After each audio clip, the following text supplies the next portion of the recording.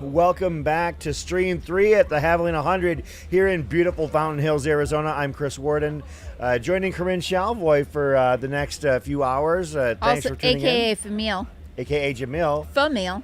Famil. Oh, I love it. I didn't catch that. I was trying to take a nap over on the other side here of the, quote, studio. I found a nice little patch of carpet and just laid down on it, and I lasted a good 15-20 minutes. Love the look. I got to give credit on the Famil name to the one and only Brett Hornig, who just can't stay away from the live stream. So he's sitting over there and, also coming up with clever names. Very charming, clever man, that Brett Hornig. Yes. Clever. In fact, I actually saw him after he unfortunately pulled out of the race today, and he and I and Anthony Culpepper, who was out at Jackass Junction as a part of this all, we won the Hard Rock Trivia Contest, and so we got a bunch of swag there. Yes. I think I saw you there. Yeah. That was a good time. So we were sharing our coffee cups and our new trucker hats and all of that stuff. So, but we are here at Havalina 100 here, and you can see in the background we've got a drone shot as things are approaching. That's got to be Jackass Junction right there. Yeah, I can tell by the dance floor. You can see actually to the right-hand side of all of those tents. That's where the magic is happening at this point in terms of the nightlife. Although we got a pretty good scene hopping here at our finish line here as well. We'll see if we can bring that to you as well. Oh, that's a wonderful shot right there. A wide. Yeah, shout out to these drone operators. Just bringing some fire imagery of the race this year. Absolutely loving what we're seeing out there. I feel like we're, the camera output and the views are getting better every year. So that's a big old pile of drop bags right there. When you've got 1,000 runners, a lot of them are going to want to have something on there on mid-course so they can hit it on the way out. And all of those still have to come back here. It's pretty amazing. They usually have a huge bin. Actually, the bin is to the right of the dance floor right there. And when a runner is done with their last loop, they just throw their bag in the bin, and eventually they make it there from time to time. Oh man, look at this on-demand imagery. I absolutely love it. There's still obviously, with all of these drop bags, there's just look at how many people are still out on course, and they're going to be out on course potentially until tomorrow at noon. Yeah, they've got 14. Well, if they started, milers. Yeah, if they started at 6 a.m. on Saturday morning, they have until noon on Sunday, and if they were in wave 2, they started at 6:30, so they have till 12:30. So the longest runners are still got 14 and a half hours out there. Wow, that's a long time. Long time to be out there. Yeah. That is the Jackass Junction. The structure in the right-hand side is a permanent structure, but everything else is all us. The drop bag area, the porta potties, the tents. Somewhere underneath those tents, a man is grilling a lot of food.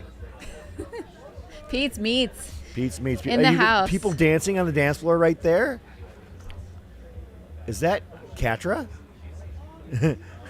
That'd be pretty epic. That'd be a lot of energy for racing and then jumping in. But no, that could be a cat. I don't know who it is, but the two of them are having a lot of fun out there. There may or may not be a bar. Oh, there may. There is a bar. Shout out to I see Ben. Actually, Ben. I see Meg Kuhn, one of our local runners. This is down on the ground level of Jackass Junction. All right. We'll see if we can get some clear shots there. The tricky part with getting clear ground shots from Jackass Junction is it does exist on a lower plane. Mm-hmm. And we're not talking about from a philosophical level there. It's just a little bit lower positioned. But yeah, you can see from the overhead there, you know, we've got some people dancing out in the middle of the desert, and you've got the DJ booth. You know, we've got a whole lot going on because this race is still basically just barely past the halfway point. Of course, we can talk about what we've seen so far. Yeah, let's talk a little bit about the, finishers, some of the notable unfortunate drops of the day. Yeah, well, where should we start? That's one of the beautiful things about having all of this time to cover. We can try and make sure that we handle everything from start to finish. We're going to catch you up if you have been away. We're gonna fill you in on what's been going on. Well, let's start with the 100-mile women's race because there was a bit of a dynamic chase down to the wire, and at least in terms of the golden ticket chase. Because Heather Jackson really didn't leave a lot to question the way she ran this race today. No. Heather Jackson coming in with the second fastest time in history with a 14:24 for the Havalina 100, taking down the race and getting that golden ticket. So she's heading back to Western States for a second time next year. Heather last year was leading much of the race. So Heather's actually been in front of this race for quite a bit of the last 2 years, maybe like 8 laps worth. Yeah, she last year was leading essentially for the first three laps, and then, I blew her quads, as she has told us, and it was her first ultra. Her first ultra. It was her first trail race, coming off the triathlon kind of and gravel biking circuits. And she went out and just tried to dominate and hold on and learned a whole bunch, and came back this year and ran also off the front, which, stay true to your style and what feels right and what you do and what you need to do to feel competitive and be competitive. And she held on to it, and she tagged in veteran Devin Yanko for the last 40 miles. And it was just like super focused all day, just fantastic race all around, like true professional in terms of how she executed. So absolutely, just an absolutely blazing time, one of the fastest times in North America this year. She was 6th overall in the field. Yeah, absolutely. So even though she was running with the front pack from early on, she stayed in that front pack. Yeah, even amongst the men. In second place, and this is where things got pretty close in the fourth and at the start of the fifth loop. Second place ended up being Ragna de Bats from Spain with a just under 15-hour 14:55:27 finish. Now, Ragna and third place finisher Riley Brady were at one point basically neck and neck for that second golden ticket position late into the fourth loop. And I talked with their pacers for Ragna and Megan Kupras of the Air Viper Racing team.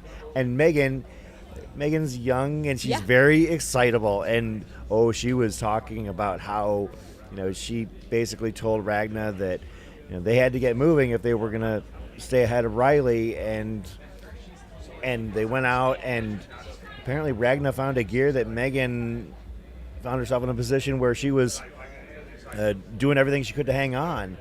And Ragna was excited at the idea and asked Megan if she would be able to stay with Ragna for another loop, and Megan said no. At which point, Megan traditionally runs slightly shorter. She's building up in distance, but she's a short, fast runner. She's very fast. And but not traditionally an ultra runner, like very often. I mean, she's got a few finishes. She's done well at Black Canyon, Crown King, but she doesn't have a ton of experience. And plus, I connected Ragna with Megan on like Tuesday. So way to go. Megan didn't have a lot of time to prepare. Obviously, she did her job, and she did so amazing that she wanted her to stay with her. And the second pacer that was with Ragna was one of our local group trail run leaders, Ross Kiwi. And when Ragna reached out to me on Tuesday to try and help her with pacers, I only had a very short list of available people who I thought, number one, could handle the speed. Number two, also be mentally okay with being dropped into a potential golden ticket fight. Yeah. And Ross, he was when I talked to him before he headed out for Loop 5 with Ragna, he was a little bit nervous. I could tell he was feel the pressure of needing to make that happen. We had a chuckle about, hey, sorry, buddy, didn't mean to drop you in the middle of a golden ticket race and one of the highest profile races in North America, but here we are. But Ross did his best to help Ragna in. She came in second place in the women's race, and all was good. Now, Riley Brady ended up finishing third. They had a bit of a rough patch. We saw it firsthand, secondhand via the video. There were videos. Okay. Yes, there was some reversal of fortune out at Jackass Junction. Yeah. And Riley had to work through some things. No stranger to this race. Last year they had a wonderful run and finished second, but this year ended up in third, and unfortunately for Riley, they were not able to maintain and come away with the golden ticket. Yeah. But congratulations to the two on the women's race, Heather Jackson and Ragna DeBotts. But we should still say, even despite those the stomach issues, Riley Brady ended up 10th overall in the race. Absolutely. So. And that's one of the things we're going to definitely talk about is how well the women have done here, both in the 100-mile and the 100K. Yeah. We're actually potentially expecting one of our next women to come in here real soon. It could be Lauren Puretz. Lauren Puretz, Aeroviper Racing Team member out of Colorado Springs. Holding on steady to that fourth female spot. Yeah, it looks like Lauren has a steady lead over Nicole Monette, who is currently riding in fifth. I mean, and Nicole is fast, like unbelievably fast. You're talking about a 14-hour 100-miler at Jackpot. So that should be. She was my pick. Yeah, she was your pick to win the whole thing, and but I did think a lot of people might sleep a little bit on Lauren, not knowing her background, but she's strong. She's fast. She's speedy, and she ran this race last year, so she knows what this race is all about, and she's putting together a really good day. On the men's side, I have to admit, this is the first time, and I know that we knew he was talented, but one of our golden ticket winners was truly one of those out of nowhere random baller stories, in my opinion. We'll have to talk about the profile of this runner, but I think it's something we hadn't seen in a while. Jonathan Ray, though, what a day. Jonathan Ray came here last year, finished second overall with the third fastest time in Havalina 100 history. Last year ran a 13:05 or thereabouts, and came here and basically threw that result into the bin, and came away not only winning today, but a course record, and a course record where the time was dropped by about 15 minutes. And Jonathan Ray runs the fastest 100-miler in America to this point this year in a 12:43:10. Hats off to Jonathan Ray. Second place, as I was mentioning, came down to about a minute, but Blake Slattergren. Slatengren. The 27-year-old, I believe. Yeah. Coached by Stringbeam McConaughey, who ran him in and then lifted him up Despite the fact that they physically, were a lap apart in terms of distance because Joe Joe was having waited a rough around. day. He waited around to actually be the true. I mean, the coach, like, can't get better than that. Your No, coach absolutely. pacing you out there. And Maybe that was a plan all along, but geez. And Blake finishes second this year, the third gentleman to ever finish under 13 hours here at Havalina 100. And in third place today and fourth place in history, Ryan Montgomery also finishes under 13 hours, about a minute behind Blake with a 12:59 finish. I mean, last year I remember us talking about, will anybody ever go under 13 on the men's side here? And we were all shocked that Dakota did it. And then this year, three individuals went under that. I was just looking at Jonathan Ray's, pace per mile, just to put this in perspective for everyone. A 12:40 300 miler equates to a 7 minute and 38 second per mile for 100 miles, including aid station stops, including some technicality. It's not flat, 1,500 feet a mile, a lap. That's the hard thing to wrap my head around, is the fact that these 100-mile times and these paces, when we talk about that, they include all stoppage time. Yeah. This is a lapse The time. clock is always moving. Yeah. It is unbelievable. And I heard word kind of firsthand that I believe Shit in the Woods, Mike McMonagle, was out there running for about a mile at the very end on the single track with John, and looked down at his watch. What pace are we running? 6:30 at the end of a 100-miler, not on a smooth surface, on the single track, navigating rocks. And yeah, just incredible coming off of we talked about it, but coming off of a fourth place at CCC on the world stage just not that long ago. Yeah, what you're seeing right now is the finish line of the Havalina 100, the start-finish area. We've only had a handful of finishers here in the 100-mile, and I believe that we've got about a dozen men, and Lauren just finished.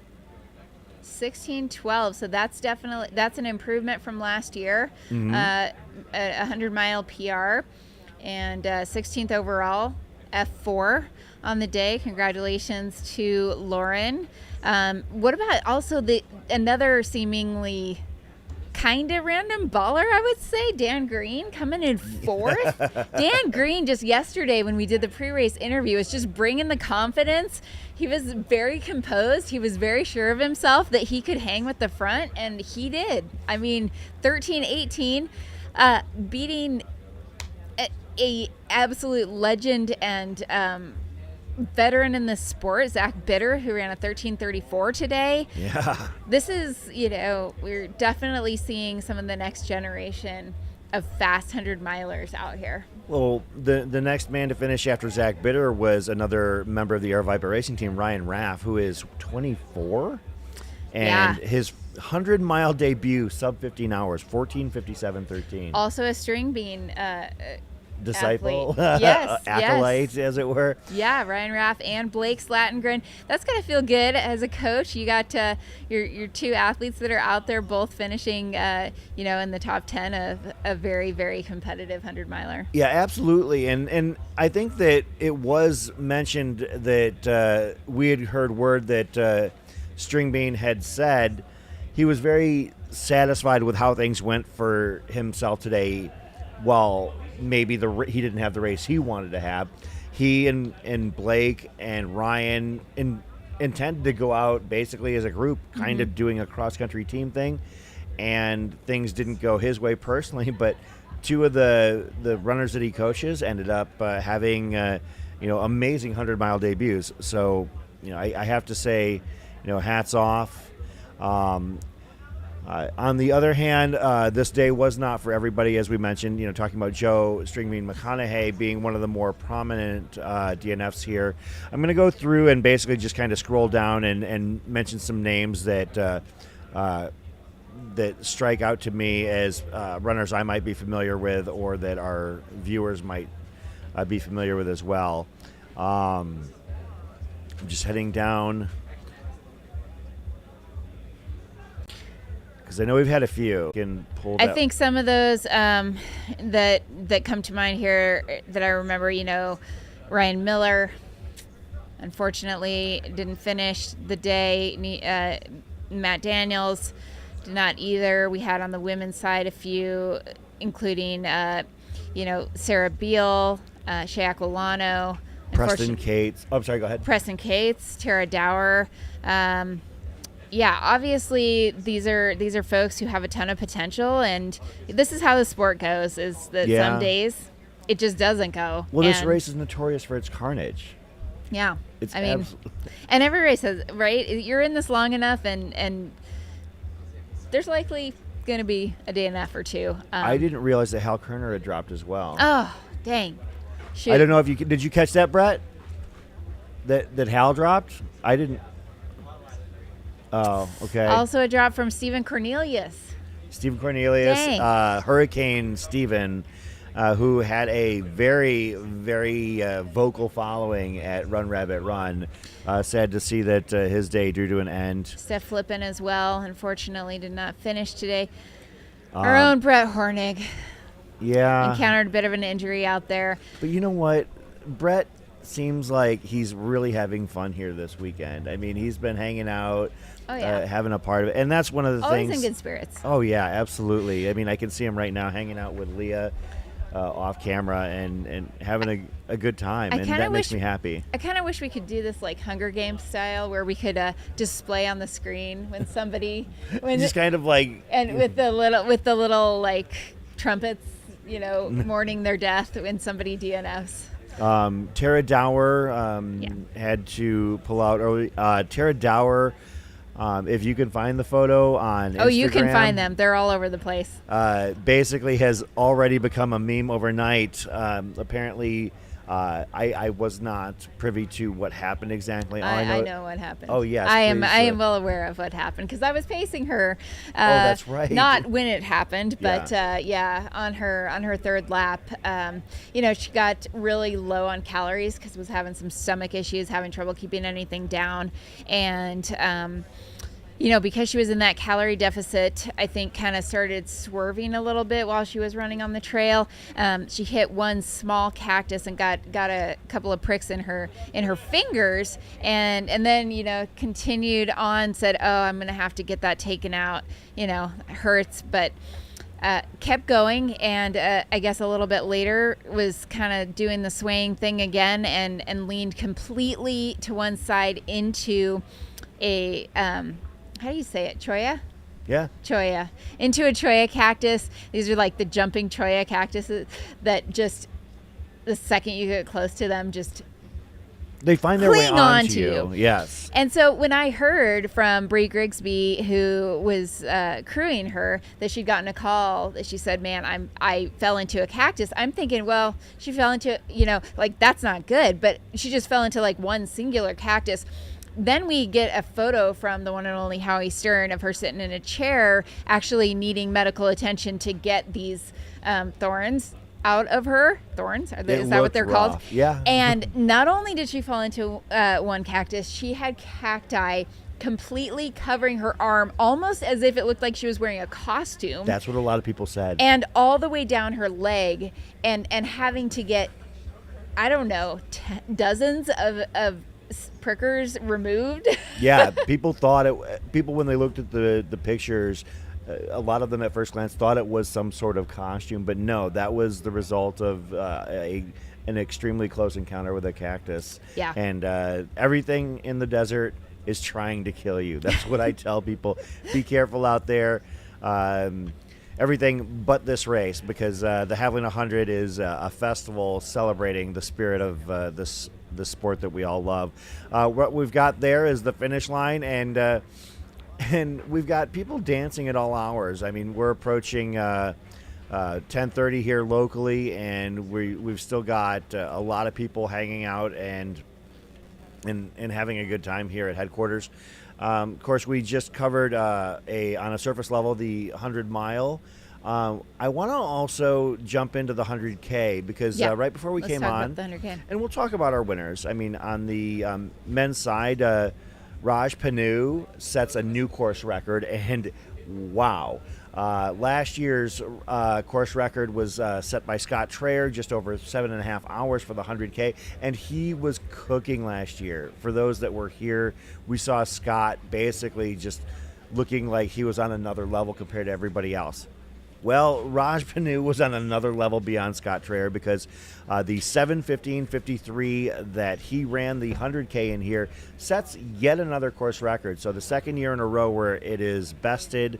Pedro Gomes, in his 100K debut, Air Viper Racing Team, finishes in an extremely respectable 8:24:38, and Jesus Topete Jr. finishes in third in 8:26:57.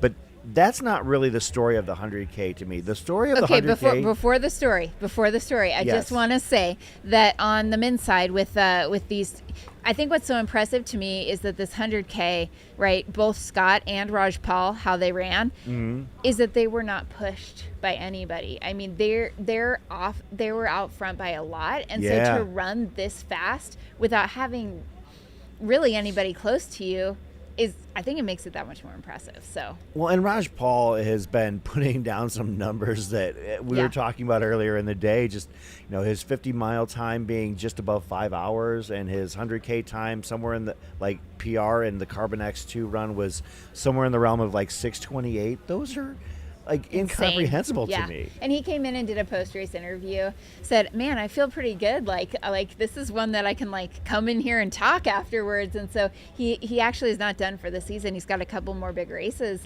including JFK. What's amazing to me is that his personality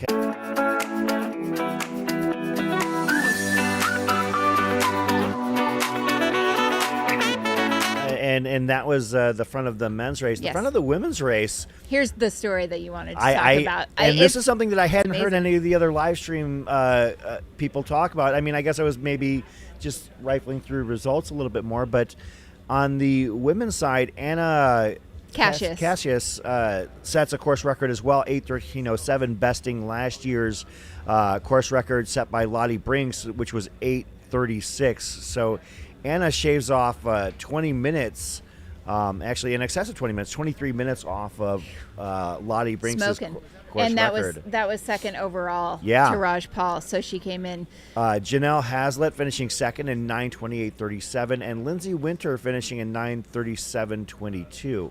Now, what is pretty amazing to me on the women's side is that, or in the 100K, is that 6 of the top 10 times were women.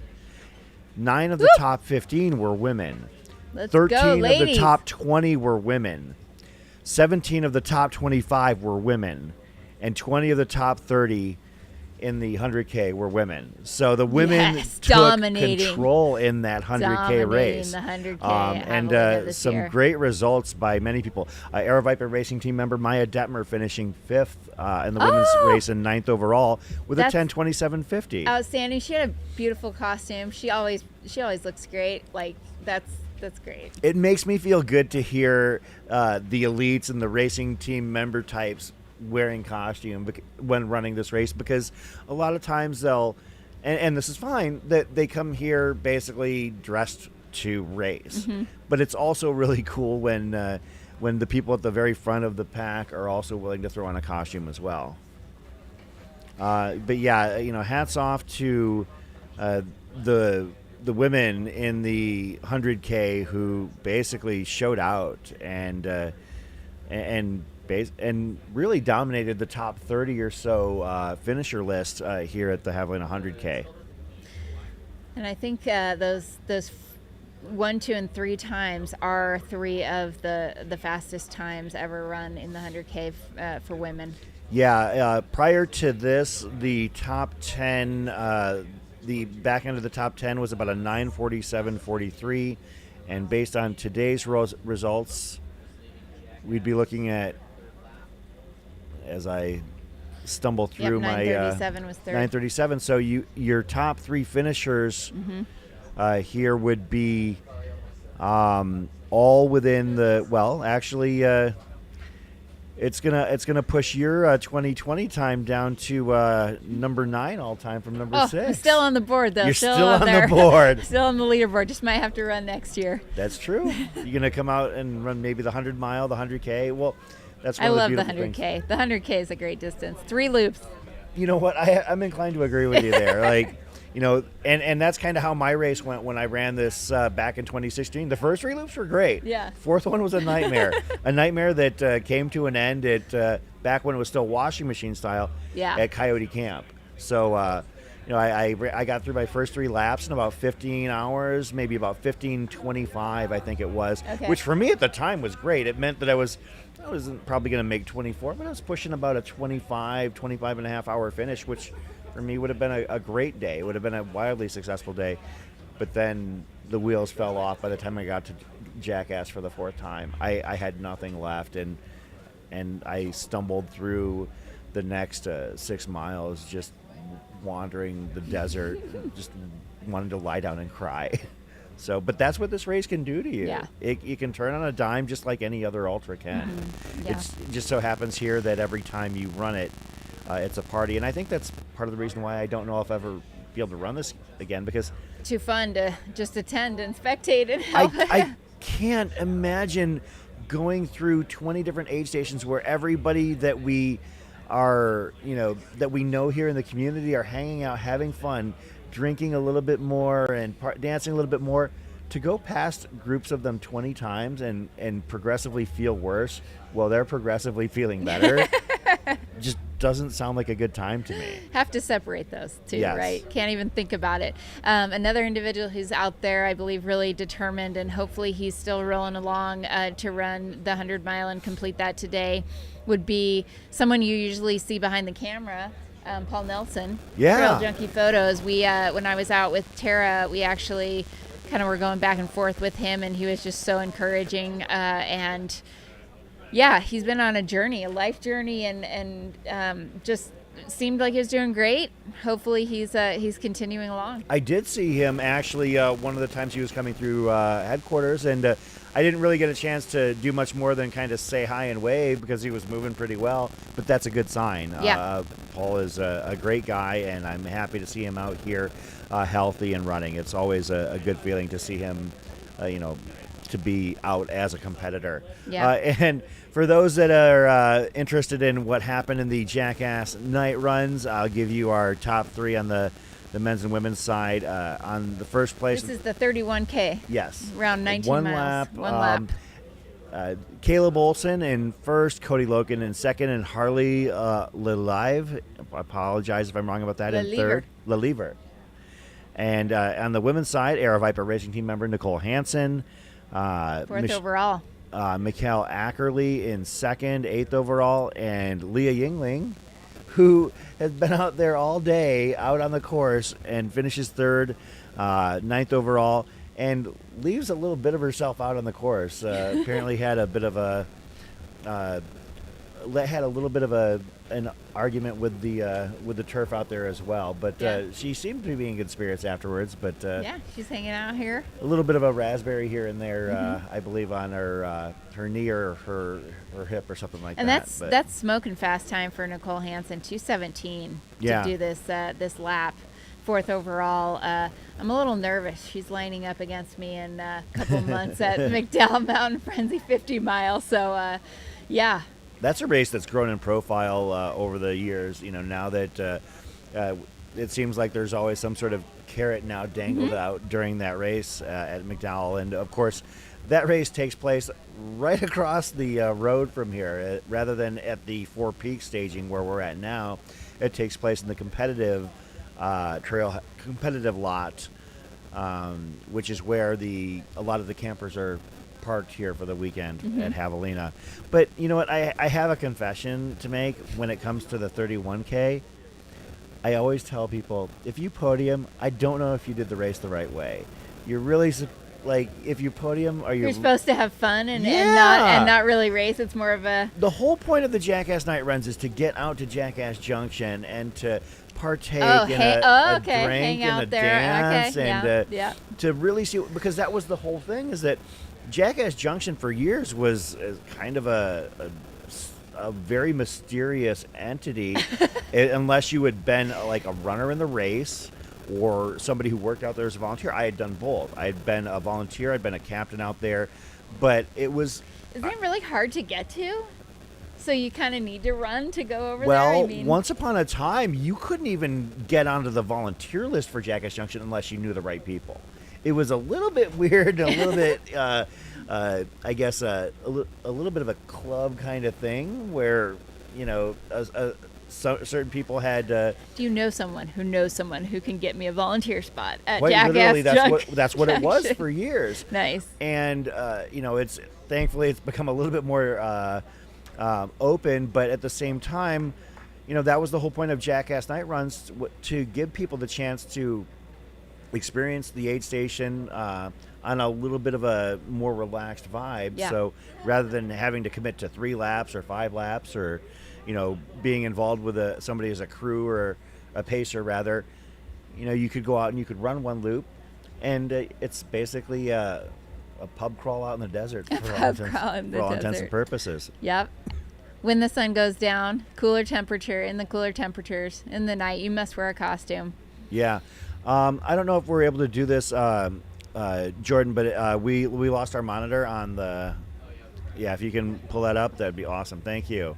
I saw somebody asking about Versteeg. So that's actually been one of the underlying interesting stories here of this race. Michael Versteeg, we weren't sure whether or not he was running. I actually was in the expo tent last night, and I was kind of rifling through the boxes to see who had arrived and who hadn't. And Versteeg hadn't arrived as of yet. He hadn't picked up his packet. And then this morning I was in line to use one of our porta potties, and I look over my shoulder, and there's Michael Versteeg standing there all ready to run. And he went out and he ran. Well, no, actually, he then came over here and sat down on the couch with us and was hanging out before his race, just very chill, very relaxed. Said he was going to go have fun out there. Said he was going to. Part of the reason that he was running this race is because he was going to run it with Jamil Curry.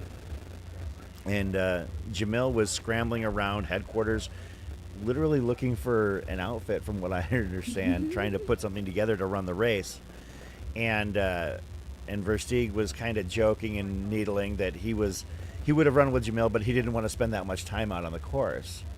Well, fast forward a couple hours, Versteeg comes in after his first loop, sits down on the couch again. Wait, didn't he sit down on the couch on top of Dylan Bowman? Yes, he sat on top of Dylan Bowman. That is a good point. Yes. And then, that was an epic, I'm here.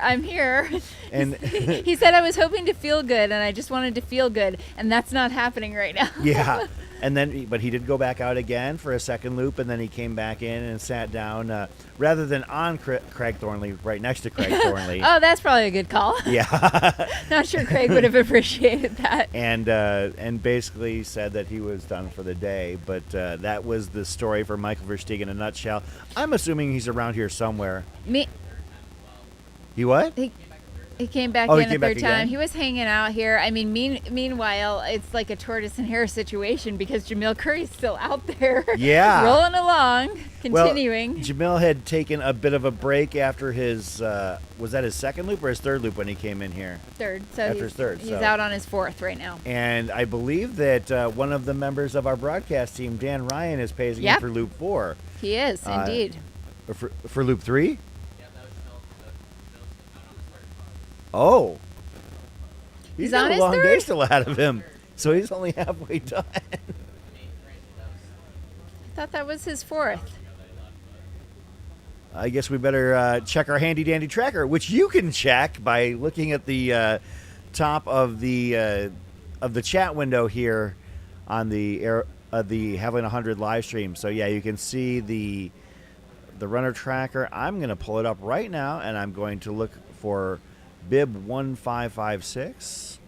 Oh yeah, Michael Versteeg really said it was unfortunate he had to take his bib off because he had the best bib number. We have it in solidarity up here on set. Michael Versteeg. Michael Versteeg 666 bib number. Yeah. Said I mean, Jubilee. I guess technically he can come back and still get it. The race isn't over. If he wanted to go out and continue to run, I don't know how the cutoffs would work for that loop, but well, We heard about, or we were asked if we could undrop by Mr. Brett Hornig over there, if you could undrop from the race. Verstegen hasn't dropped. He's still actually an active runner. He's still an active runner. Yeah. So he hasn't officially dropped. Wouldn't that be something for him to come back? Maybe he could come pace Jamil on his last lap. That was actually one of the things he said he might do. Really? Yes. So he's keeping himself active. Oh, yeah. Okay. Oh, yeah. All So right. that was Jamil's third loop. So he is actually... He's out on his fourth. He's out on his Yeah, fourth. so Good, so Dan good. Ryan Yeah, is yeah, on Okay. the loop for Jamil's I was fourth going to loop. say, if he was on his third right now, I started doing the math having in to my look head. at cutoff Yeah. situations here, but Can you imagine if Jamil missed the cutoff in his own race? That he would missed be, the cutoff. He got timed out but in his own race. I don't think that's going to happen. The hour cutoff. I think that Jamil, even though he talks about how much he hasn't run this year and how his training hasn't been, what it normally he'd prefer it to be, he's kind of built that inherent muscle memory that, that he's capable of finishing a 100-miler in under 24 hours, which is just amazing.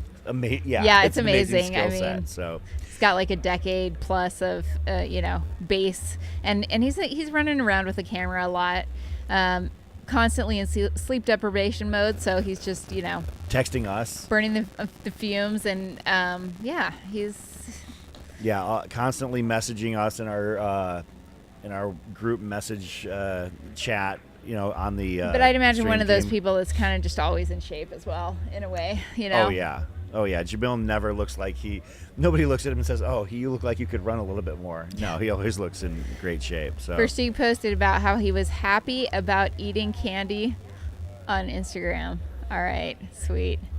Go Jill. We got a shout out for Jill. If you're in the chat, thanks for joining us. We know it's getting late. Yeah. Could be real late where you are if you're on the East Coast. But yeah, let us know who you're following and who you're looking for. We're continuing to keep a camera on the finish line out there. Yeah, some of the other notable names that are still out there. I've seen Katra Corbett multiple times. Still out there in the course, going for, I believe, her 12th or 13th finish. At Havalina? At Havalina. Wow. Dave Bliss, going for finish number 10, is still out there on his fourth loop at this point, I believe. How are our friends Andy Glaze and Simon Gerard, who we spoke with yesterday, who have both had incredibly jam-packed seasons of years, 2023, of racing, just ultras. Andy, all right. Andy Glaze has gone through Rattlesnake for the fourth time. Actually, probably should be here very soon. Getting close to finishing. Dressed as Post Malone, by the way. Yes, yeah. I actually saw him the last time he was in headquarters, and he looked really good. Looks like he might be, despite all of the tread and the tires being bare, at least the way he tried to make it sound, he's still looking at like a sub 21:30 finish. Wow. So Andy Glaze, that's if things hold to form based on what we've got as far as our information. But just left Rattlesnake Ranch about 40 minutes ago, and that's about 3.8 miles out. So I would say he's probably going to come zipping behind us here in the next 10 to 15 minutes. Even if he is taking it nice and easy, because that's a very fast stretch of trail from Rattlesnake Ranch to headquarters. It's a nice, steady downhill, or maybe you drop about 200, 300 feet over the course of just under 4 miles. It's very smooth, very non-technical single track. Very easy part of actually, arguably the easiest part of the course as far as between aid station segments. Yeah. That's another prominent name that we've got out there. We'll see what we can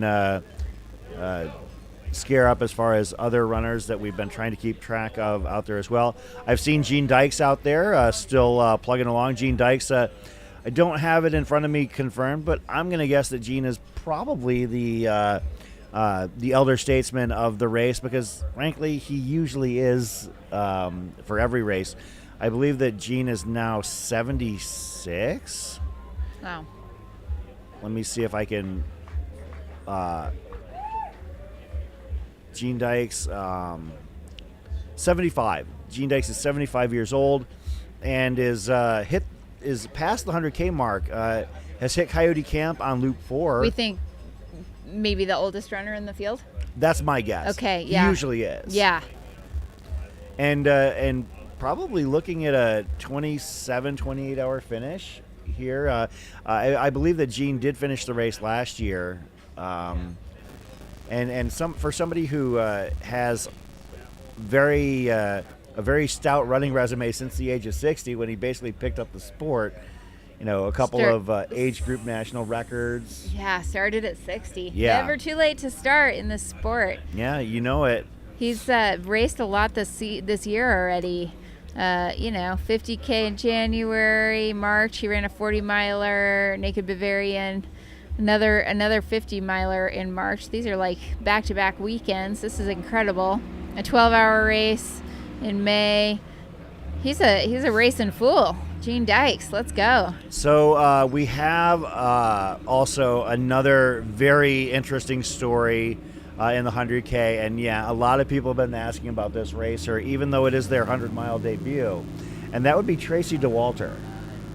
Correct. Who is Tracy DeWalter? Inform the audience, Chris. Who is Tracy DeWalter? Tracy DeWalter, I guess, would be best known as the co-racer of Courtney DeWalter here today. The two of them, a mother-daughter team, running through the desert here at Havalina 100, bibs number 619 and 620.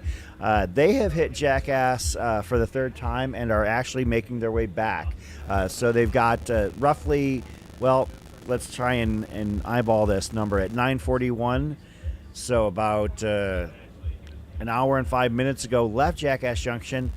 So we're probably going to see Tracy and Courtney DeWalter head back here within the next 40, maybe about next hour or so. We'll keep an eye out to see when they hit Rattlesnake Ranch, which will give us a much better time. And there has been some imagery out there of them, but Tracy DeWalter is dressed as Courtney. That is her costume. So wearing it is Courtney out there right now. And she looks good for first 100K effort. Absolutely having no problems, all smiles. Very happy. You can see where Courtney gets it Yeah, from. this is not the first time that they've done this either. I believe Courtney paced her in her first 50-mile race, so creeping up in distance. But how old is Tracy DeWalter? Tracy is 66, I believe. Man, I wonder if she ran in the past. 66. Tracy has done a few races on Ultra Sign Up, I do believe. But grew up racing or raced when she was younger. That's a good question. Yeah, that'd be interesting to know. Yeah, look, she's 66, so. Yeah, it looks like she's done a few fixed time races back home in Minnesota and a couple of trail races. Did a 50K earlier this year. Very respectable 7:48:59 for the first 50K at the age of 66. Yeah.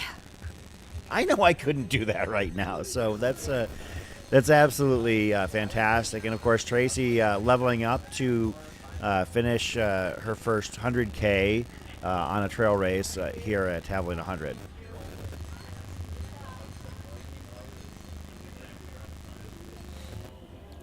We've got our shot from so that camera is actually mounted on a scaffold there at the start finish line of the Javelina 100. Okay. So we'll have runners coming in from the 100K and 100 mile throughout the night and into the morning, obviously. Then after a certain point, the 100K finishers tend to drop off a little bit, and it tends to be more of the 100 milers once you get past the 21, 22 hour mark. Okay.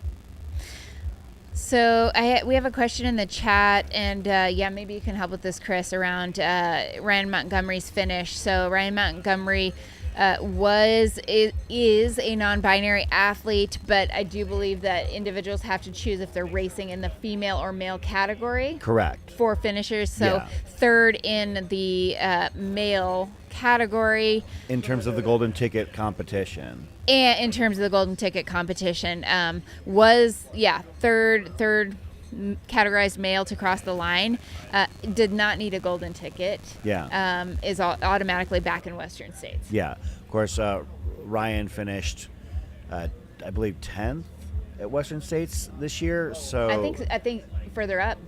I want to say maybe it was 7th. I want to say he was 7th. Yeah, I can't remember. Yeah. I know that I picked Ryan in my top 10. That's all I remember. Well, and I mean, I heard that he was just having a very difficult day, and so to pull out a 7th place at Western States, like, obviously very determined. And then I just love the energy and the mojo to come out here and be like, I don't need to do this to get back in Western States, but I'm gonna go for it, man. Well, he did finish 7th at Western States. You were correct. But Ryan came out here to win the race. Of everybody here, he was the only person who had a ticket already to Western States Punch for next year. So he came out here, and I don't know if he'd be necessarily disappointed with 3rd place when you run a sub-13 hour at this event. But he definitely came out here wanting to win Havalina 100 because he came very close a couple years ago, finishing 2nd overall when he ran a 13:33:52 back in 2021, finishing 2nd only to Arlen Glick. So so Ryan has had success out here, and I think he just wanted to move up that one spot and take down the championship CR as well. And unfortunately, it was just such a fast year that there were 3 people who ran sub 13. So nothing against his time there. It was smoking fast, and he's.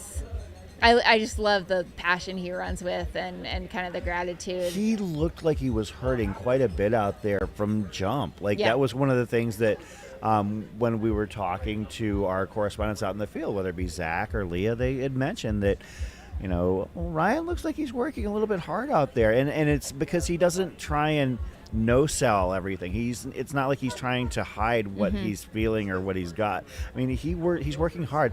I've seen Ryan at a few different events. The most notable event that I remember him from was Desert Solstice a few years ago. And he and Nick Curry had this duel that was just unbelievable. The two of them had racked up some high mileage, maybe about 18 hours in, where they were about at the maybe 130, 135 mile mark. And they both crashed almost simultaneously. And the two of them were sitting with a comfortable lead for the Desert Solstice number. But they were short of where they would probably need to be for a U.S. national team berth. But they were both basically lying down in cots in the same tented area. Okay, I remember this. Yep. And I remember because we were covering that race on the live stream as well. And Nick is sitting there, and Ryan gets up. And this is at a track, at a high school track, Central High School. And he does basically an 8-minute lap. So you're talking a 32-minute mile pace. And Nick he's starting to pay attention. And then Ryan does about a 5-minute lap. Then a 3-minute lap. Then a 2-minute lap. And Nick had a lead at this point. But then he started to do the math in his head with about 2 hours to go, and he realized that he had to get up and start going again. And so these two guys who had been left for dead, a couple hours prior, end up starting to throw down some laps that were so fast. Ryan, before we knew it, was running in the 23rd and 24th hour of Desert Solstice, running 135, 140 laps at that point, and Nick is running maybe 155s, doing just enough to hold Ryan off by less than a mile when all was said and done. That's awesome. That would have been so fun and to watch. watch. The two of them finished with north of 150 miles. Wow. I don't have the number right in front of me, but that's one of the cool things about Solstice. Ryan finished with a 154.71, and Nick finished with 155.41 in a 24-hour race. Is there a YouTube of that live stream? It's on here somewhere. Somewhere if you want to go back and watch that. And awesome, also just shout out in terms of, kind of Ryan's efforts outside of trail running. Well, related, but also doing things for the community. He is a founder of Out Trails, which is a community of LGBTQ plus and BIPOC and ally trail runners, celebrating and promoting diversity on the trails. So we need more of that, and really appreciate all of his efforts in moving that forward. Yeah, absolutely. Ryan is definitely a true ambassador of this sport, and we're fortunate to have him in this space, and we could use a few more runners like him as well. While we're scrambling for things to talk about at the moment. We're not scrambling. As we're just kind of shuffling through, this is Jackass Junction, right? Awesome. Thank you very much. The static cam's at Jackass Junction, and we've also got a finish line cam. I want to give a shout out to our sponsors, our title sponsor here at Havalina 100, Hoka, Goo, Gooder, Tannery Sunscreen, Squirrel's Nut Butter, Game On Live Studios, and West Networks, all helping to bring this broadcast to you, our viewers out in the world that are hanging with us through the wee hours of the night. Yeah, thanks for staying up. Looks like we've got some people hanging out and dancing right in front of the camera. Yeah, this is Jackass Junction. This is out in the middle of nowhere. And at night, you got to bring your light game. You got to have something that lights up. Oh, we got some dancing moves. Yeah, there we go. They're going to go back through and watch that one and kind of see that they were putting it all out there on Front Street for the world to see. But yeah, costumes, it becomes important to have a lighting component. I've seen a lot of like light up jackets. Got things that glow in the dark. This is the dead mouse ears were lined with lights, and they lit up. Those ears were, I don't know. I love that costume. I think that was a solid one. So. And this being Jackass Junction, the theme this year is, I guess, an homage to Jimmy Buffett of Margaritaville. Oh, it's a Margaritaville. Yeah. Theme. So it's Havalinaville, I believe. Havalinaville. What the banner is said. Boner out there? Isn't Boner live at the? Boner lives in Havalinaville. In Havalinaville. Overseeing wasting things away from in Havalina from land. his post. Of course, the area around Jackass Junction, you can't see it right now, obviously, because it is dark out. But was a lot of the vegetation was ravaged by fire. Earlier here this year, late in the spring, early summer, and thankfully, nature is healing and the vegetation is starting to come back. But the runners during the daytime were able to see visible evidence, a lot of charred out brush and a lot of ash lining the trail out there. And I had seen pictures after the fires, and runners were excited to go out and see, whether or not the structures and the permanent structures at Granite Tank, Jackass Junction, survived, and they did. But in the photos, you could see how close the burn got. You're talking less than 30 feet in some cases. That's how close it was. I remember some photos saying, like, Boner lives, alive and well. And it was, there's some power, there's some, like, vortices, some energy around that, preserving it. Shout out to, I just saw Marcel Vanderstrom out in the Jackass Junction. That is him on the right-hand side. I would recognize that paint anywhere, as well as the shirt and the sleeves. Marcel is a local runner here. I know he is pacing somebody. I can't remember who that was. He told me, but I've had a few conversations today. And just a few.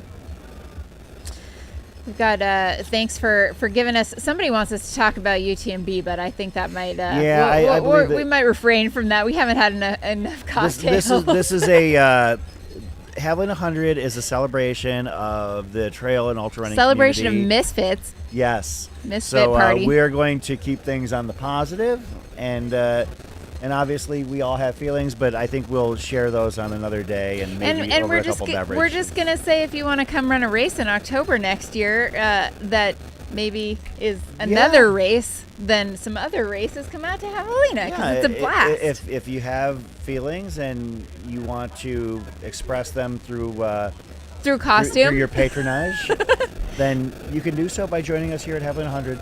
And that's pretty much all I have to say about that. That is true, yes. And then another thing to mention, we got, thank you, Eric, for mentioning in this that Jill, and I think we're talking about Jill Wokta.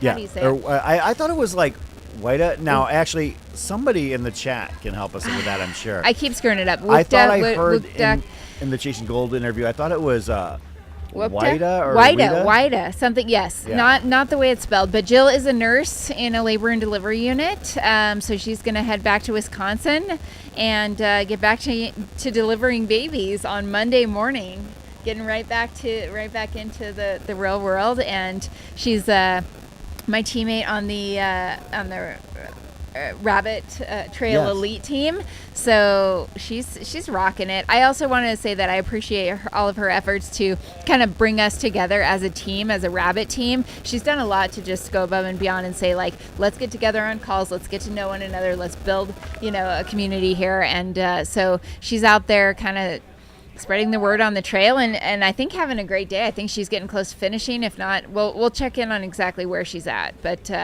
yeah.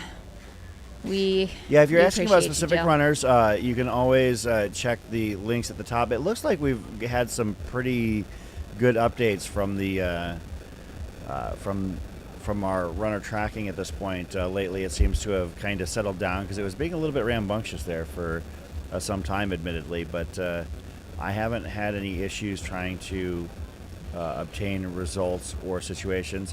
I noticed that people were asking about Jeff Garmeyer. I do believe that Garmeyer has hit Rattlesnake Ranch for the fifth time, just before the 17-hour mark. It is now the 17-hour mark, so maybe just a few minutes ago, or a few seconds ago even, had hit Rattlesnake Ranch. So based on that, I would expect Jeff Garmeyer to come in before midnight. Okay. An update on, I just looked up where Jill was. So Jill is out of Jackass let's see here. She is Jackass 5. She's out of Jackass, so she's on the home stretch here. Mm-hmm.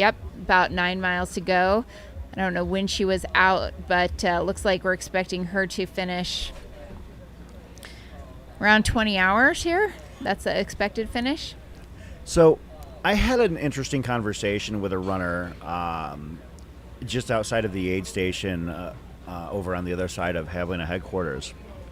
She introduced herself. She recognized me from the live streams and wanted to say hi. Said she loved what we do, and I was grateful and excited. And I asked her name.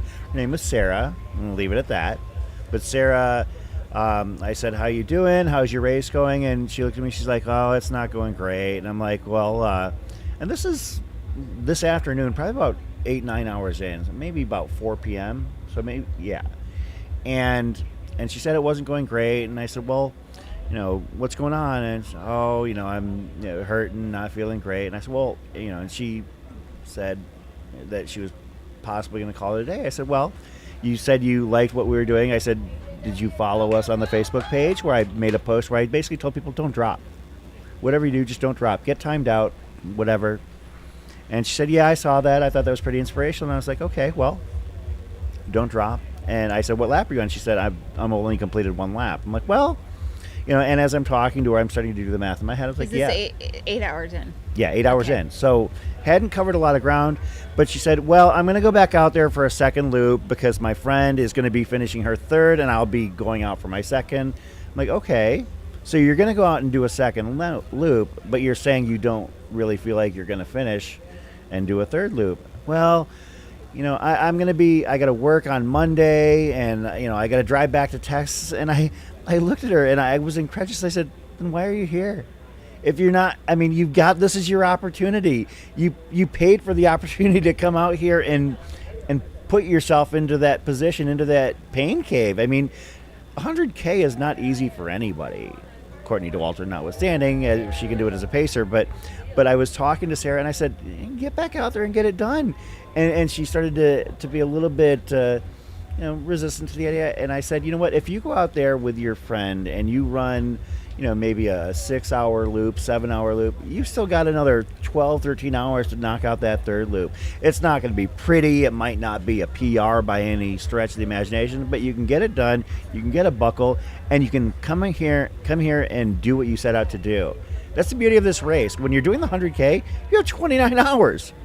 29 hours. Yeah. It is a 30 hour. It's a 29 30-hour cutoff for all the races cut off at noon or 12:30. Yeah. So yeah, if you're running 100K out here, you've got 29 hours. You don't have to. I've known people who have come out here, run the first 50K, and gone home, gone to bed, or gone to camp, gone to sleep, come back the next day or later on and run 50K. I have a friend, Jeff Foote. Jeff Foote has run more Aero Viper races than anybody.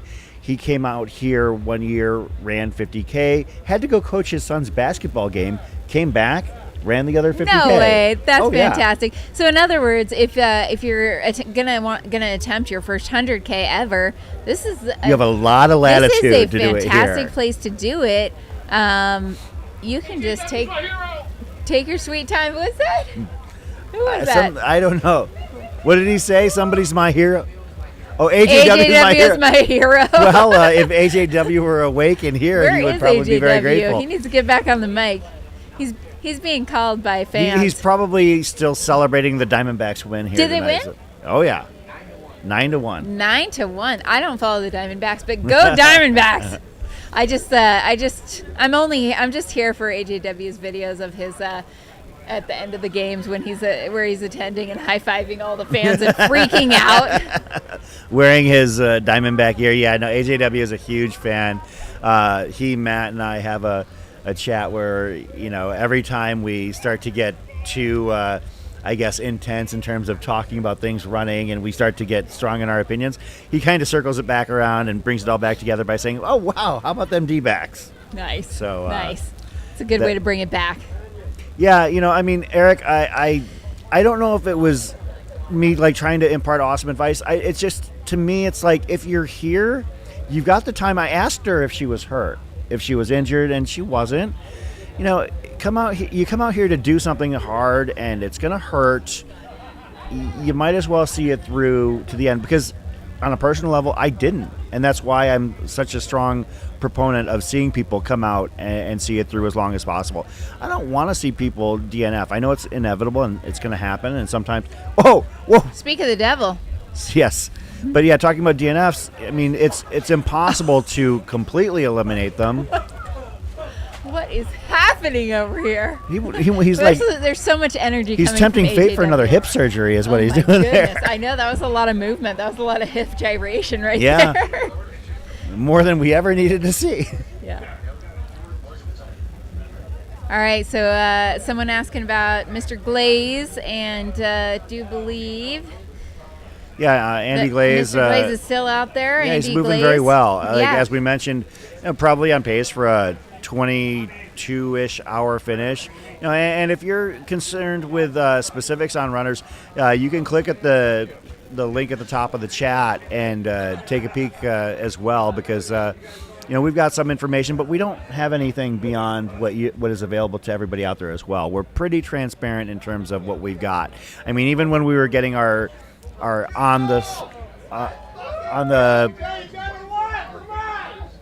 would Joe. that be Joe Corcione perhaps coming in? Is that which Joe? Was that Corcione? Joe, which Joe? The Corcione guy? Yeah, Joe Corcione. All right.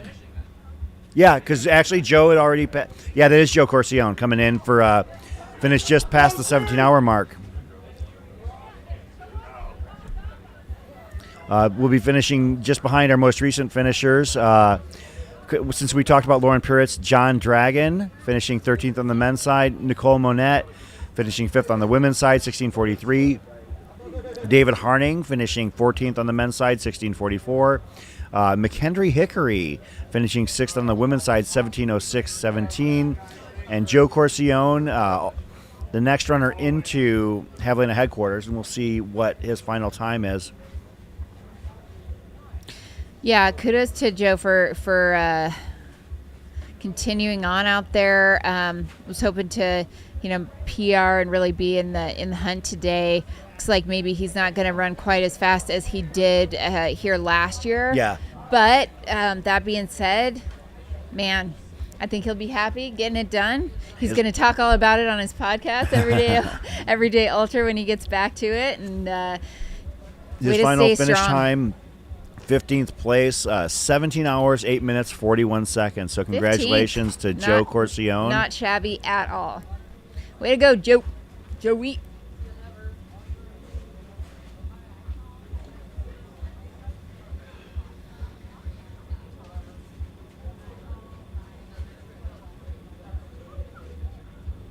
We have a lot of kind of communities and groups out there I see represented. When I walk through the tents, there's like lots of different themes and different names of clubs and running groups. I saw Latinos run out there. I saw Black Men Run. See a note about Native runners in the chat. Yeah, I'll be honest. Like, I don't know which runners are from which background in a lot of situations by name. I mean, our search results are basically name based. So we have what we have. I mean, we can try and take a peek. I believe that I had heard that Verna Volker was going to be here. I know she is the leader of Native Women Running. And I interviewed her a couple years ago prior to Havalina 100 when she came out here to run the 100K. But I'm actually trying to scan the results, and I don't see her showing up on either the 100-mile or the 100K roster. But we'll keep an eye out. I mean, if you've got runners, like we said, if you've got runners that you want to check into specifically, we invite you to check the runner tracking because, unless we know them personally or are familiar with them, it's kind of hard for us to ascertain which runners might are from which backgrounds. Yeah, really. Yeah, and you can do that at live.aravipa.com. Yeah, I just checked, and I couldn't find Verna Volker in either of the results. I thought I had seen her on the entry list at one point, but over the course of doing my research, I mean, I probably created and recreated that list several times. So, Verna Volker, an outstanding ambassador for this sport and for her cause, Native Women Running. Yep. That is a shot, once again, of Jackass Junction.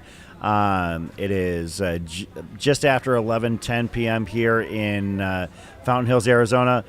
It says 69 degrees, but I'm not buying that, what they're selling there. I think it's gotten to be a little bit chillier than that. I got 64, but it's feeling a little chilly for man. Yeah, I mean, I'm down in the desert. We need a couple blankets. You're I didn't bring pants out here. I'm not used to bringing pants out here. Get some blankets. I see good old Puffy Jones Wilkins over there throwing Arizona on his looks like he's got his puffy. He's got a sleeping bag, maybe a sauna somewhere, trying to stay warm. But yeah, it does get cold here in the desert. We talked about how warm it got. It was in the mid 80s at some points here today, and that's in mid 80s in the shade. So you're talking 95 to 100 in the sun.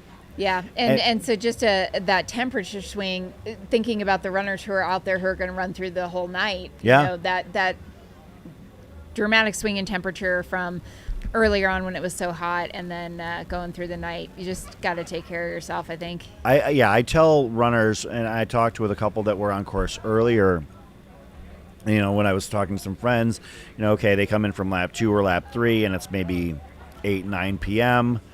And I remind them, hey, do you have a change of shirt? Yes. Do it now.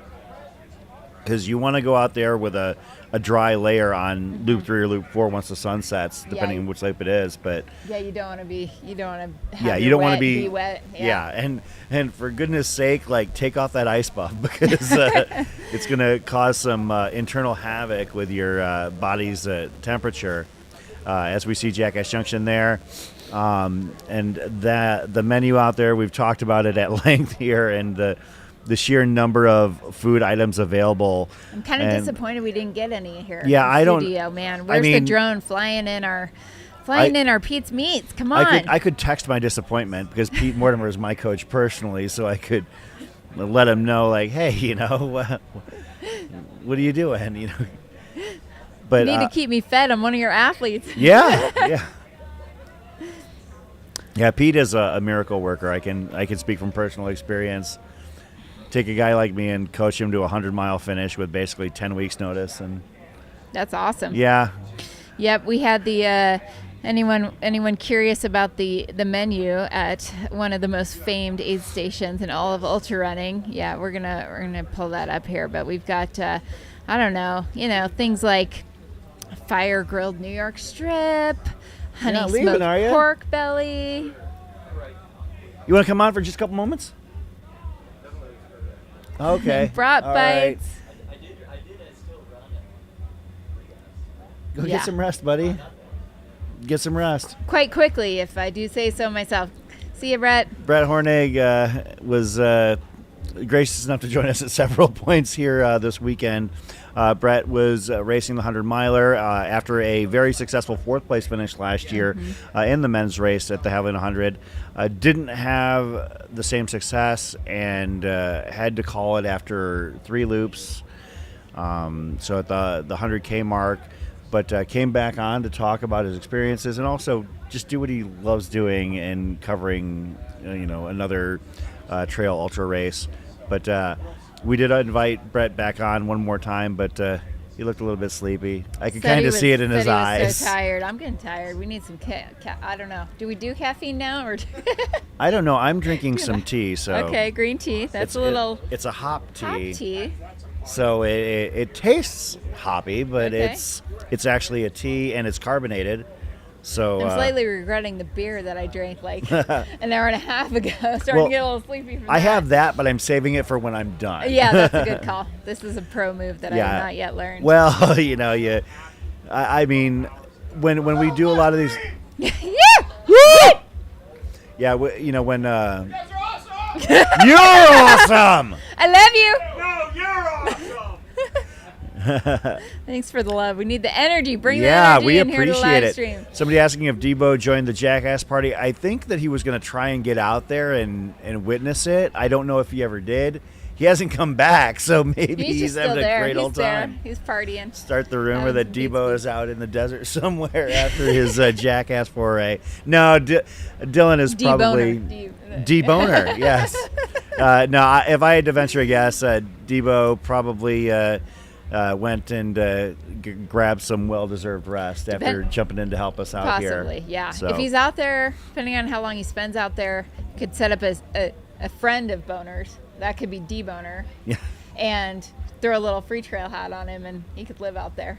Oh man! With his friend. Well, when people put things on Boner Out There, it tends to stay up there, and people decorate Boner. Oh yeah. Okay. People bring wardrobe and decorations for Boner.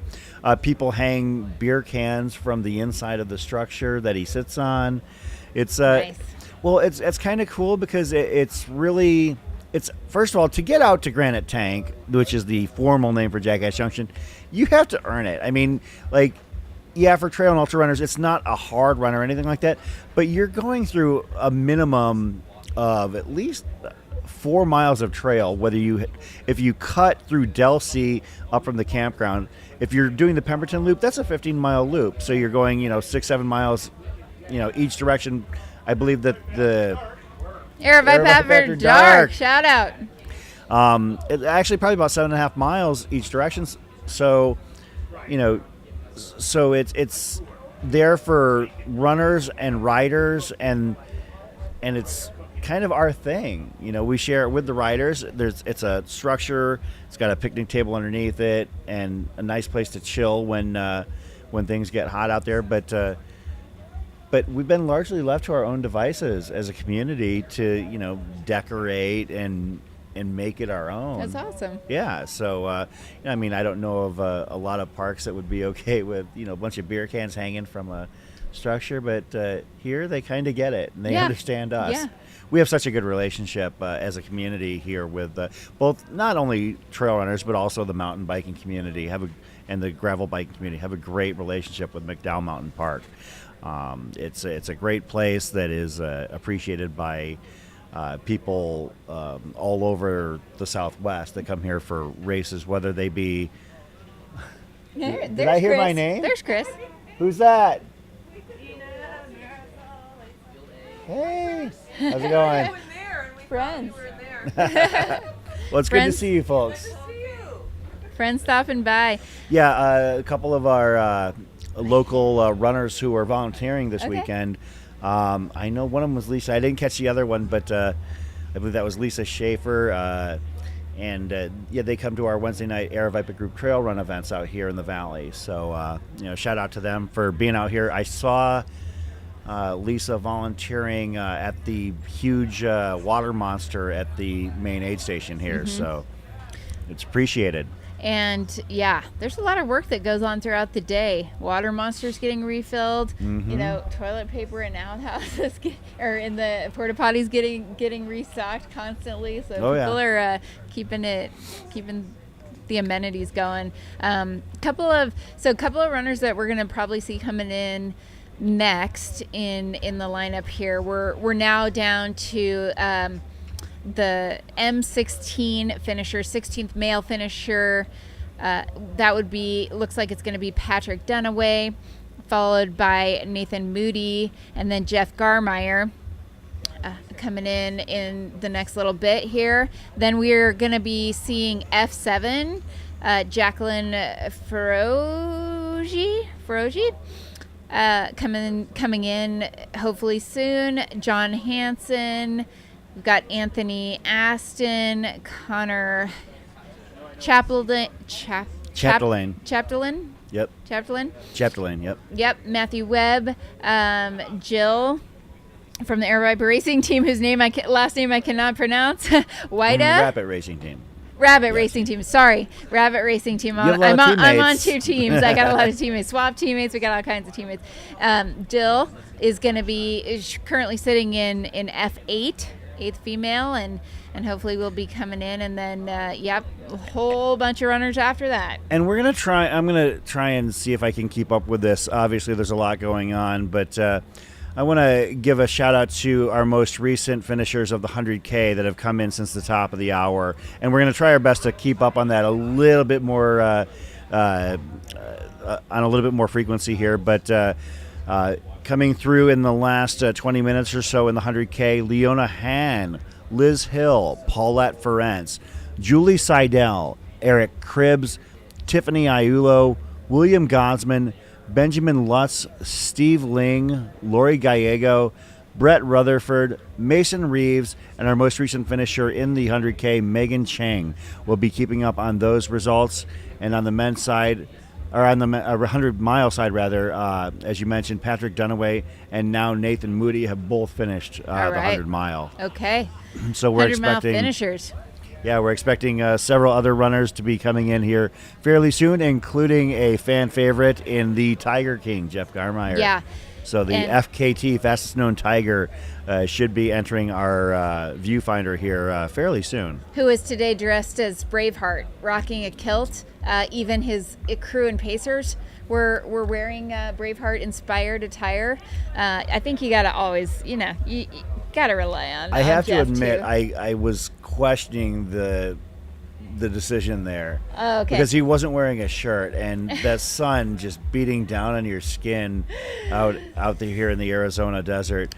I was a little bit concerned that he might find himself with a little bit too much sun for the day, but you know what? He got it done. So what do I know? That reminds me of I have a friend who lives in Uray right now, Eric Sorensen, who famously did very well at the Black Canyon 100K a couple of years ago and went shirtless and was getting a lot of flack in the chat on the live stream there for not wearing a shirt. And he's like, man, people were giving me heck, like not wearing sleeves, I'm not cooling. And he said that he just likes to run without a shirt. He wasn't hot all day, so I don't know. Maybe it's a personal thing.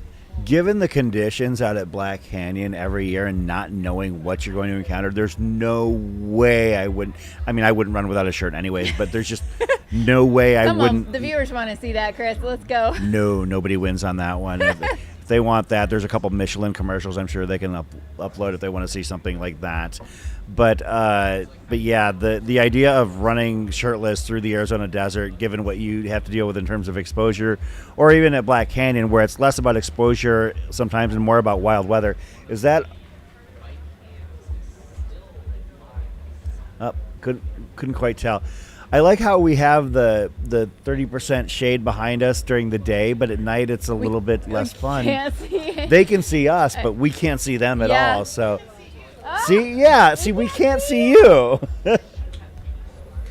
But what I was hoping that maybe we could actually bring that shade down a little bit, because now this is no longer going to be a sun-affected area. Yeah. So we need to see people. We need them to see us. We need to give people the energy. I want people to be able to sit behind us and kind of peer over, and maybe some a college game day situation where people can can look up behind us and see what's going on, Yeah. because we like the attention, we like the interaction. We like with to stretch our necks and do turn around Yeah, this is every true. 2 seconds. But I mean, one of the cool things about this race and about our setup here is that we're here for another, doing the math, another 12 and a half or another 13 hours Until noon tomorrow. and we're gonna have that that familiar sound of crunching desert underfoot step going Along on with the entire beats. time. The beats going. The beats of the DJ at headquarters. So we're going to have that keeping us going at all times. I mean, there's going to be hardly a moment where we don't have some sort of significant ambient sound behind us. But Thanks to all of you for tuning in. I don't know if you guys are like awake, can't sleep, just glued to this riveting coverage that we're providing over here on Mountain Outpost, but we got 108 people hanging out with us. Yeah, no, I mean, you never know what you're going to get, and sometimes when you get into the waning hours of the evening and the podium has come and gone on, the men's side, the women's side, and multiple distances, sometimes things kind of lull a little bit, but you'll notice this. You're on tomorrow as well, correct? Yes. So for a little bit tomorrow. You're gonna see, late in the morning as the golden hour approaches, there's gonna be a significant uptick in your audience as well as the emotion they convey, because what's gonna happen is that you're gonna start to see some of these runners coming in just like grinding out, and the emotion, and I actually get emotional even thinking about it, simply because I've seen it and it never gets old. I've been on the call here in the studio. I've also been a follow filmer for runners who just missed the cutoff. And I cannot tell you how emotionally gutting that is, especially when a few years ago, it was 2021, I believe. And when I was interviewing runners and trying to come up with content, one of them was a local woman by the name of Sonia Glover. And I interviewed her coach. I actually went out to lunch with her and her crew and filmed them talking at a local brewery. It was a great thing. I just wish I had produced it better. But during the race, we saw her head out for her final loop, and I was talking with her crew and her people, friends of mine, and they started doing the numbers and crunching the math when she hit Rattlesnake Ranch, and oh, we don't know, she's got to start really running. Yeah. And so I'm heading out onto the trail with a gimbal, and I see, and her coach, Tommy Lunetta, was holding an American flag, like a big one, and I could see where the flag was at, and I looked at my watch, and I just knew, and I was wearing sunglasses because Arizona is just unbelievably hot and bright, but I'm seeing them come towards me as they're basically coming off of the main trail, taking that right onto the final few feet before they hit headquarters. And Sonia's got this look of determination in her face, and Tommy is running behind her, as proud as can be. And I'm getting emotional thinking about it, and I'm watching, and I'm just bawling behind my sunglasses, and following her through. And as we get around to the other side, it was the first time that I had seen it here, but all of a sudden there's a spirit tunnel, 100 people long, 50 on each side. And she comes through, and I follow in and, back off a little bit because I didn't want to be in anybody's photo or anything. And afterwards, they told me that Sonia could barely see at that point because she had kind of gotten trail blindness. And she was having trouble making things out. And she went to first aid afterwards. I went and I dropped off my stuff, cleaned up my things, and was getting ready to walk out. And I'm walking by the med tent, not really giving it much thought, and all of a sudden I hear somebody call my name. I look inside, and it's Sonia, and she's like, "I didn't do it." I said, "You ran 100 miles. It doesn't matter that it took 30 hours and 5 minutes. You ran 100 miles." Absolutely. And she, she didn't get credit finish, didn't get a buckle, but she still did 100 miles. She completed 100 miles. Yeah, and there's not many people in the world that can say they've done that. And she just the fact that she, she had to be reassured. It kind of hurt me to know that, but I hope that we were able to make her realize that she still did something that, like you said, like not a lot of people can do. And those stories seem to pop up every year, whether it be this race or Western States. The final finishers are always an emotional experience, but those who barely miss the cutoff, that gets me really hurting. Yeah, the golden hours are emotional, to say the least. You become attached with these runners. And some of the biggest you follow them for an entire day, a day and a half almost. Yeah. And kind of speaking of that, like, yes, things are kind of getting a little quieter.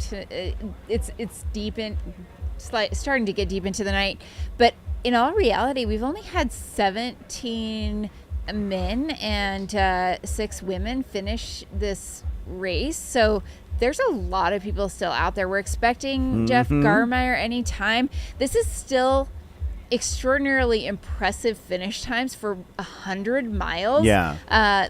What these runners are doing right now, finishing this in 17 and a half hours, that is fast. Yeah, I mean, we're so far from the end of this race. It's absolutely unbelievable. I mean, there are, as far as I can tell, 690 runners still on, 690 less are finishers. So we're talking 690, 23 finishers. We're talking over 665 runners still on course for the 100-mile alone. Yeah, 600 people still out there, headlamps on. Yeah, this moving through the loops. This race has become so huge. In the case of the 100K, we've got 142. Actually, we'll give a shout out to a couple of them that looks like we've had finish on that side as well. But I believe that 142 out of over 300 runners there. So, that field is still only half in the barn at this point. But giving them their credit, let's take a look. Looks like Shelley Grunke, Elizabeth Collinsworth, Marianne Butt, Scotch Witchman, Brittany Heinzelman, and Megan Chang all finishing here in the 100K. I think Megan Chang, I think that we had her registered for a finish a little bit earlier. We might have to verify that. But okay. Yeah. Because it's showing her at 16:34, which would have meant she finishes 3 minutes from now. Yeah, so interesting. Okay. Well, yeah. So they started an hour after the 100-miler started. Yeah. So subtract an hour from starting at 6 a.m. Yeah, the rest of the finishers are like the 16:28 range. Yeah. So. Yeah. But we'll be doing our best to keep up with those as well, kind of updating you. I was saying the 100K race started an hour after the 100-miler, right? Yeah. So thanks for. But we'll keep up on those. On the 100K. And then wondering about, kind of we have Jean Eves who joined the chat here, kind of asking if the 100-mile race was what it was hyped up to be. It always is. I think so, because there were a lot of people, especially on the men's side, running really, really fast, way under course record pace for a while. Yeah. And then as has happened in these races, we started to see some carnage. We started to see some people spend 20, 30 minutes in aid stations, started to see some changes of placement out there in between aid stations. And at the end of the day, on the men's side, we had around a 15-minute course record. Yeah, 15-minute course record improvement. Huge 15-minute course record. So I'd say it lived up to the hype. On the women's side, I mean, come on. We had Heather Jackson going wire to wire. Yeah, that doesn't happen very often in a 100-miler. I mean, she said I couldn't do it last year, but guess what? I can do it this year. So she did that, and we had her take first with Ragnar DeBotts taking second. Those ladies going 1-2 and earning golden tickets. And then we had Riley Brady coming in for third. They ran a very smart, very fast race, just outside that golden ticket, but still great days. Looking at the progression of the course record here, in 2011, Hal Kerner set the course record on the men's side with a 13:47.43, and 12 years later, an hour is lopped off of that. Where number. would that put you? 13:47 won it, then when Hal and this year that would have been sixth place. That would have been sixth place. So yeah, the progression of the course record for the last few years, Hal Kerner held it for several years, 13:47.43. Then that was eclipsed by Zach Bitter in 2016 with 13:30.28. Pat Regan actually took 30 minutes off of that almost with 13:01.14 in 2017. I remember that race. Could not believe how fast he was going there because it was he and Zach head to head, and he beat Zach by 45 minutes. So, but then Pat Regan's number stood from 2017 to 2022, and was beaten by Dakota Jones last year, who finished in 12:58.02. And I thought that once we crossed the 13-hour barrier, the 13-hour threshold, that on the men's side, that things would slow down a little bit, but that wasn't the case. No. And just to put that in perspective with Zach Bitter, he this year he finished in 13:34, not too far off that 13:30 he's run before, and that was fifth place this year. Yeah. He ran almost the same time and was fifth. Yeah. Instead of winning, and just speaks to the level of competition at not only this race, but I think across the entire sport. Yeah. Going up. In the women's race, I want to kind of compare and contrast as well. If you go back about 10 years, Casey Lichtig had the course record back in 2014 with a 15:40.55. That was for the 100 mile. Yeah. That was beaten by Devin Yanko the following year on 14:52.06, and that record stood for several years until Camille came out here in 2021. I was here that year. Oh, that was quite a thing to witness at the finish line. Yeah, Camille was running on all cylinders that year and ran a 14:03.23 at the Havalina 100, picking up a Jedi sword. Yes, at the very end, swinging a lightsaber at a lightsaber across the finish line with a lightsaber. And so that's the progression of that record. And Heather Jackson coming in this year with the second best time of all time, a little bit ahead of last year's run by Devin Yanko. So Devin, has there are only now, I believe, 6 runners in the women's race who have eclipsed 15 hours. Devin Yanko has 2 of those times and has paced one of those times. So if you're Devin Yanko and you're out there, do you look at your watch and start thinking, we're going to just slow down just a little bit to go just a little bit over my time? I don't know. You play those games? I don't think she would, because I think what would happen is if Devin paced somebody to a course record where she held the course record, I think the next year she would simply go back and try and claim it back. Getting to know her as I have, I think that she's just that kind of competitor. Thinking now I know what it feels like to run those last 2 laps at that pace. Yeah. What can I do with all 5? And we talked with Lottie Brinks earlier. We talked with Scott Trayer earlier, and in Lottie's case, by the time we had her on, it was a very realistic possibility that her record was going to be eclipsed by Anna Cassius in the 100K. And Lottie's reaction was like, cool. Cool. Like, she didn't have any, she wasn't like, oh, I hope it holds. She wasn't going all 72 Dolphins on the field. She's like, if somebody breaks it, that's awesome.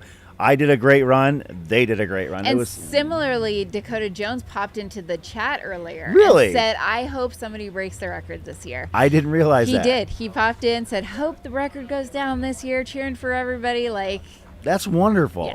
Yeah, and I think that is kind of the spirit amongst a lot of the top tier runners, is that they know that their records are not likely to stand forever. Yeah. I mean, they're not Ann Trayson, but like they know that if somebody does go out and break a record, maybe that they set a year or 2 prior, they've still got a shot to go back and and go for it. And it moves the whole sport forward, because you set that time, and then you're basically saying this is what's possible on this course, and it sets the new standard, and then other people believe that is attainable, believe they can come out and run those times, and it's like, it's been done before. It's kind of like that 4 minute, when the 4 minute mile, was broken. It's like all of a sudden there was just this massive amount of people that ran sub 4 because one person proved that it could happen and you could do it. And it's this domino effect. It's like belief is a powerful thing. Well, we might be seeing that in the marathon here sooner rather than later, based on how close we are to the 2 hour threshold in that. Yeah. But that's part of the amazing thing about the sport of running, is that there's so many different things to look at, whether it be, road, trail, track. There are so many different aspects of the sport. There's something for everybody. And I encourage everybody to find what they like to follow. DJ Keen giving us a heads up on some Native American runners here in the chat. Let's see if we can. Well played on the 72 Dolphins reference. Anita Cardinal Stewart and Sergio Avila 100K hit. Looks like that'd be Jackass 2 at Headquarters 2 at 16. Laura Yazzie hit Coyote 3 at 14:31. Scott Tom in the 100 miler left Headquarters 3 at 16:40. So that's 16:40 for basically a 100K time. Annalie Massey DNF on the 100K at Headquarters the second time around. So that is an update to some of our Native American runners. Thank you, DJ, for sharing that information. As I said, it was kind of hard if I didn't know somebody personally to be able to speak to their background. Yeah. But glad to hear it. Run the Risk 33. Good old Run the Risk 33, Henry. Asking about local legend Lisa Pizzoni. Lisa Pizzoni is doing her 100th Aravaipa race today. Or going for her 100th Aravaipa finish. Yeah. And she's running the 100K. Okay. I know that she's come in from her second loop. I saw her come in. I actually walked with her for a little bit when I saw her come in. She's being paced by her sister, Sylvia, and going out for there. I have no worries or concerns about her being able to finish. She is a local coach. It looks like she has hit Jackass Junction. So we're talking less than 10 miles for Lisa to come in, and it's the 10 more runnable, enjoyable miles. I know that I was talking with her pacer, Sylvia, for a little bit, and she said that she was looking forward to spending some miles out there with her sister. Sylvia, a pretty good runner in her own right as well. So nice. Shout out to Lisa Pizzoni and her efforts to become, I believe that would make her the 4th person to have 100 Aravaipa running race finishes, and the first woman. So all right. The first man was Jeff Foote, the second man was Andre Lee, and the third man was Chris Wardian. So speaking from experience, a few years ago we got into a conversation at an event talking about how many Aravaipa races we had finished, and I started thinking about it because I had been a little bit late to the party, but I ran everything. Mm-hmm. And I said, I think I've got a few. And one of the people chuckled, and I went and counted, and it was like at 70. Wow. Over the course of like 6 years. I love these like subplot of like competitions within things. Like, oh, yeah. It reminds me of kind of the, things like who can do the Manitou Incline in the springs in Colorado the most days in a row. And it's just like these competition, like we just love competition. We can figure out how to just make things a competition no matter what. And that's 100 races. So my 100th, well, it was my 100th Aravaipa finish because I had quite a few DNFs along the way. Okay. But, that's okay. That's still even more than 100 races. It was true. Once I actually started working for him, it got a lot cheaper to race. I'll tell you that. But my 100th finish was the Crown King Scramble this year. The Crown King Scramble, for those who haven't run it, it's an amazing event. Have you run Crown King? I have not. Okay, so the Crown King Scramble is a 50K. I know about it and Olive Hill. But for those out there, it's 29 miles of uphill and 2 miles of downhill. Ends at a saloon? It ends in the saloon. Saloon? Like literally in the yard right next to the entry to the saloon. There's a bar roughly, 6 feet from the finish line. Nice. And they're always pouring IPAs. So, it's been my favorite race. The first two years I tried to run it, I DNF'd it. And then the third year I finished it. And so now I've finished it 6 times. And I kind of look at it as my annual report card and my I just love the race because it's hard. Yeah. I mean, you gain 7,000 feet of elevation in up 29 miles. Yeah. So you do the work out there, and it's not extremely technical. It's on Jeep roads. There are a couple weird little scramble sections, but anybody could run it in road shoes if they wanted to. I choose trail shoes just because I like the grip. But yeah, it's my favorite race to run every year, and part of it is because of just the weird little nuances. I also know that the race has been around since in some form or another since the 80s, and I've had friends who have run the race 20 plus times. Like Mojo out at Jackass Junction has run the race, I believe, 22 times at this point. Nice. So I saw Bridget asking us, what's the biggest surprise for both of you at this point? Is there something that sticks out to you that... The biggest surprise?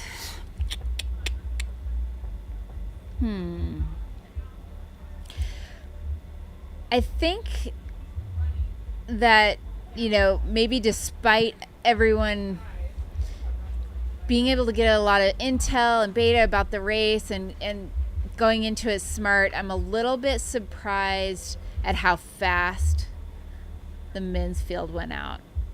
Like, how many men were running so fast in the first couple of laps.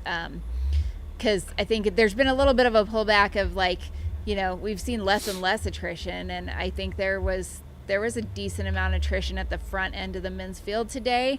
So I think that was a little bit surprising. I don't know, yeah, that's one thing. Zach, I don't know, just how fast it went out.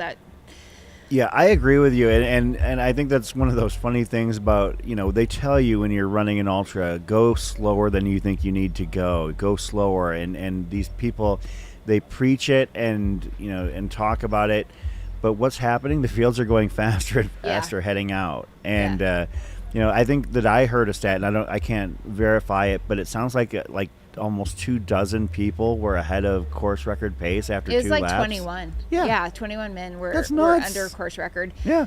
A course record that we, thought would not really... I thought it'd hold for a while. Yeah. So, yeah, that's one thing. Anything that surprised you? The fact that Jamil Curry put on a bib. Yeah, that's That surprising. was a big surprise to me. And he's still out there. Yeah, still out there grinding on Loop 4. He's got his pacer. Dan Ryan, shout out to Dan, part of our announce team, part of our coverage team, bringing Jamil in. Hoping to make it happen. Yeah, I know that Dan is not going to go out there for a 5th loop. He's made that abundantly clear that he asked me if I could go out for a 5th loop. I don't know. Depends if I get a little sleep between now and then and how long it takes Jamil to go. Yeah, Could be a cool sunrise. I don't know. That'd be the experience. A way to get the miles in. Pace Jamil. I'm wondering if Jamil's gonna break 20. Well, where are we at now? We're 11:47. 17:47. We're 17:47, and gonna do the math. So that gives him 6:15 to go 1 loop plus, depending on where he's at. He's at Coyote Camp, not even to Jackass 4 yet. So you're talking a minimum of 29 miles to go in 6 hours, basically. But then again, he took a nap. He might be fully refreshed. Breaking news: Jamil Curry took a nap. He ate some pasta. Yeah, he took a full-on rest. So. Versteeg sitting on Dylan's lap was also quite the surprise. That shocked. I think that shocked Dylan the most. Yeah. Bridget. Okay, so that's the kind of thing that's it's a surprise but not a shock. Right, yeah, exactly. I'm surprised that it happened in front of us, but I'm not shocked that Versteeg sat on. If you'd have told me that Versteeg sat on Dylan Bowman's lap, I would have been, surprised to hear it, or I'm not surprised to hear that it happened. Yeah, but to see it just in real life, and all of a sudden he just pops in here. I'm here for my report, and that's okay that Dylan's sitting on the couch. I'm going to sit right in front. And Versteeg was coming in off the course, and he was all sweaty, and so Dylan sweaty. had just woken up, and he was all, clean for the morning, and that didn't last very long. He was a good sport about it. Yeah. Dylan just sat there. Yeah. He was probably equally as shocked and surprised. Yeah, Henry talking about, again, Lisa Pizzoni, a chi running coach, does not coach, front of the Packers, typically more people who are trying to make a lifestyle change and shows them how to run pain-free. So shout out to Lisa. I've taken her course just to further educate myself. Yeah. And I do use a lot of the concepts that she shared with me. So I can't wait to see Lisa finish this race and make herself a 100 timer, as it were, for an Aravaipa event. So if you're just joining us, or just to update everyone about some of the individuals who have recently come in, we had our 6th female, McKendry Hickory, finish in 1706. Joe Corcione came in 1708. Patrick Dunaway 1719. Nathan Moody 1721. F7, Jacqueline Ferrogi, 1739, then John Hansen, and then Jeff Garmeyer most recently finished in 1748. Way to go, Jeff. Yeah, and the 100K, we left off at Luis Zaragoza, 1635, Chad Berg, 1636, Jason Green himself, legend, 1637-36, James Watts, 1637-55, John Scott, 1639-06, Marie-Andre LeBlanc, 1640-36, Jacqueline Giampa, 1643-11, and Rosa Ishu, 1648-08. Those are our most recent finishers in the 100K. Like we said, we're going to try and keep tabs on those. Those are those runners that you're coming into. What you see on your screen right now, that is the start-finish line of the Havalina 100. The runners, when they come in from their loops, normally what they're going to do is they're going to come through, and you can see to the right a little bit of an offset, and they're going to kind of normally loop around there if they're not done with the race. But if they're done, they stop. Yep. And they collect their buckle, and then they move forward and take their photos and go. The giant skeleton? Yes, the giant skeleton over there. Those things are huge. Massive. It's like 12 feet tall. It's got to be. It's so tall. Yeah, 12 feet is probably. I'm sure that there's somebody has got to have taken. I'm actually shocked we haven't seen any memes made from the Versteeg sitting on Dylan's lap shot. I'm sure that if Liam wakes up and has the time, that screenshot that sucker. Absolutely. It's gonna make for some good memes. All right, Daniel Ryan have yet to turn on head torches. Are they running without headlamps right now? Yes, running without headlamps at 11:47 at night. Jamil Curry and Daniel Ryan. It is a bright moon. It is a very bright moon right now. It is, but there's some there's some single track that's a little undulating and some rocks out there. This is true. This is impressive, yeah. Well, I mean, and for Jamil, I get that because Jamil is very familiar with these trails. This is the first time Dan's been out here. I know. I wonder if he's okay with that, or like, dude, I need to turn on my headlamp.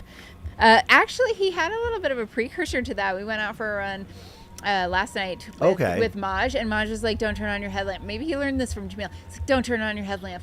It's good for your proprioception to not turn on the headlamp. And we were going for a while, and it was okay for a bit, and he's like, your eyes will adjust. And I'm like, at one point I'm like, dude, if I like twist an ankle and can't pace Tara, she's gonna be pissed, so I'm gonna turn my headlamp on.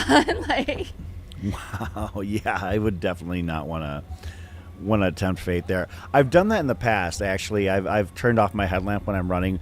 One time I did it simply because I wanted to see how far I could get, and I ended up doing the entirety of a 10K out at the Estrellas. Mm-hmm. The other time I didn't turn my headlamp on during a race was because I was feeling like it would help my strategy. So it was a supermoon night. And we were out at Pass Mountain, and you've been out to Pass Mountain, right? Haven't you? I have not. Okay. So it's a very flat course with like one or two hills, and you actually run up on a levee for about a mile or so, and so you've got plenty of visibility. And one of the things about that is that, so I was in much better shape at the time, but I ran, and after coming through the second loop of a 3-loop 30K, my friend told me that I was in third place, and I had never podiumed before, so I was excited. So I'm running, and I get to go down for the first 2 miles of the third 10K loop and hit the levee. And when I get to the levee, I turn my headlamp off because I could see very well. And I was starting to get nervous because my gas tank was starting to get empty. And so I turned the lamp off, and I was running to the best of my ability. By that point, it was really kind of a shuffle. But I could see behind me after a few minutes that the runner behind me had hit the levee. And I could see their headlamp, but they couldn't see me. And so I come off the levee and keep my headlamp off as long as I can. I knew that, like, for one little trail, or one little hill, I would have to turn my headlamp on. So I get there, turn my headlamp off, and after that, it was like maybe less than a kilometer to the finish when you cut over that hill. And so I just full send, turn on, keep my headlamp on and run to the finish. Well, I ended up finishing about 4 minutes ahead of the prior runner. Fast forward to a few months later, I see that runner at another race, and I'm talking to him about how I had not turned my headlamp on. And he laughed and he said, "That's one of the coolest things I've ever heard." He goes, "Because I would have tried my hardest to run you down if I could see you." Yeah. He goes, "I didn't know where you were. I thought you were gone.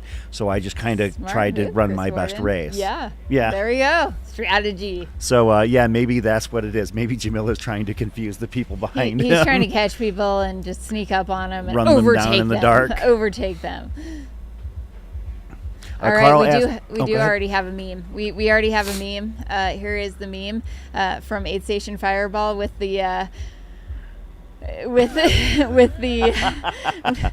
Versteeg sitting on Dylan Bowman. "I want an official Red Ryder carbine action 200 shot range model air rifle," says Versteeg, and then Debo says, "Shoot your eye out, Versteeg." Nice. Yeah, that's perfect. That one encapsulates that moment so perfectly. Heads up to Carl. I don't know the oldest runner in the 100K, but I can say with fair certainty that the oldest runner in the 100 mile is Gene Dykes. We talked about that earlier. Gene Dykes, 75 years old, ran this race last year and finished sub 30. Gene Dykes, one of the Gene Dykes, one of the more amazing stories in this sport, having taken it up at a very late age, and holds, as far as I know, several national age group records ranging from 5K or thereabouts up to the 100-mile distance. Gene Dykes, a truly amazing athlete in this space, and as you mentioned, proves that it's never too late to pick up a new sport. Let's see if we've had any recent finishers. I don't think we've had any finishers in the 100-mile. Well, I guess Matthew Webb.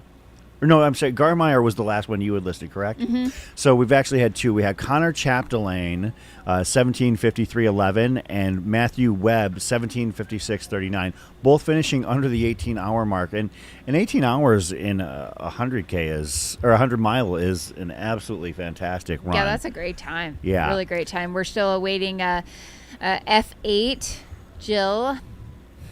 I just stumble every time. I don't know. Wida. We're going to say Wida. Yes. Jill Wida coming in here shortly. And then F9 is looking like it's going to be Megan Guler.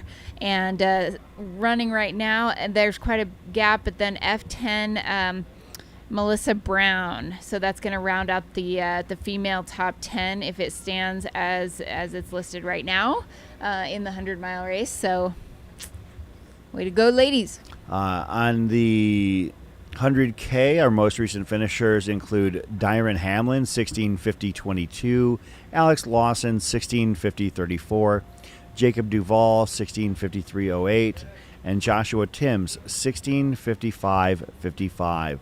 Those are finishers 153 through 156 of the 100K. We've still basically got another 100 people out there, and as we mentioned, the 100-mile, we're less than 30 finishers into a total of, I believe, over 680 runners that started this race.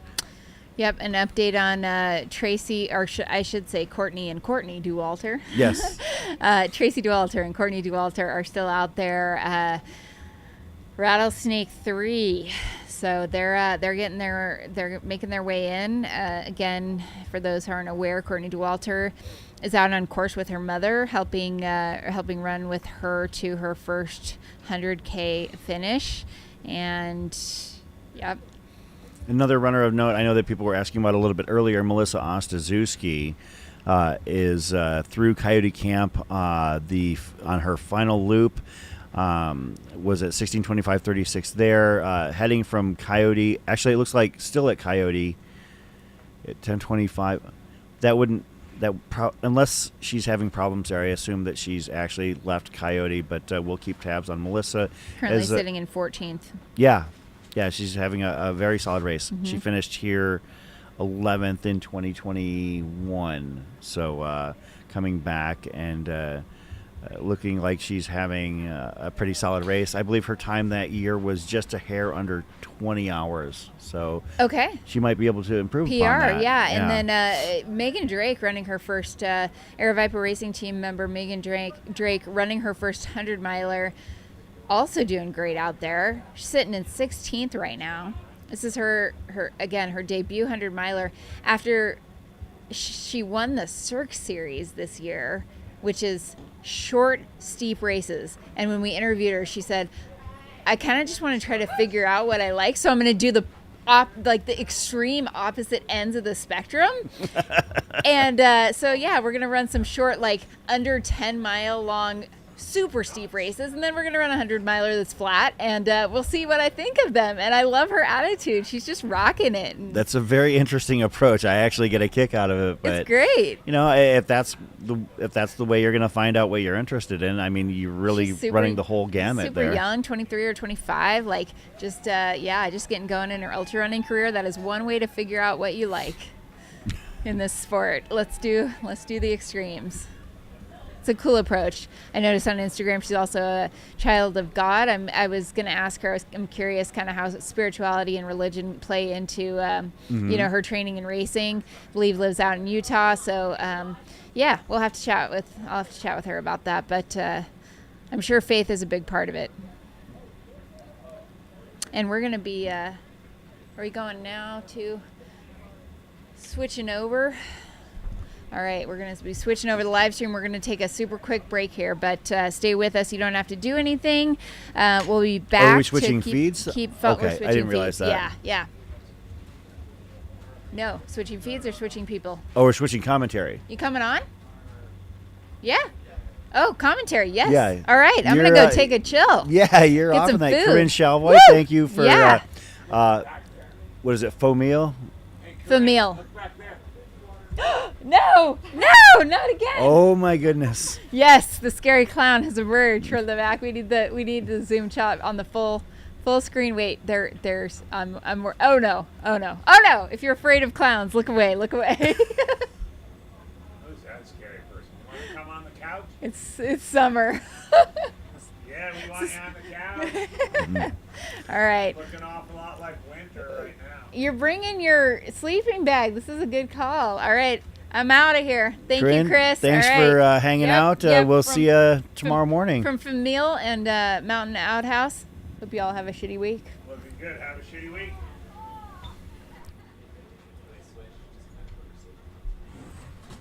Awesome.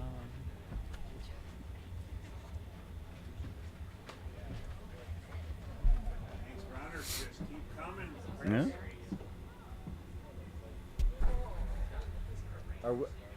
Are we muted? Let's hope.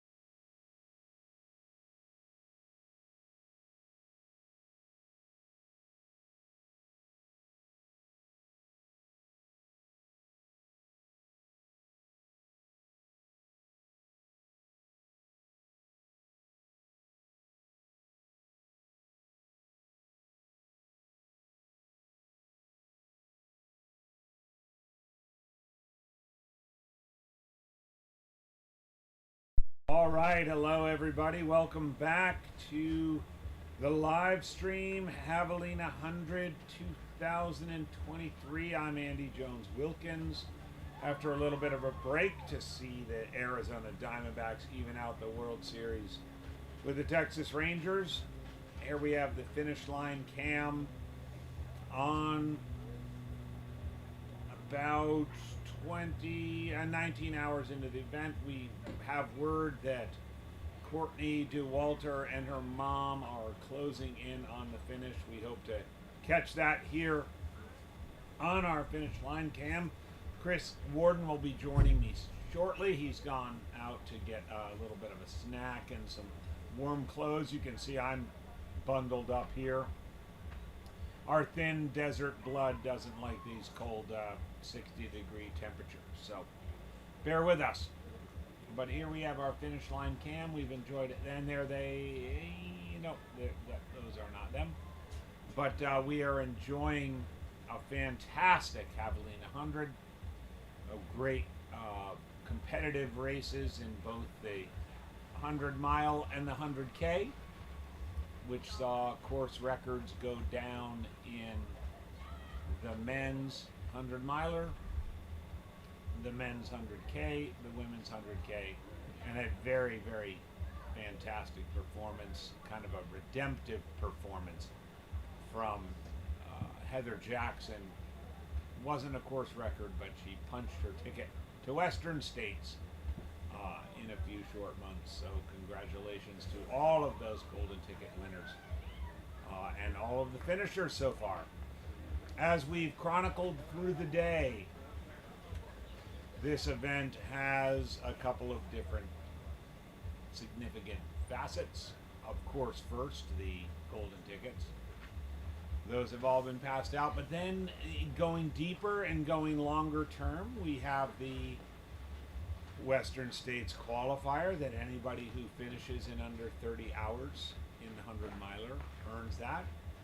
And with just a week to go in the qualifying period, a lot of these people are kind of, cramming for the final exam, so to speak. We still have a bunch of time left on the clock, of course. A full 12 hours, 24 hours. Nope, 12 hours left on the clock, and plenty of racing left to happen.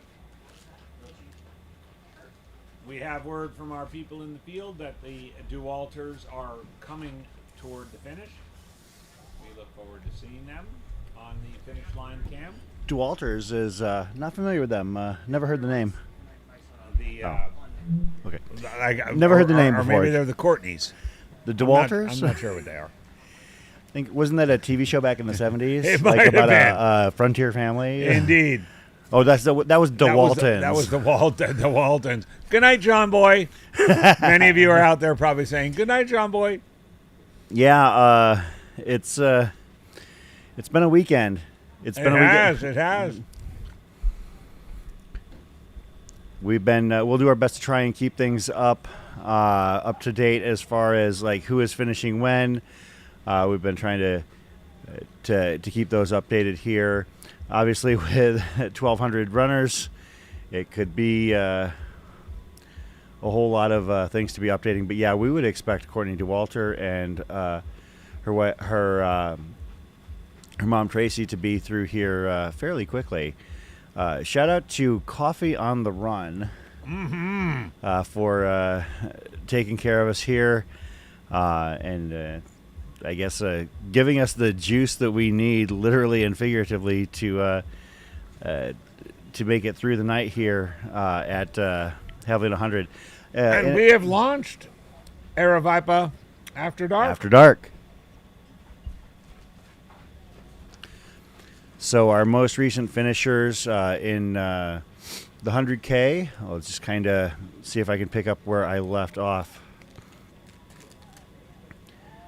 I believe that since we were flipping our team, Joshua Timms, Benjamin Petit, Eric Wu, Kevin Stevens, Tara Lee, Scott Williams, Jonathan and Jessica Strack, Joseph Mayfield, Julia Connor, Brian Kendall, Natalie Risen, Nicholas Davini, Jamie O'Sullivan, Ian Douglas, Stoddard Finney, Jennifer Hoylett, and Carol Holly. Congratulations to all of you for finishing.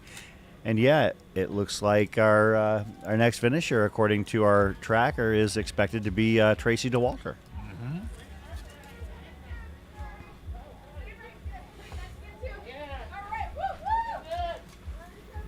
Still a lot of energy out there. I mean, as Corinne and I were saying just before midnight, despite the idea that quote, the race is over for some people, out of 680 potential finishers, only 30 have finished. Yeah. And the crews are still active. I did see a little sleepy time out there for some. Oh yeah, John Dean, our most recent finisher, 18:22:45 in the 100-mile. Congratulations, John Dean.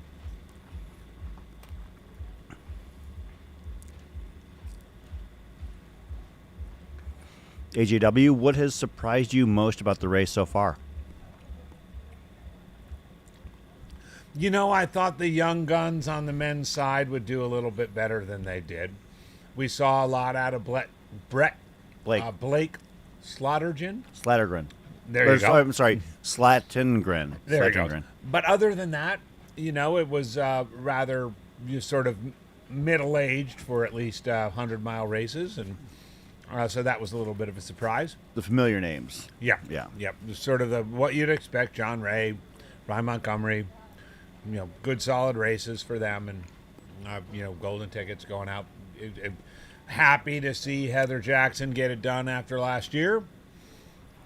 Also, I have to say, what'd you think of that whole cactus attack?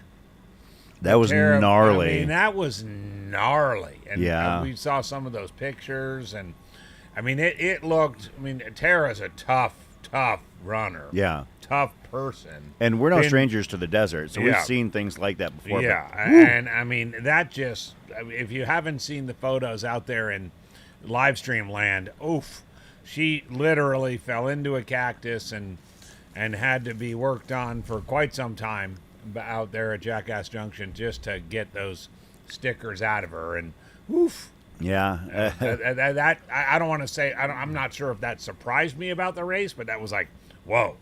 That was, yeah. Stuff happens out here. That was one of those quite unexpected images, as well as the image of Michael Versteeg popping up onto Dylan Bowman's lap. That was a very unexpected image. Trying to think. I mean, when this was originally asking me what my biggest surprise of the race was, I said it was finding out that Jamil was running. Yep. So... Riley Brady had a puking episode. Well, see, that wasn't surprising because that happened with them last year as well. Are they a puker? Yeah. All right. Well, I hadn't seen that in real time. Yeah, no. When I spoke with Riley yesterday, they had said it had been known to happen, and it happened actually during last year's race. So during lap 2, I believe. But it was surprising to catch it on camera. Yeah. And unfortunately, given the timing of it, they got nabbed out of their top 2. So yeah.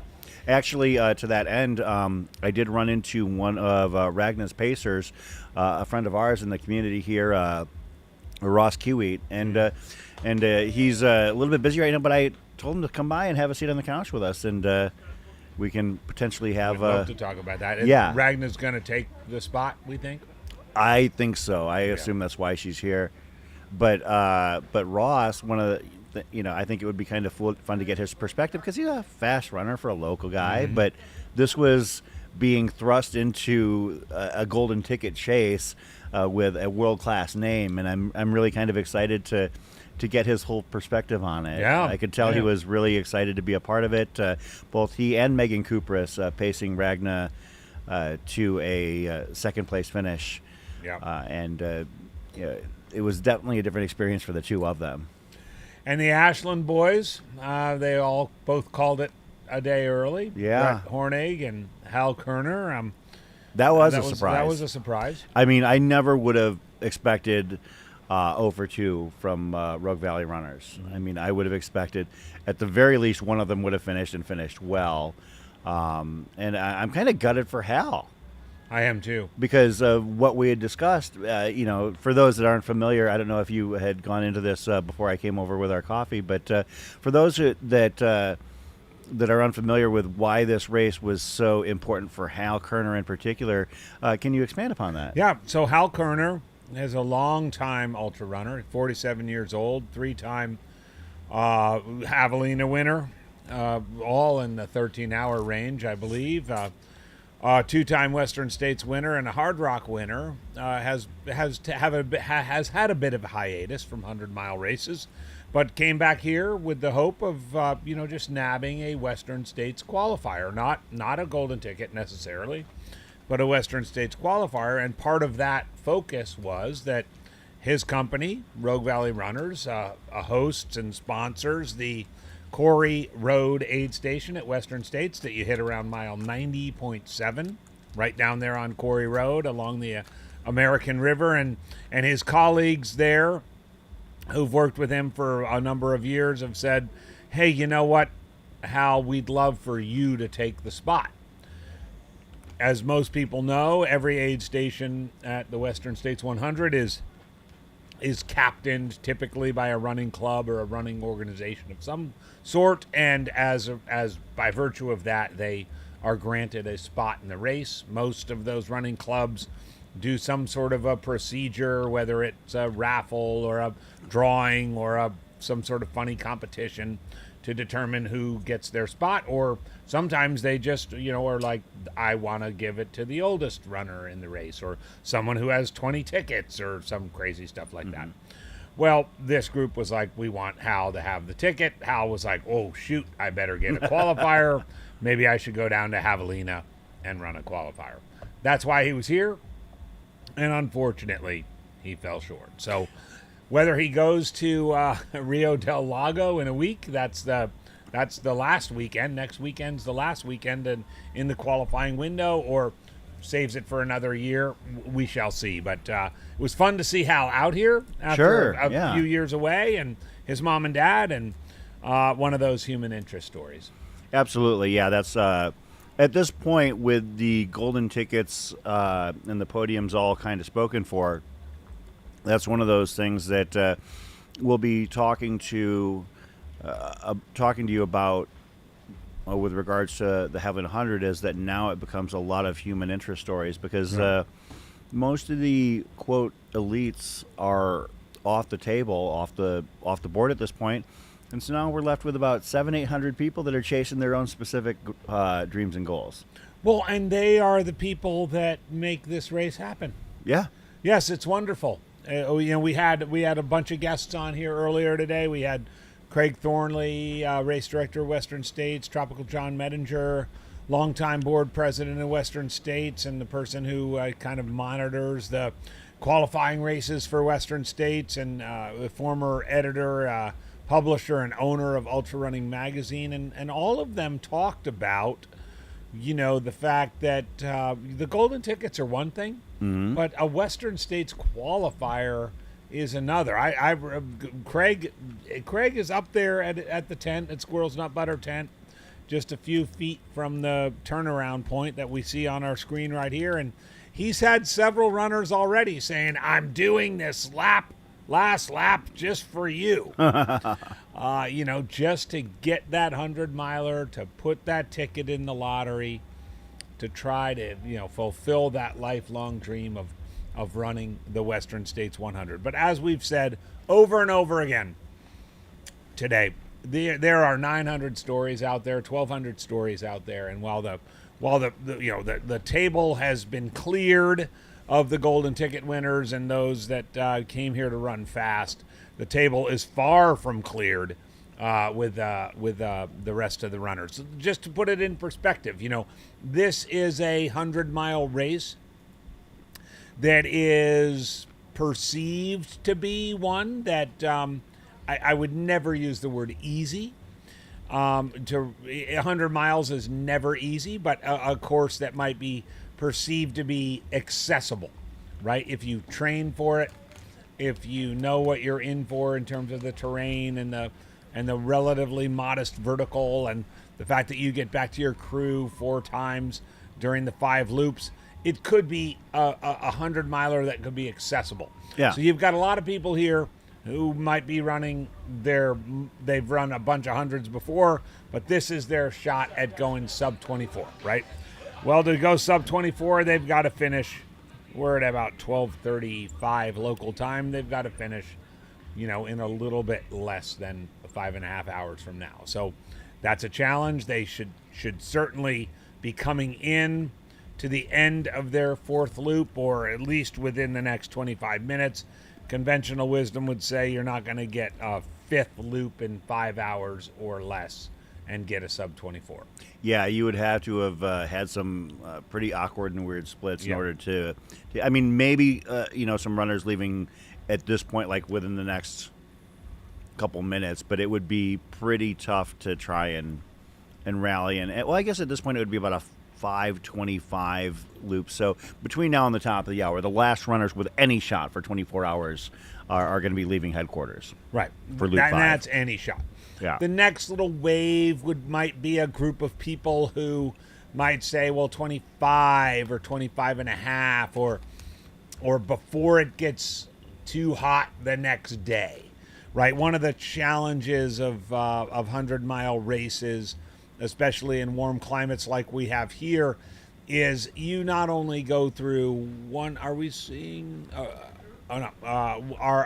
You not only go through one day of hot exposed temperatures, but with the 6 a.m. start and the 12 noon cutoff, those 28, 29 hour finishers are going into a second day of pretty intense heat. So there might be a second goal of folks out there thinking 25 and a half. Courtney and Tracy DeWalter just passed behind us. All right, we just got word that Courtney and Tracy DeWalter have just come through our little space behind us. We're getting a little burst of cheers. I suspect we'll see them on our finish line cam momentarily. Yeah, they're probably about 200 to 250 meters away from the finish line at this point. They were just walking it in. They weren't trying to set the world on fire. They looked like they were just kind of basically wanting to get it done. Yep. Smell the barn. We'll and since we started telling this story, I have to say, for me personally, as somebody who's run with all 3 of my sons as pacers in events, there's nothing like that bond that you have when a parent and a child runs together. And so kudos to Courtney and her mom, and what a fun day and what a great memory they have to take with them. And Courtney's a great champion of the sport, a great ambassador of the sport, a great person in the culture, and how much fun for her to share this experience with her mom, and for her mom to finish her first 100K race. Yeah. And as we were saying earlier, her mom has done the work. I mean, she didn't just come out here thinking that it would be easy. I do believe that I saw that she had run a 50K just a couple months ago in about a 7:35, 7:40 range for the finish. That's pretty stout for 66.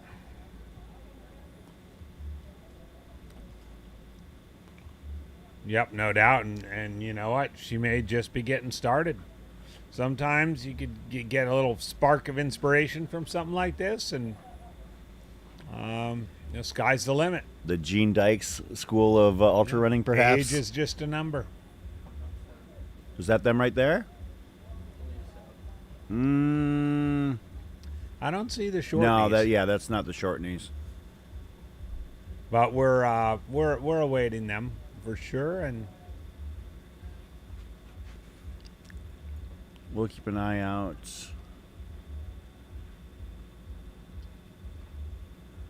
This could possibly be. Yeah, that's a red pack right there.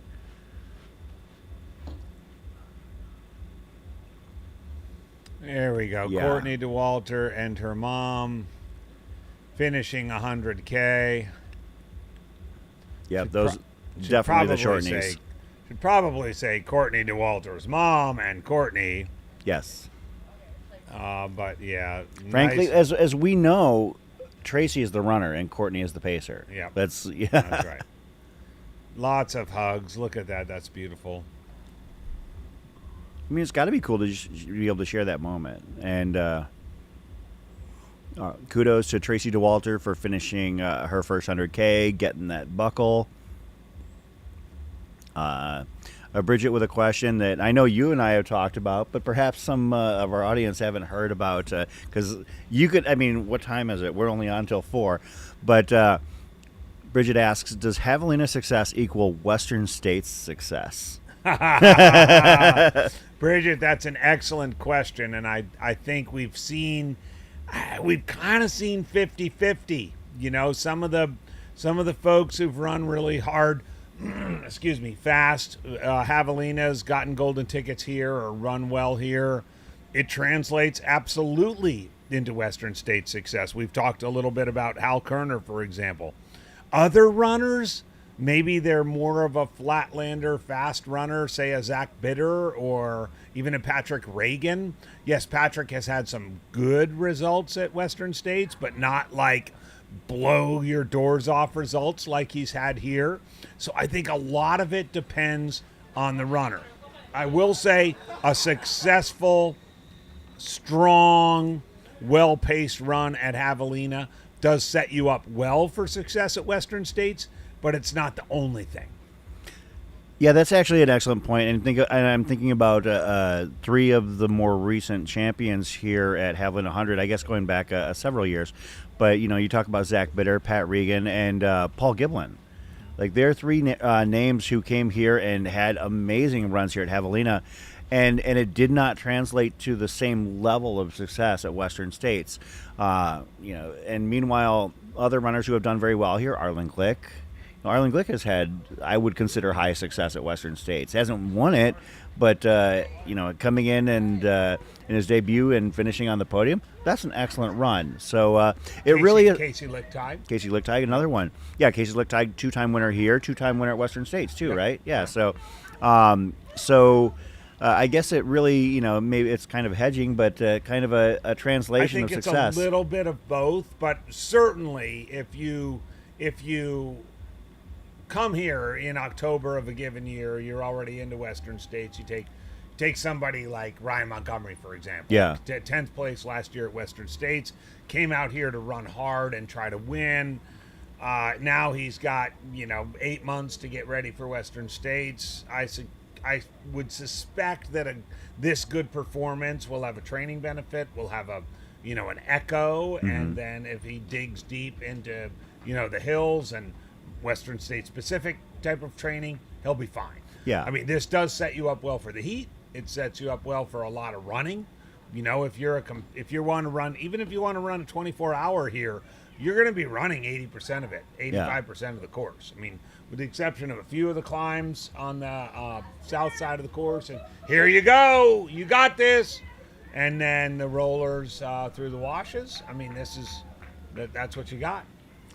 Come on up. We'll grab a seat. First guest of Aravaipa After Dark. He looks so composed for having been a part of a very hectic chase out on the course here. So we'll bring him on and all right, and we're introduce seeing him. Another finisher into the finish line. Right and then before we go to our guest, turn actually, it over to Chris for our first guest at Aravaipa After Dark. Be warned, people. anything can happen after dark. Let me give a quick shout out to our most recent finishers, though, before we get into our interview. Yeah, let's do that. John Dean, Kevin Metz, actually, I believe, was 18:37:06. John Carberry, 18:42:52 in the 100 mile. In the 100K, that would be Randy Castellano, 17:30:24. Carol Holly, 17:33. Imad Berkey, 17:33:48. Kim Richards, 17:34:22. Ilian Moctezuma 17:35:45, Kimberly Guinan 17:36:57, or 17 rather. Daniel Van Beurden 17:38, Tracy and Courtney DeWalter 17:38:33, and Victor Slim 17:41:56. Are we able to pull up the wide shot on camera 1 of this view? Perfect. Welcome, guests. Thanks for having me, I guess. All right. For those that are not familiar, excuse me, this is Ross Kiewit, local runner here. So I've known Ross for a while, and Ross is one of our local leaders for the Aravaipa group trail run scene, and he pretty much every Wednesday night at this point leads our, quote, fast group through the hills and the trails of the Phoenix area trail scene. And I was presented with a unique question this week by none other than our second place finisher, Ragna DeBots, who asked if I could help her procure a pair of pacers for the Havalina 100. Well, the list of people I felt confident in, number one, being able to do it from a foot speed standpoint was pretty short. The number of people who I thought could handle it from a mental and capability standpoint, for the intangibles was even shorter. And I came up with a handful of names. I only asked like 3 or 4 people, and the first 2 people to raise their hand were Megan Kupris, who paced lap 4, and Ross, who paced lap 5. Well, fast forward to Saturday, little did I know we'd put Ross into a situation where basically he was tossed right into a golden ticket chase. And I've never been involved in that. You've been involved in very tight races in those situations, and I started talking with Ross about it, and we started talking about just how different of an experience it was for it. So I wanted to bring him on and talk about it. Yeah, let's hear it. What was that like? So Ross, what was it like? So you had never run with Ragna, prior to this week, of course. No, I met her just for a few minutes earlier this week and then today, and it was just different, like having stakes on the run, and just like she came all this way like for the golden ticket and not wanting to be the reason she didn't get it. So I mean, you had to feel that, like, when things got so, and credit to Megan, our obviously a mutual friend, who helped dig Ragda out of a huge, kind of a rut. Megan's excitement in talking about how things went was pretty palpable. I wish you were around. I would have loved to have brought her on as well. But in your case, Ross, what I started to ask you about over by the start-finish line is, Ragda is a cut above. I mean, you're a very talented runner, and we hang out with fast runners, but you're talking about a world-class athlete with a world-class resume, and you were able to see up close and personal. Sometimes they're just built different. Yeah, just like the insane amount of focus she had the entire time. Like the first aid station she came through, and she's like, "I need to go faster, faster, faster." So we knew it was a whole different level, just like how quickly and she wanted to keep going.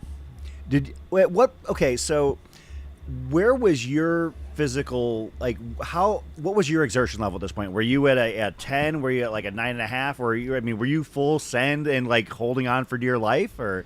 No, it was a good pace the whole time, but okay. So just trying to keep ahead of her, set a pace and give her something to run towards.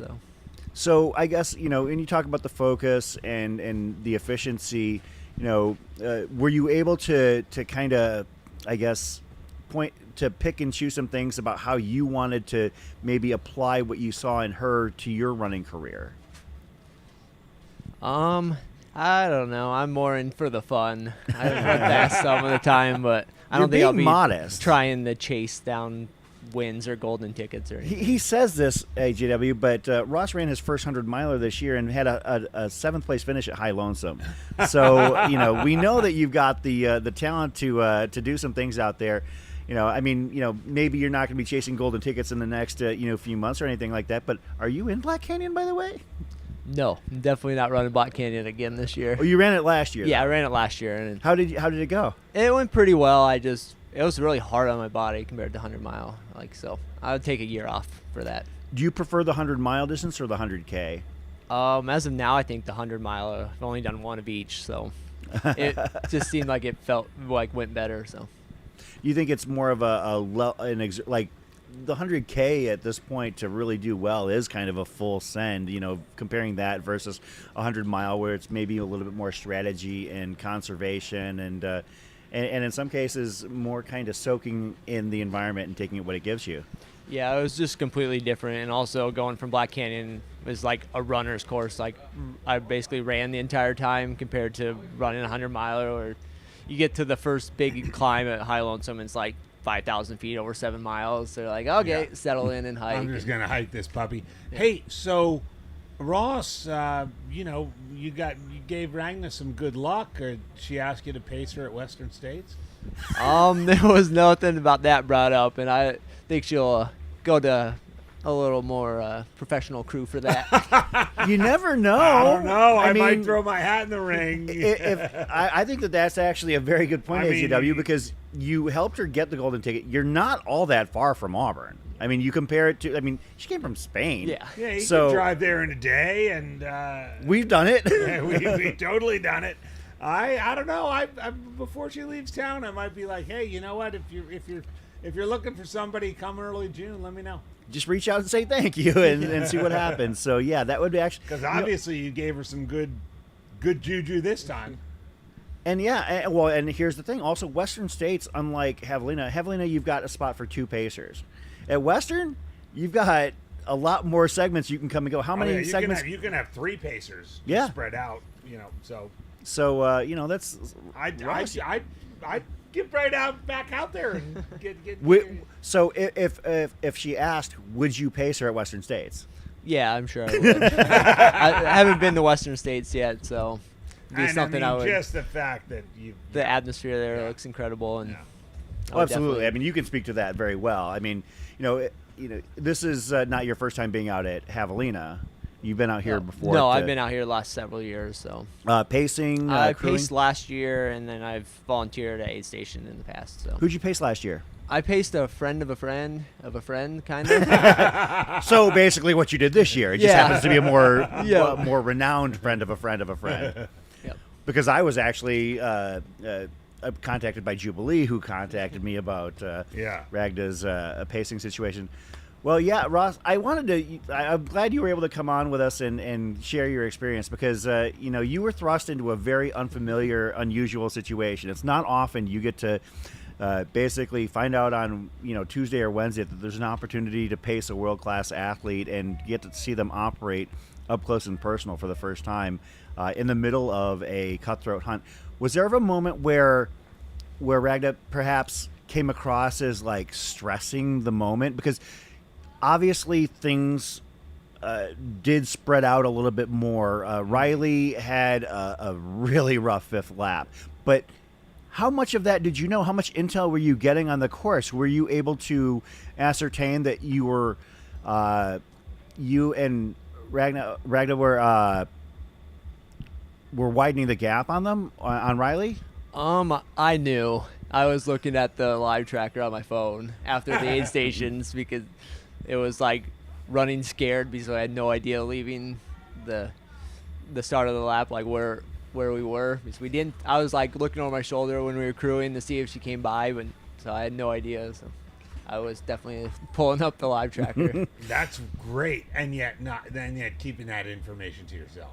Yeah. Oh yeah. I was like, I didn't say anything, but I knew we just had to keep moving. We were good. Yeah. Yeah, that's part of being, I think, an effective pacer in this day and age is like being able to get the information and also not knowing what not to share. Like there are times how to share, what to share, what not to share. Yeah, there are times you want to use it and leverage it to push your runner, but you also don't want to panic your runner as well, or lull them into a false sense of security either. Ross, is there anything else you want to share about your experience, or? I don't know. It was just a really good time. Like, not an opportunity I could turn down when Chris asked. Awesome. One last question. You're still going to be able to lead Wednesday night, right? You're not gassed to the point Oh, where... yeah, I'll be there. Awesome. I don't know where it's at, but I'll be there. Folks, this is Ross Kiwi. Thanks for joining us, Ross. We'll see you around here at Havalina. Appreciate your time. Thank you. Thanks a lot, Ross. Thanks, That was Ross. fun. Ross is one of my favorite people to talk to and hang out in the community. He's so He's a fast group leader. Very fast group leader. Yeah. Jumped at the chance to be a pacer here at Havalina 100, and you raised an excellent point. Who's to say that she doesn't say, why, Hey, would you pace me? He lives in the United States. He's a fast dude. He's obviously, knows what he's doing. Yeah. He's going to be low maintenance. He's going to have his lights together, his nutrition together, his like all the stuff you need when you have a pacer. Yeah, I'd sign the guy up. Yeah, I would as well. So we have a couple more finishers here in the 100-mile here at the Javelina 100 in Fountain Hills, Arizona. 33rd place, Nick Leonard, and 34th place, Ken Goya. And what are their times? 18:46.58 and 18:53.33. Just to be clear, these are all sub 19-hour times for a 100-miler. Yeah. On a trail. And in they're the hot desert. I mean, this is good running. And there's still 600 people on course at this point, or maybe 599 because we can't really count Versteeg at this point because we have his bib right here. Yeah, so. we're not. Yeah, I think Versteeg is. He hasn't technically dropped yet. Right. So, but we've also had a few more finishers in the 100K. Bethany Schramm in 17:43.44, Pamela Weir 17:47.28. Andrew Vukovic, 17:47.58. Casey Turner, 17:47.59. And Mark Martz, 17:53.23. One of the nuggets that Corinne and I came across as we were looking at the results, did you notice how heavily weighted the top of the results on the 100K were towards the women? Oh, my gosh. Yes, absolutely. I mean, were there maybe 10 women in the top 30? Oh, or less, or no. So, and as far as the women in the top 10, 60%. So 6 out of 10. So 6 out of 10 in the overall top 10 were women. 13 out of the top 20. Wow. And 20 out of the top 30. Oh and my gosh. And really, it didn't level out until 23 of the top 33 were women in the 100K. That's incredible. So the women took that race to town this weekend. They did. They brought it and crushed it. Of course, course records on both the women's and the men's races in that event. Raj Panu, absolutely scorching time, 7:15 for 100K. Wasn't even sniffing distance of his PR in 100K though. That's part of what is so amazing. I mean, Raj's PR is closer to 6:30 than 7:15. And then Anna Cassius with the course record as well, 8:13.07, besting Lottie Brinks' number by a good 15 minutes as well. And one of the cool things about that was that we had Lottie on yesterday here in studio, and she was kind of like, hey, if it happens, awesome. She's very satisfied with her race last year, and she was perfectly content with the idea of somebody running it faster this year. Biting her nails, worried about losing her record. No, as I said earlier, she wasn't going all 72 Dolphins on in the situation. So, but yeah, the 100K was definitely the race where the women took charge. And it's as we mentioned earlier, it's become a race that's independent of the 100-miler. I mean, just a few years ago, it would be seen as sort of the companion race, the JV race, if you will. No more. I mean, while it's not a Western States qualifier yet, yeah. I mean, it is a stout race and getting more and more competitive every year. Bridget asking if Versteeg members where his bib is. I don't think it matters at this point. Yeah, I mean, he probably doesn't. Well, interesting question that we were having earlier. Of course, Jamil Curry is out on his fourth loop and being paced by Dan Ryan. And I did not know that. Oh, you didn't know that? Is Dan in uniform, or did he switch no, into Dan running switched to running clothes to go out with Jamil on loop 4. Was that part of the plan, or is that an impromptu? Oh, that was totally off the cuff. All right. Good. And Dan actually had sent a snapshot to us that they were basically halfway through the loop and hadn't turned their headlamps on yet. Apparently, it's pretty bright out there. Oh, big moon. Yeah.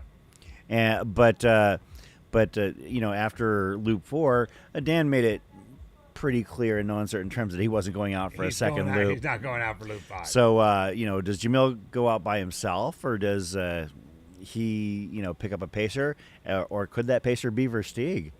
Well, yeah, or anybody in the chat listening and within the sound of our voices, you want to run, you spend 3.5 hours with Jamil Curry and talk about life? Well, yeah, there's a lot of runners here that have run with Jamil Curry. Yeah. I mean, he's run with probably, a couple hundred of the runners here, and he's here really just to kind of get business done in terms of the Western States lottery tickets. So it's not like he's competing for any sort of glory here. He just wants to get it done so he can get back into the Western States lottery. One of our most fun interviews this afternoon was with Peter Corey, Jamil's dad, as well as Trent Collicott, who are out at.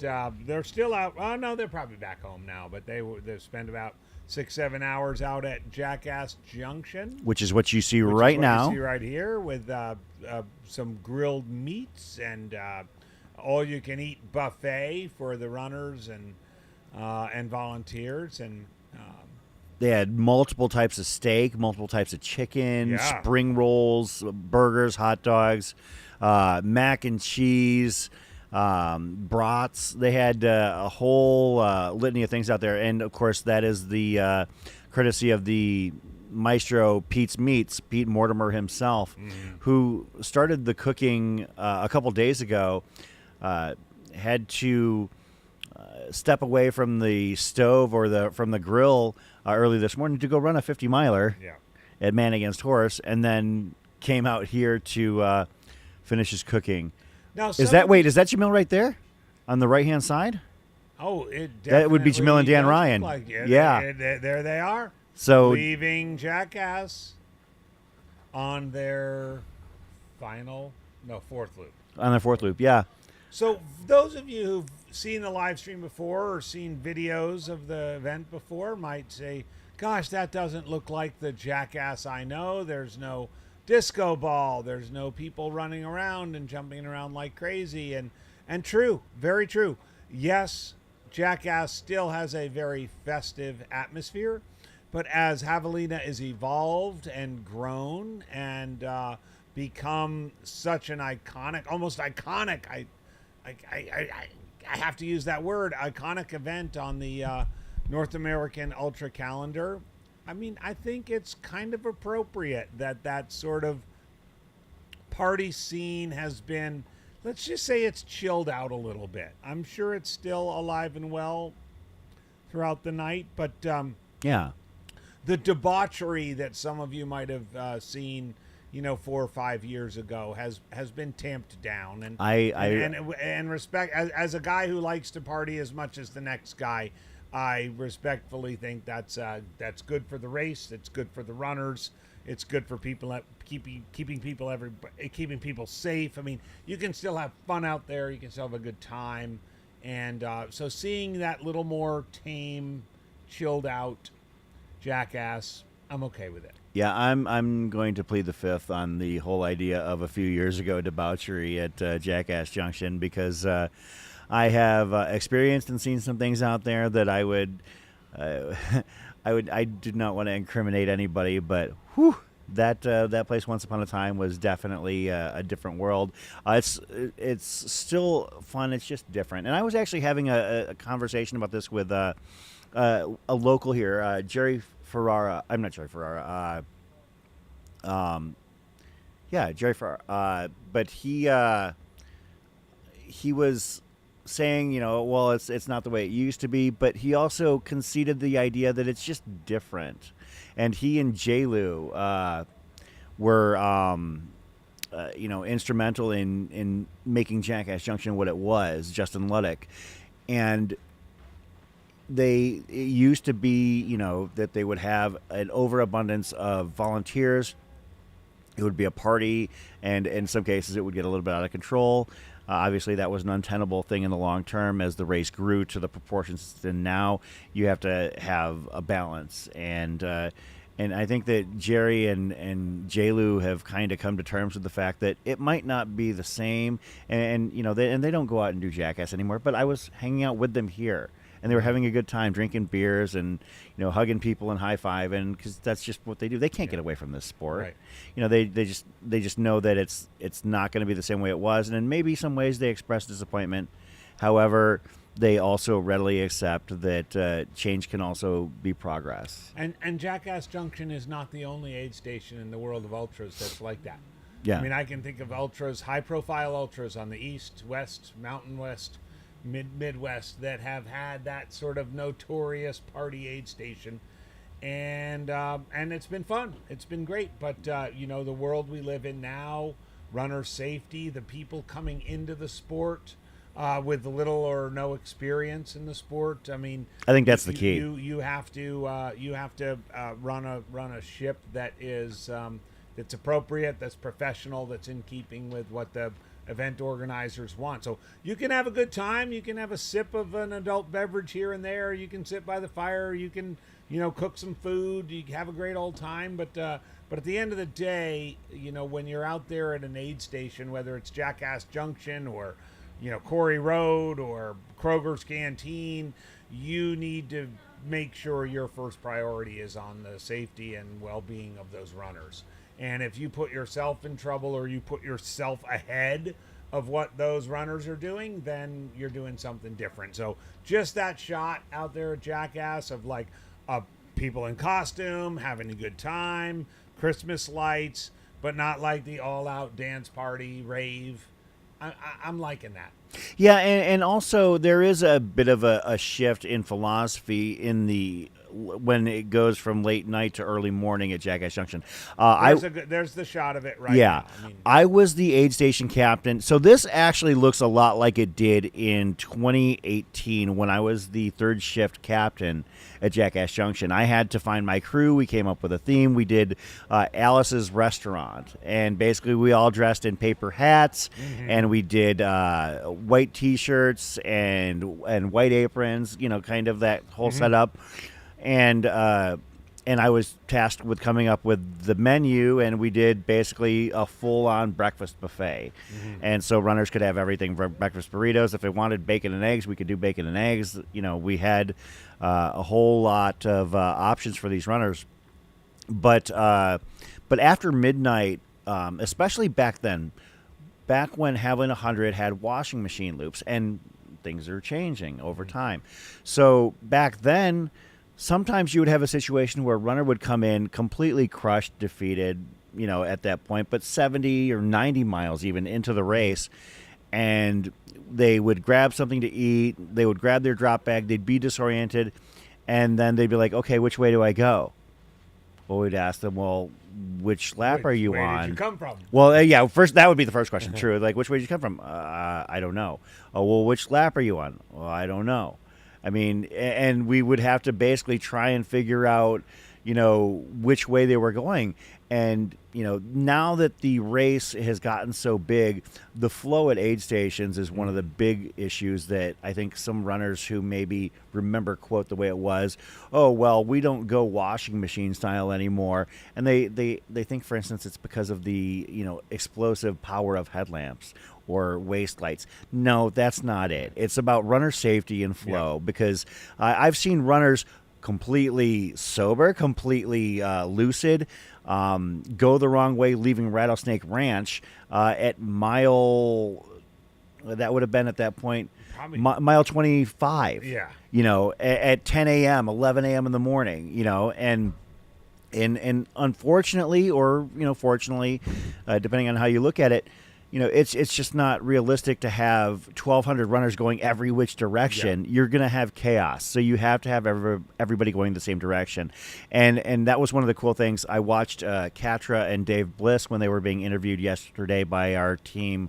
And Katra loves and lives for the Halloween contest. Oh, of course. And she said that one of the things that she misses about the first 10 or so times she did this race was that the washing machine style loops enabled her to see all of the costumes and all of the friends face to face.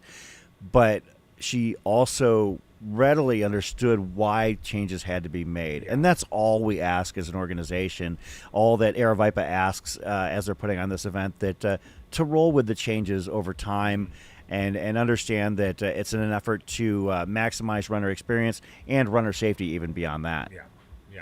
So great. I'm sorry to belabor that point, but it is part of the evolution of the sport, part of the evolution of the Havalina 100. I mean, you still have this festive dance party, of course, down at the finish. Jubilee with her 18th costume on. We're in 19 hours. 19th costume on now, and all of the good fun. Human interest story, Chris. Can you see how our friend Rob Martin is doing? Just Good question. Rob is a great friend of both Chris and I, and we were just chatting with Ross, who is a regular member of the Wednesday evening Aravaipa group run fast group leader. Rob Martin, who's a very dear friend of Chris and mine, is often the leader of the fun group. We don't like to use the word slow, but that is we know S words in our vocabulary. Fun group, and sometimes there's even a fourth group called the super fun group. Mm-hmm. But Rob is often the leader of that. Is very amicable guy, super smart, has by far the biggest calves in the entire state of Arizona. And is running his first 100K today. Yeah, coached by Stringbean McConaughey. Who is obviously having a banner day in terms of his clientele. Rob Martin is out of Jackass 3 at 17:01, so about 9 minutes ago, making his way from Jackass to Rattlesnake, probably beginning to smell the barn at this point. So he is on that buttery downhill that we've talked about a lot. He's been looking forward to that, and I think with any luck, he'll be coming in under 20 hours. All right, quick update on our most recent finishers in the 100K. Andrew Vukovic, 17:48. Casey Turner, 17:48. Mark Martz, 17:53. Nicole Ballesteri, 17:59 or 57 rather. Donna Marie Provenzano, 18 hours. Jennifer Evancio, 18 hours and 16 seconds. Emily Yu, 18 hours and 28 seconds. David Canfield, 18 hours and 29 seconds. Diana Haney, 18 hours and 35 seconds.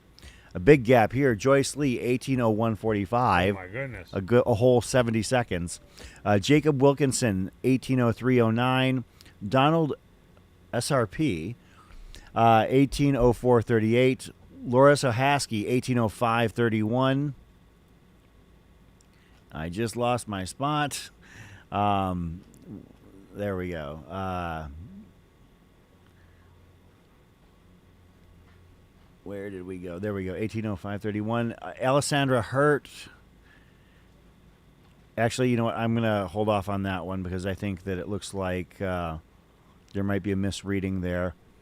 I'm showing a finish for Katra Corbett, but the thing is that it has her finishing at 18:31:46,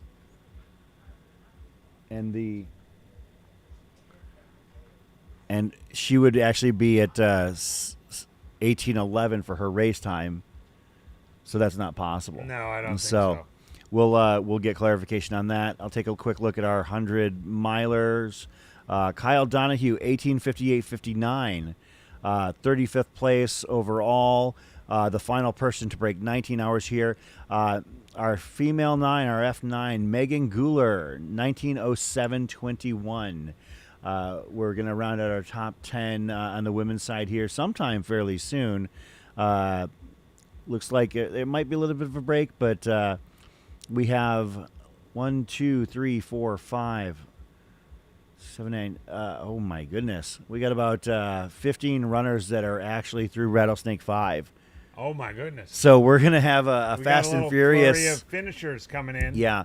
And it looks like Anthony Aston would most likely be our next runner unless the wheels completely fell off at the last aid station, which is incredibly hard to do. But after that, there are about 15 runners who are all within 30 minutes of one another when they left Rattlesnake 5. Rattlesnake 5 would be the final aid station, the final pit stop. Yeah, you're talking 3.8 miles from here. And 3.8 easier miles. Easier miles. Yeah. So, I mean, no miles are easy at mile 96, but if we had to pick how we wanted our miles to be, it would be that stretch from Rattlesnake to 100%, headquarters. 100%. Smooth, very few rocks, not going through many washes. Yeah. Good stuff. Sarah asks the question, how long is each loop? So there's two answers to that because Indeed. there are two different loops.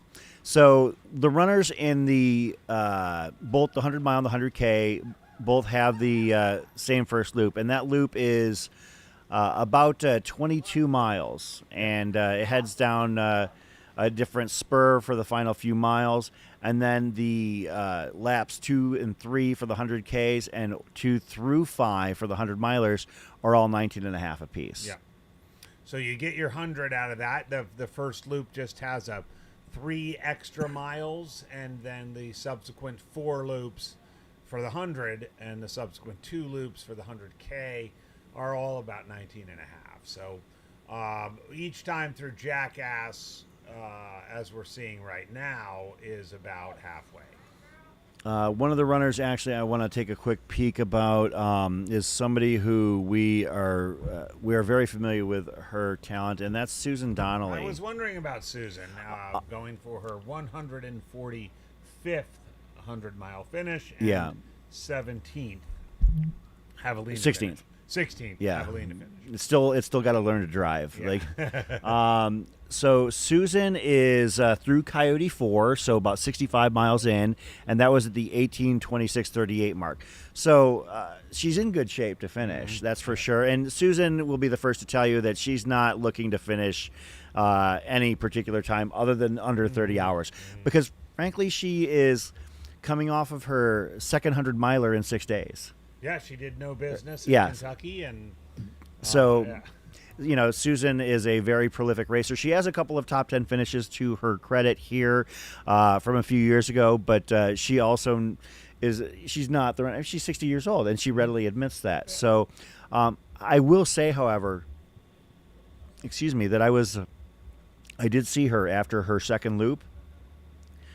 She looked like she was not having a great time, so I was kind of concerned. And sometimes was she looking a little hot, or tired, and I'll be honest, like I get worried sometimes when I see somebody I know coming into headquarters. I'm gonna share a step or two with them if it's a friend, and if it's somebody that I can keep up with, and something I read on Susan's face just said to not say a word, not to try and like give the pep talk. First of all, the one thing I did say, Susan, I was like, I said, Susan, how you feeling? And she just kind of sighed, and wasn't feeling great. And so the only thing I said was like, well, you know, it goes, I can't tell you anything you don't already know. Yeah. And we just kind of walked for a few feet, and I just said, just keep doing what needs to be done. That's all I said. I was like, you know what? I'm not going to try and you got this or whatever. Like, you know the drill. Yeah. And in that case, when you're talking about somebody who has completed 145 100 milers versus me, I'm not gonna try and give them that pep talk necessarily, or that advice. I'm just gonna let them figure it out the way I know darn well. I just need to step away. Yeah, speaking of experienced runners, can you do me a favor and do a little search for Karen Bonet? Yeah, I saw Karen as well. So Karen, kind of a similar demographic of Susan Donnelly. I chatted with her husband, Natu, over at the... Natu's so great. Oh, he's a fantastic guy, as well as Pam Reed, who's a good friend of ours and good friend of Natu and Karen's. And Natu was cautiously optimistic, but also, as we've seen in the sport, especially over the last decade or so, had a little lingering concern about Karen's lean, the runner's lean. And I think it's a mystery to a lot of us. I mean, there are some muscular things and some spinal things that cause that painful looking runner's lean, but in her last 200s, Karen had to succumb to the lean. It tends to come kind of late in the race, say 85, 90 miles into a 100-mile race. and you don't really know when or why or how significant it's going to happen. So Karen was giving it her best today, and what do we learn? How's I thought she looked pretty good. Yeah. When I saw Karen, I believe she was. This was several hours ago. It was still light out. Yeah. But she was heading out for her third loop at the time. She was kind of like, I'm not feeling great, but her spirit was good. Yeah. I got the good vibes. And with Karen, I've seen her, at this race quite a bit. She's actually going for her 13th finish. Wow. So, so Karen at age 67 might. And in some years, she has been the oldest female competitor here. So, I don't have it entirely in front of me. But, yeah, again, Karen is somebody else who I feel pretty confident in. Karen is through Coyote 4, mile 65. So, basically in the same boat as Susan Donnelly, which would make sense because I saw them fairly close to one another. It completely makes sense. Yeah. Another veteran. This is a name that we haven't talked about. We talked about, obviously, Dave Bliss, Catrick Corbett, Karen, Susan. And it's a guy that probably doesn't get the credit he deserves for being a legend at this race. And that's Fred Roberts. Oh, my goodness. Yeah, I can't believe we haven't talked about Fred. Yeah, Fred Roberts, a very prolific racer here in Arizona. Fred Roberts has finished this race an even dozen times. And has also finished the Mogollon Monster, I believe, 6 times as well. Really? Yeah, he's finished it. To my knowledge, he's finished it every year. So not only is he a good endurance runner, but he's stupid. So Mogollon Monster 6 times. Come on. Yeah. How many more times can you bang your head against a concrete wall? So Fred is actually well? Fred's on lap 5. Fred's on lap 5 at the 18-hour mark, so we're talking about go, Fred. That's a sub 24. Yeah, Fred is at what age? 63. Nice. Yeah, Fred Roberts, and always wears the same shirt. At least ever since I've known him, it's an old Jackpot Ultras nice vest. It's kind of got a roulette wheel on it, and he's cut the sleeves off to show them guns off. But yeah, Fred Roberts. Actually, so this year was his first DNF at Mogollon Monster, but I believe that prior to that, I think he had finished it every year. Fantastic. That they had the 100-miler. So, yeah, Fred out there. Well, now that he has a DNF, he can move on to other things. Yeah, well, I mean, he's going to go and try and find the next difficult thing. I have to see if he's run Cocodona because it would definitely be in his wheelhouse. He did run Sedona Canyons this year. Finished well, sixth that's over. a gateway drug to Cocodona. 6th place male in Sedona Canyons. So, at one more human interest, and I think I heard you and Corinne talking about it, but it's worth repeating. Did you? Has Jason Green, who we had a wonderful chat with yesterday? Jason Green recently finished. Put a lock on the 100K. Jason Green, for those of you who missed the interview or don't know who he is, he's basically the Jamil of the Southeast. And by that I mean Yeti Trail Runners is a fantastic event company that Jason is the owner-operator of. I'm sort of kidding. It's not as huge as Aravaipa, but he has 6 to 8 races a year, mostly on the East Coast, but also a couple out in Washington where he splits time, and is just a great, great guy. We had a wonderful interview with him. And loves to just come out here and be part of the kind of entire Javelina scene. So, did he get the 100K done? He did. Jason Green finished the 100K in 16:37:36. Oh, that's rocking! Shout out to Jason Green for getting it done. Here's to Jason. Hey, who's that? Hey! Announce yourself. Yeah, we need to take the shade down is what we need to do so we can see people a little bit better. But yeah, congratulations to nice work, Jason Green. One of the great people in the sport, obviously great personality, character, but also just a giver who is in the sport for absolutely 100% all the right reasons. For more recent runners, Jamie Chung in the 100K, 18:12:21. Zachary Watts, 18:12:26. Deshauna Joe. Somebody pointed out that Deshauna is a Native American runner. So shout out to Deshauna, 18:15:21. Cesar Rodriguez, 18:18:48. Kendall Rosen, 18:19:43. And those are our most recent 100K finishers. 100 miles, our top 10 women list has been completed, and that is because Melissa Brown has just finished the 100-miler here at Havalina 100. Her final finish time was, let me pull it up. Oop, I pulled up the wrong distance, but it was pretty fast. It happens at After Dark. Yes, anything can happen in Aravaipa After Dark. 19 hours, 22 minutes, 53 seconds. Honking. That's the 10th place That's the female. 10th place female. Yep. As we've said repeatedly on these live streams over the last 9 months, in our conversations with Corinne Shalboy and Leah, man, the women's, the depth and breadth, and especially sort of, kind of bulkiness or density of the women's field has just increased exponentially in the last 2 years, and we're even seeing it here at Javelina. Looks like we have another runner who has come in from the 100-miler into what's called Escondido 5, but that just means they've actually hit town. That turn. I Yeah. don't think they've actually hit an aid station, have they? No, there's no aid station there, Yeah. but basically what that means is they're basically entering headquarters. Yeah, So- they're right here. Yeah. So we'll keep an eye out for our next finisher on the 100-mile, Brady Burgess.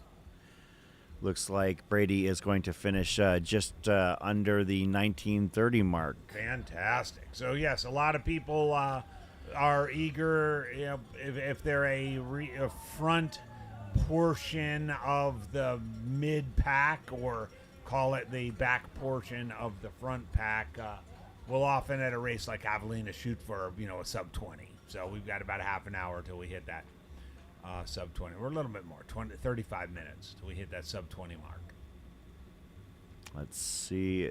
I remember as just a few years ago, as a older athlete is getting older, I was like, I wonder if I have one more sub 20 100 in me, and I was 54 at the time, and I was lucky enough to find one, lucky enough for it to be race directed by Jason Green, and I squeaked in. I think it was a 1940 or so, but that was the Yeti Trail 100. You look it up.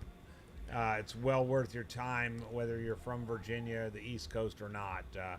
Look at the Yeti 100 miler. It's late September. Beautiful area of Virginia.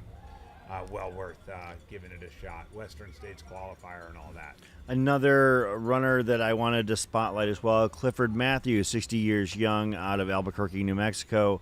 Clifford is going for his 12th Havalina 100 finish. Goodness me. And appropriately given bib number 60. Currently, Clifford is just finishing, has finished fourth loop and heading out for loop 5. Oh, there we go. So, again, another runner who I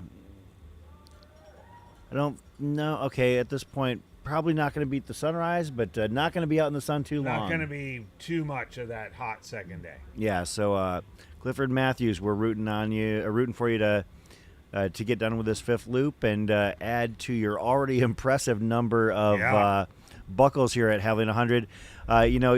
When you get to that point, when you've got about 10, 11, 12 buckles, you can basically make a belt out of buckles at that right. point. So you don't need to buy the belt. You just make the belt out of the buckles.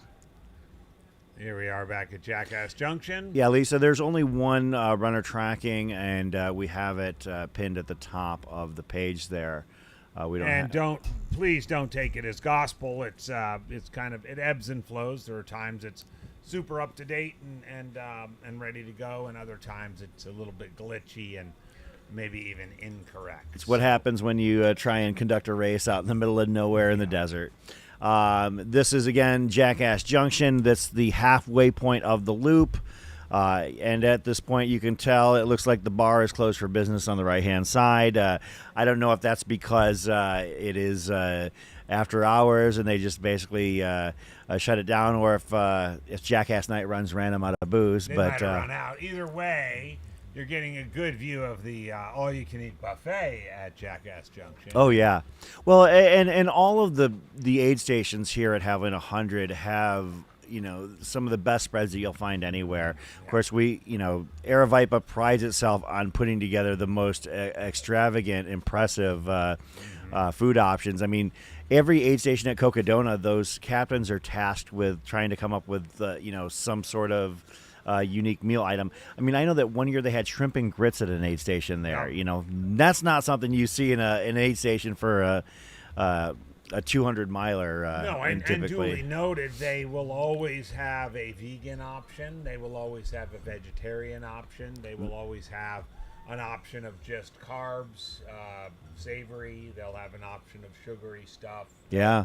And if you're one of those people who likes consistency, you like knowing what you're going to have and when you're going to have it and what it's going to taste like and so forth. I mean, McDonald's is for you. I hate to say it, but you're going to get the same hash browns and burgers and just like you're going to get them here from Patty with the way she operates. And that's a Jamil directive right there, because 100%. Jamil made some dietary adjustments of his own a few years ago, and now he wants to make sure that all racers, whether it be just a few dozen out at Nardini Manor or over 1,000 at Havalina 100, that everybody has something to help appease their appetite.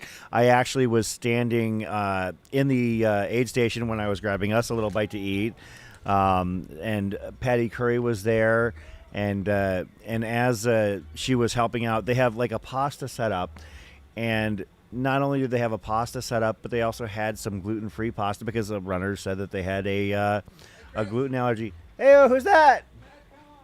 Oh, Matt Kahn. He's pacing somebody, I believe. Matt Kahn, local runner here. Very good. I believe he's an excellent runner himself. I believe he had a top 10 finish at Mogollon Monster last year. But yeah, back to the story about Patty. She's asking questions of this runner to verify that she's got them covered, and she's like, okay, yeah, if you've got a gluten allergy, hold on, I'll go and get you some of the special gluten-free pasta, because they've got gluten-free pasta at the aid station. Yep. I mean, you're lucky to get pasta. You're lucky to get like spaghetti with meat sauce, and we've got it here not only for you, but also in consideration of dietary restrictions. Not only like, oh, there's a meat sauce or a plain sauce. No, there's a meat sauce with a non-meat option. A non-meat meat option. So. I'm sitting here listening to you and thinking I need a little spaghetti and meat sauce. you know darn well if you head over there that they're going to take care of you. So, I mean, I tried not to push the issue. I was actually going to grab some delicious Freak Brothers pizza, but they had shut down for the weekend. All I know about that was I spoke with Josh Walker, who is the manager over at Freak Brothers Pizza, and they're out here every Javelina. Oh, yeah. And yesterday, I asked Josh how many pizzas they expected to make, and he said 1,000. And they said they were going to be open until the end of the night tonight, or Saturday night, or until they run out. So I stopped by there about 3 p.m. today, and there was a sign saying that they were closed until 4. And that's because they had to go get more dough. So, and they opened again at 4 to a line about 50 people deep. And it's good business if you're running pizza at Havalina weekend. Oh yeah, and also Freak Brothers Pizza is excellent. It's really genuinely a great meal. Especially you don't have to be a runner. It helps, but Freak Brothers Pizza, wood-fired pizza. They have their own brick oven that they bring out here every year.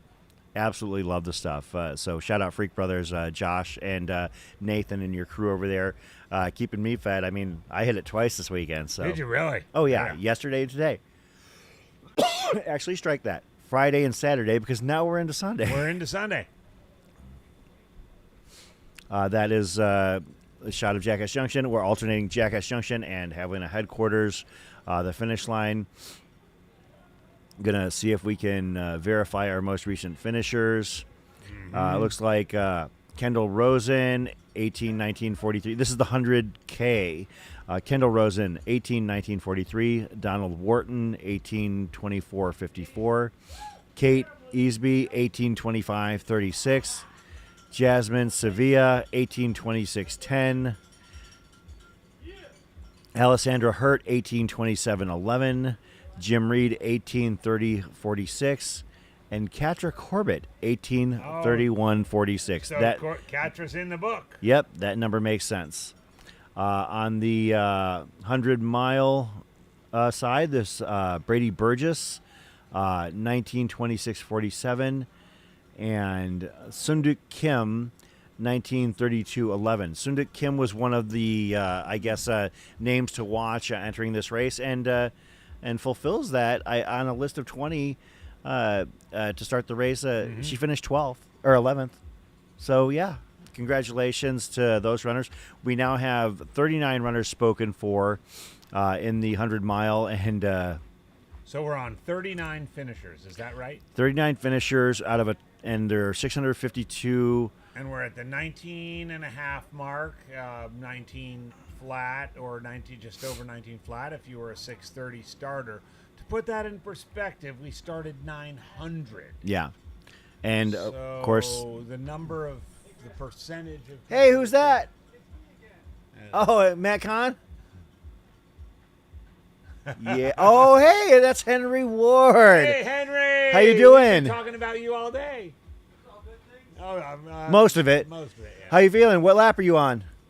Heading out for 5? Nice. Hey, crush it. Gonna break 24 this year? Yeah, he is. Yeah. Do you have a pacer? Well, better get out there and find one. Come See you, Henry. with us when you're done. We'll be All here. right, take care.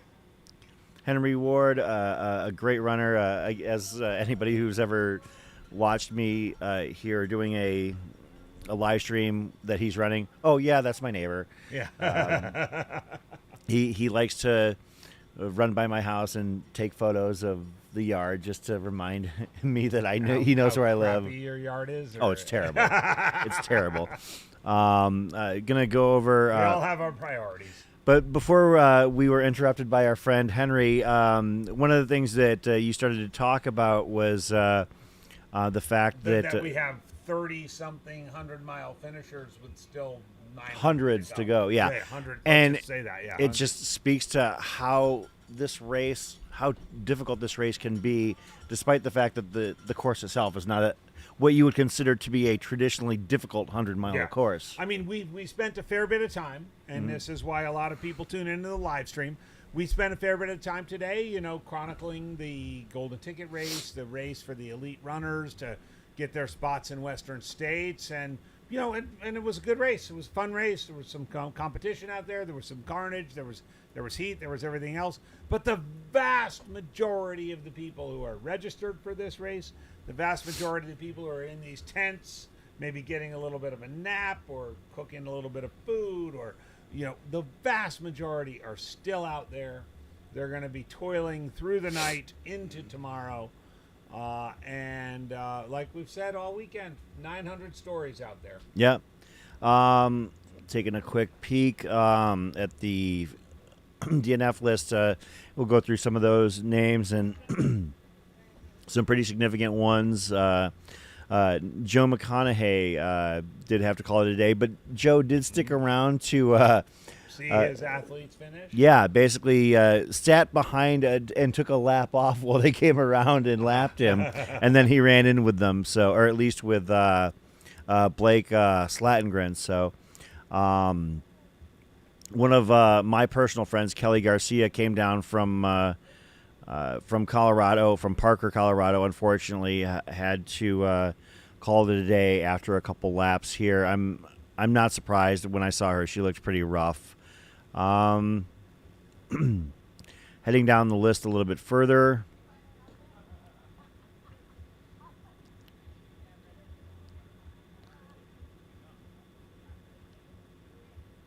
There's a lot of DNFs. I'm looking at this list. Melinda Yelverton, a local here who does a lot of fixed time events, occasionally finds herself on the podium, DNF'd after hitting headquarters the second time, so fairly early in the day, unfortunately. Melinda, we know you'll be back here next year to finish the story. Further scrolling down.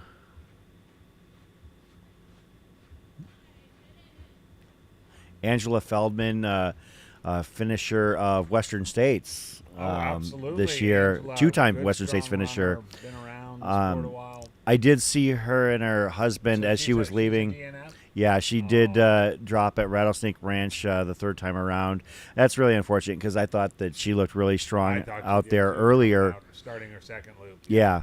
Of course, a very notable name, Hal Kerner. The most, I guess,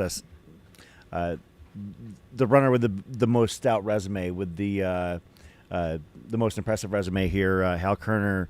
I would agree with that. Yeah, I mean, you talk about a 3-time Javelina winner, 2-time Western States winner, 1-time Hard Rock winner, wins at Angeles Crest and other big time races. Hal decided to call it a day. One of the names that came up during our pregame discussions, Shea Akiano. That was a gutting. For her, Shea Aquilano, 22 years old, recent college graduate, kind of burst onto the scene, and did she make it around here for the third lap, or not even? Called it a day after 2 laps, and that's unfortunate. But at the same time, Shea is so young that if she chooses to continue, definitely has a great career ahead of her. Another notable name, Stephanie Flippin. Stephanie is more of a flatter road Sort type of flat specialist. Fast track road. Absolutely. Lululemon athlete. I believe at this point that's who she's associated with. She is. And Leah, our colleague Leah, was preparing to pace her, but alas, since Stephanie called it a day before pacing time, Leah got the evening off. Well, no, Leah ran Jackass night runs instead. Oh, she did? Yes. She got third, but she had a fall. I saw her knee all cut up. That explains it. Hurricane Stephen Cornelius. One of the that's favorites from Run Rabbit Run. Run Rabbit Run Steamboat faves. Stephen Cornelius, a very interesting story. Moved out to Steamboat Springs to basically learn to run Rabbit Run, and was moving really quick at the beginning of that race, but had to call it. Unfortunately, How far did the Hurricane make it? Made it to Rattlesnake the third time, so basically just shy of 30. It's about 38 miles. Yeah, we'll call it that. So let me pull up. Let's go. You got this. Preston Cates, one of our interviewees from yesterday. The Prince of the Desert. Preston Cates called it fairly late at Rattlesnake 4. Oh. So got through about 75 miles. That's fourth lap 76 demon. miles. That fourth lap demon will get you. Yeah.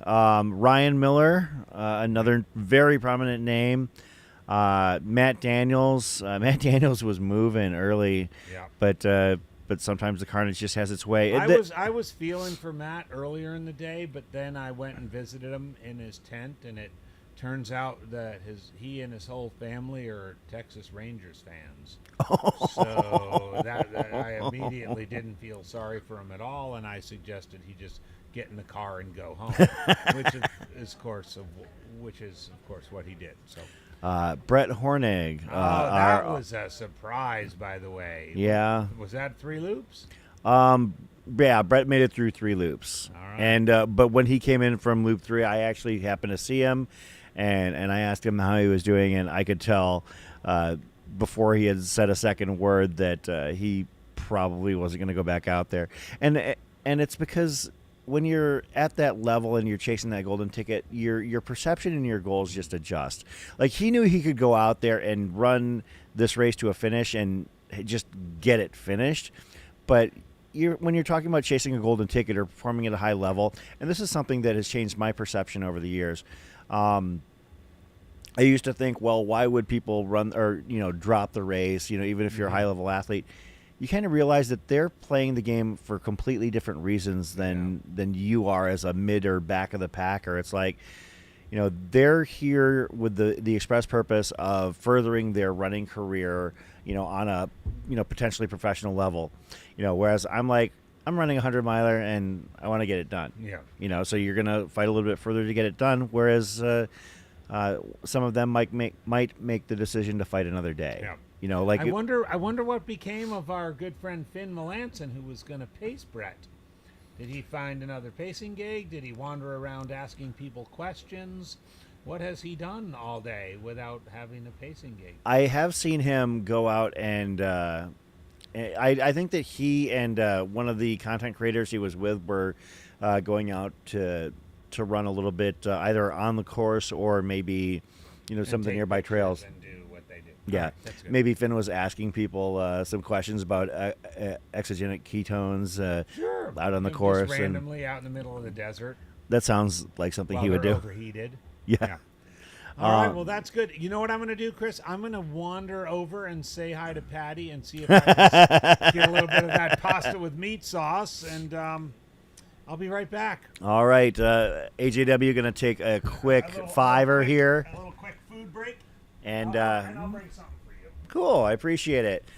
This is the start-finish line at Havalina 100. These are runners in some cases that are finishing the 100K, and in other cases they are getting ready to go back out for a loop 4 or a loop 5 for the 100-miler. There's a whole lot of grit, a whole lot of fight in these athletes as they're coming into this point. After AGW and I talked about the runners who had not finished, I'm going to take a quick spin through the list and see if I can give you the runners who have finished here. So if you'll just bear with me, I will pull some of our most recent names up in terms of finishers of this race. Actually, we have 5 more finishers in the 100-mile. Andrew Williams, 1936.43. Rob Arend, 1936.51. Caleb Stevens, 1938.37. Nathan Seicher, 1939.11, and Katrina Miller, 1942.53. Katrina is the 12th woman to finish. We have 12 women, or 12 people in the women's race and 32 in the men's to this point. So we'll be keeping an eye on that field as it comes in here. In the 100K side, I'm going to see what I can do to pull up those numbers. Hey! Yeah, do you want to come over and sit down? Sure. Oh, folks. Yeah, the numbers here are skyrocketing here. So, just grab a seat on the couch and grab a microphone, and we'll bring you on. AJW is over grabbing some grub, but I'm excited to have this opportunity. You grab a microphone? Is there one? Oh, perfect. Yeah, thank you. Are we ready? Ladies and gentlemen, from the Air Viper Racing Team, the fastest known tiger, Jeff Garmeyer. How you doing? Pretty good. I've been better, but I also was worse today, too. Yeah, well, that tends to happen when you run 100 miles. I mean, you spend a lot of time out there and, in some cases with your thoughts. Obviously, it's not the longest race that you've run, but one of the things that you and I talked about earlier this weekend was that I love having watched your transformation from a through hiker and from a do gnarly, rugged things to a holy crap, he's a runner too kind of thing, and to see you over the course of this year doing things like running 200 miles in 48 hours at Jackpot, and now coming to Havalina. What was your final finish time? Do you? I didn't catch that. I always talk about things. So it was in the 17s. I'm not, I don't know exactly. It was in the high 17s. So. 17:48:21. So are you satisfied with that performance? I'm satisfied. I had a lot of personal goals coming into this, and I ran 4 loops kind of on track to be in the 14s, and then it was really awesome to be there and just to see how long I can hold on to that pace. And then the last loop was a 6-hour loop, and so I blew up, but I wanted to come here. I'm not that great in the heat or with I don't have experience with flatter and faster, and the entire goal of running Javelina was to everything has been so calculated in becoming a trail runner, and this was one of the last two things to work on, so it was a good chance to go after those, and I got to hang right around that goal for 80 miles, and it was magnificent. And then even when it wasn't, it was just this really good chance to dig deep and be like, well, I'm the type of person that doesn't DNF, so let's just probably hike and puke this in, and it's all part of the sport. And then you get to interact with people more too, so it was one of those things where it was a lot of different things happen out there, and it's just an incredible race. I had so much fun out there. Yeah, I love the fact that you look at this as part of the process, because it's really you expanding your toolbox. I mean, you're still so new to this game compared to a lot of other people. I mean, you basically walked into the sport for the first time to do Cocodona a couple of years ago. And and so you've done Cocodona multiple times. You've done and you've expanded your toolbox, and you're learning different different disciplines, and following that story, as I mentioned, has been great. I do have to tell you, though, I was a little bit concerned about you when I saw your costume. I was like, get that boy some cover, because for those that didn't see you earlier in the day, can you describe your costume? Yeah, I was Braveheart with like a sash over one shoulder, lots of bare skin, and after the first loop, it was like, we have to send this. Let's cut off this sash, and it's just going to look like a kilt from here on. But Allison, my girlfriend, was my crew and pacer, and she was really good about sunscreen the whole way. And so it was good. It was actually a fun game we kind of played. We tried out 3 or 4 different heat management methods and did fairly well throughout. In fact, during loop 2, I texted her about midway and was like, there's a lot of people like up in the front pack kind of with this ice bandana thing. This looks like a good idea. Can you come up with one by the time I get back in an hour? So you've never used an ice buff before? I can't say that anymore, but this morning I'd have to say that. She taught me a method for using a buff as an ice bandana this morning or last night. I've done that. And then just the having more ice so it would melt slower seemed to be the ticket out there today. Yeah, this is definitely a day. I mean, it didn't get to be like, it wasn't the hottest year on record in terms of Havalina 100, but it was really warm out there, and people were talking about leading up to the race that, oh, it's only going to be 82 or 84 degrees. That's a shade reading, and when you're out there on this Havalina 100 course, how much coverage do you get out there in terms of shade? There's none. None. I think it was the tail end of loop 4. Very tail end, the shadows were expanding onto the course, and like we were all celebrating out there on the course that there was finally pockets of shade. So for 3.5 loops, no shade. Yeah, and that's the thing, is that once the sun hits the McDowells, then you're finally given somewhat of a reprieve, but until then, it's basically just beating down on you. When you talk about what went right and what went wrong, how quickly are you going to be able to apply those to your, next upcoming races? Do you have another 100-miler on the docket? I raced over 1,000 miles this year, and so I am forcing myself to take an off season starting now. So yeah, I'll be darned. I think about it. It's like, okay, it was Cocodona. Well, we did 140 at Across the Years. That's right. And last then person standing. 200 at Jackpot, 250 at Cocodona, and then I did a 65-mile trail, 12-hour, and then 250 milers trail marathon, and then 200 milers in the last month and a half. So it's been a lot. Yeah, with it October drawing to a close, you might want to just pump the brakes a little bit. 1,000 miles of racing in a year is plenty. What has been the most enjoyable aspect of this journey for you, learning about basically a new sport in a very short period of time?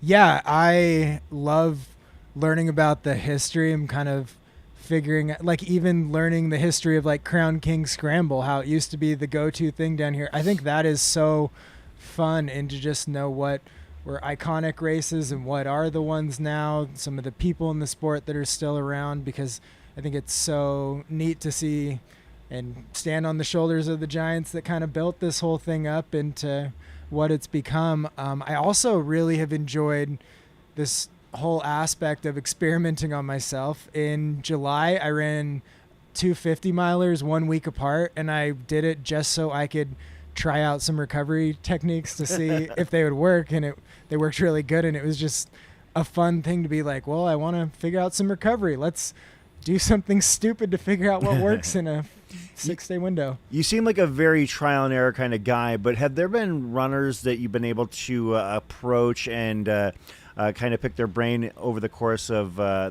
this process for yourself? I mean, it's not like, you're surrounded by a lot of great runners, and have you been able to leverage their expertise and their experience in helping you on your journey? It's a good question. I think the big thing is every one of these races, when there's a pack or something in the beginning, you latch on, and that's where you get your conversation and everything. Like today, it was Ryan, Blake, Joe, me, a few others in there, and we're just all chatting, like some about running, some not, and then just all of those individual ones bleed over into social media or having each other's phone numbers or whatever. And there's little things you can take from each person. Or I've really been big on going out and crewing or pacing or volunteering, because like here you would get 1,500 different people's approach to heat or how they're doing crew swaps. Like me and Allison learned a few things. Like Heather Jackson rips off her pack, just throws it in the tent, goes, does the turnaround, grabs a new one, keeps on going. It's like there's all these little things to pick up, and I think you can ask people, but the best way to do it is come out to these things and be a part of them. And volunteering and pacing, I think, are the two biggest ways, because you interact with either all the runners or one runner intimately, and you can figure out the mistakes they make or the things they do right, and that's the best way to learn, I think. I think that's a fantastic approach. You mentioned that you ran with, it sounds like the string bean crew. You ran with Joe, with Ryan, and with Blake Slatengren. Of course, Blake ended up finishing second overall and getting that highly coveted golden ticket. Based on what you saw of him today, first of all, had you met or talked to him before that, number one, and number two, were you surprised that he came away in second place? Because I'll be honest, I was doing a lot of research for this race, and I didn't have him anywhere near that point. I was not surprised in the aspect that whole group, and why we probably all ran a little faster first loop than we thought. It was just so easy flowing, easy going. But before the race, wouldn't have known anything. I mean, I was really rooting for Team Joe out there and stuff too, but even just being under Joe, who's been, third, fourth, and fifth in 6 or 7 different races, missing out on that golden ticket just barely. Yeah. And so under Joe, I think it's no surprise that he knows what it takes to give yourself a chance, and that's all you want to do with these golden ticket races. So I guess in one sense, before the race, no way, but seeing that group stick together, have some strategy, hold back, let a few people go in front and not worry about it, I think that's, because I think he's quite young too, that's really mature way to race. Absolutely. Yeah, well, that's the thing. We kind of joked that Stringbean, who's not an old guy himself, was basically running a daycare out there with the guys that he had with him, with Blake being, I believe, 27 and Ryan being 24. I mean, he's hanging out with kids out there, really. Yeah, but, I asked him where his kids were when they went off ahead. Well, and Joe's strategy, I mean, did you see what he did at the finish there, where he knew he was so far back, he basically hung back and waited for them to lap him and then rejoin them? Oh, I didn't know that. Yeah, no. So when we see Blake coming in, Joe is with him and still racing technically. I mean, he had mentally, I think, from my understanding, had decided, well, I'm done, I'm dropping, but I want to do this. And so he's actually like coming in with him. And there's a great photo if you go on social media on the Havalina page. There's a picture of him like hoisting up Blake. Cool. Big hug, big. It's a great shot. But yeah, it's definitely it was fun to watch, and like I said, it was not something that I saw coming to see Blake come in second, because he had been making his way up, inching along with Ryan, but all of a sudden this catapult from like being in the 4 or 5, or actually probably more like the 7, 8, 9 situation, all the way up into the top 3 or 4, and things got kind of crazy. One more thing before you go, I don't want to keep you too long. You had a long day, but you're still very young in this sport, and you're still a young guy in general. I mean, you've still got this is a sport that you can maintain a presence. I mean, look at the Jeff Brownings out there, and runners that are in their late 40s, early 50s. Do you see yourself potentially, after your result today and what you've seen in the sport so far, do you see yourself in a situation where you could be one of those who is in those discussions for those golden ticket chases moving forward? Yeah, absolutely. But I think it's more, I've been drawn to every different aspect of it, from the fixed time, which is almost a completely different niche than the golden ticket chasing thing, and then Cocodona. So there's the 200s.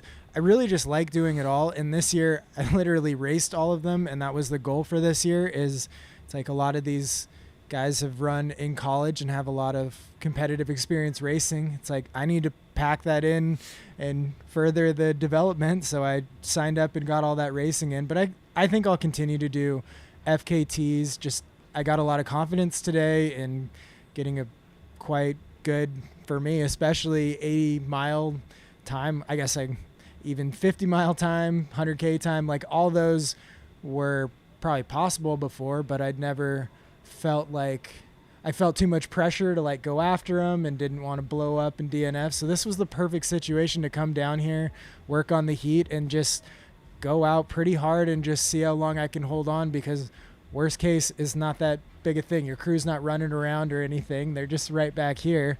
And so I think I'll shake it up a little bit with golden tickets or going after or being competitive with whatever people do. But I'm also very drawn to the Pete Mortimer approach of like, go after the things that get you going, that you want to do, versus just chase what gets the views or the clicks and everything. And I think a big thing that I love about this sport is everyone out there still running just showed up to the start line not knowing how their day would go. And that's kind of the same in every race, whether there's a live stream or it's a local 50K or something. And I don't want to lose touch with doing the local things in Montana too. So I think it'll be a balance, but I'd love to. This gave me a lot of confidence that I can run with some names that I thought were certainly a lot further above me. I just got to work on that last 20 miles. Well, you definitely proved that you belong in those discussions if that's the way you want to pivot your career. One of the things you mentioned is talking about the fixed time stuff. Obviously, you have done the last person standing events a couple of times. Have you taken a look to see what Harvey Lewis did this week at Big's Backyard, and do you see yourself potentially maybe going that route? I could see it. It's pretty amazing. I mean, just the 4.5 days, like a whole work week. He just continued. So it was super fun to watch. Yeah, I could see myself going that way. I think it's very much a big commitment. Like that's a chunk leading into it, and then the recovery and everything continues that way. So it's got to be one of the few things on your calendar for the year. Yeah, there's definitely. I have to tell you, it was fun to watch until it wasn't, and I was having some side conversations with friends who have been following the Big's Backyard for years, and we got to the point where we were approaching a consensus that this is getting uncomfortable. They're out there at 4.5 days, and we were afraid somebody might die, like from a lack of sleep. I mean, it got hard for us to wrap our heads around, and we kind of all, we obviously want to see people do the greatest things they can do, but we also breathed a collective sigh of relief when it was all over. I don't know if you felt the same way. I think fixed time in general, and that and all the records going down in fixed time, it eliminates a lot of variables, but it's such a good illustration of more athletes, more competition, and this bigger push that you have to win these things. I mean, Harvey's been around a while, but having the assist like that to get that far is big a part of it. I mean, second place has to go for 107 hours. So I think fixed time's a pretty good illustration of how far the sport has come so quickly, because just a couple years ago, we were talking about 300 miles was this insane feat. Absolutely. And we went well beyond that. One last question for you. I've seen you, like I said, out at the fixed time events and several races. I mean, you talk about how you've raced 1,000 miles. I've probably watched a good 700-800 of them this year for you alone. And in years past with Cocodona and everything, probably watched a couple thousand miles of your races. This is the first time I can think of where I didn't see you wear at least like 6 different outfits.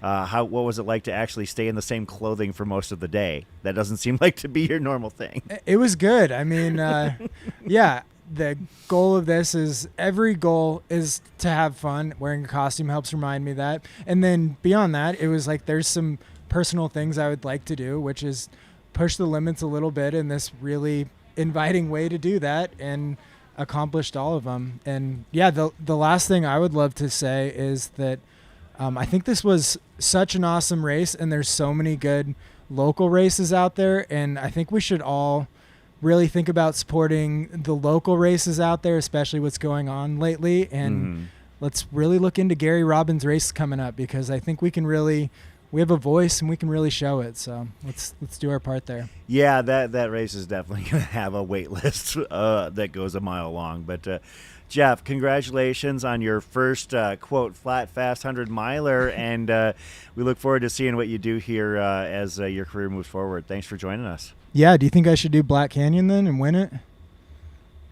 Oh, I think we got a called shot right there. No, I think I would be really interested, because Black Canyon itself is, like the first 40 miles of that race, people burn themselves out, and then the only real climbing is like in the last 25. So it always creates an interesting dynamic. I've watched the race leader drop at mile 51 before, and just say, like, with 10 miles to go, I know I don't have it. So that's one where it's like you've got one match to burn, and if you burn it at the wrong time, you're cooked. I gotta say, it was so fun racing that way. I mean, it wasn't really very serious contention for like a winner or golden ticket, but just personally to show myself, like, let's see how far I can push it. And it doesn't really matter in any context if it ends in a drop. So I'd like to, maybe it's not golden ticket races or anything, but I'd like to do flatter, faster things where it's just like you either have it or you don't, and you deal with it either way. Well, your approach reminds me of other people. Like you mentioned Pete Mortimer, but also Versteeg and even Jamil to a degree, where it's like, the golden ticket stuff is cool, or the stuff that, like you said, gets the clicks is cool, but I'm going to do what sounds cool to me, and Pete especially is a guy who will do, whatever just happens to pick his interest, and all of a sudden he'll be like, oh, I'm doing this 600K race in Siberia that I found out about by, reading the scrawlings on a subway wall. Like, that's the way the way that he approaches things, and it sounds like you got a little bit of that in you as well. Yeah, absolutely. I mean, always looking for new challenges, new things to try, and every time I hear about a new style of racing, it's like, all right, where do I fit this in? And sometimes it's like a week or two away. I think you should do the Cocodona 500. I've talked about this. I thought I would fast pack out and back. I would fast pack to the start and then run it. Yep. Down to the start, regroup for half an hour, and then get it on. Yeah, no, I've actually really considered this. I a year and a half ago, I brought it up to Dylan Harris and was like, do you think we should just like make a film where I backpack to the start as a thru hiker and then run a 250-mile ultra marathon and just kind of combine the two backgrounds and passions? I could totally see you and Dylan doing that, and knowing Dylan, it would be amazing to watch. It would be very gripping. That guy, creates something every few months that puts tears in my eyes. Oh yeah, it'd be really fun too. It'd be we could just like showcase and do a course preview for Aravaipa. We'll just show the entire course, or you'll give us a bunch of flags that you'll make us put out. You know what? That's what they would do, is they would force you to, or not force you, but ask you very kindly if you would go out and mark basically the course in reverse.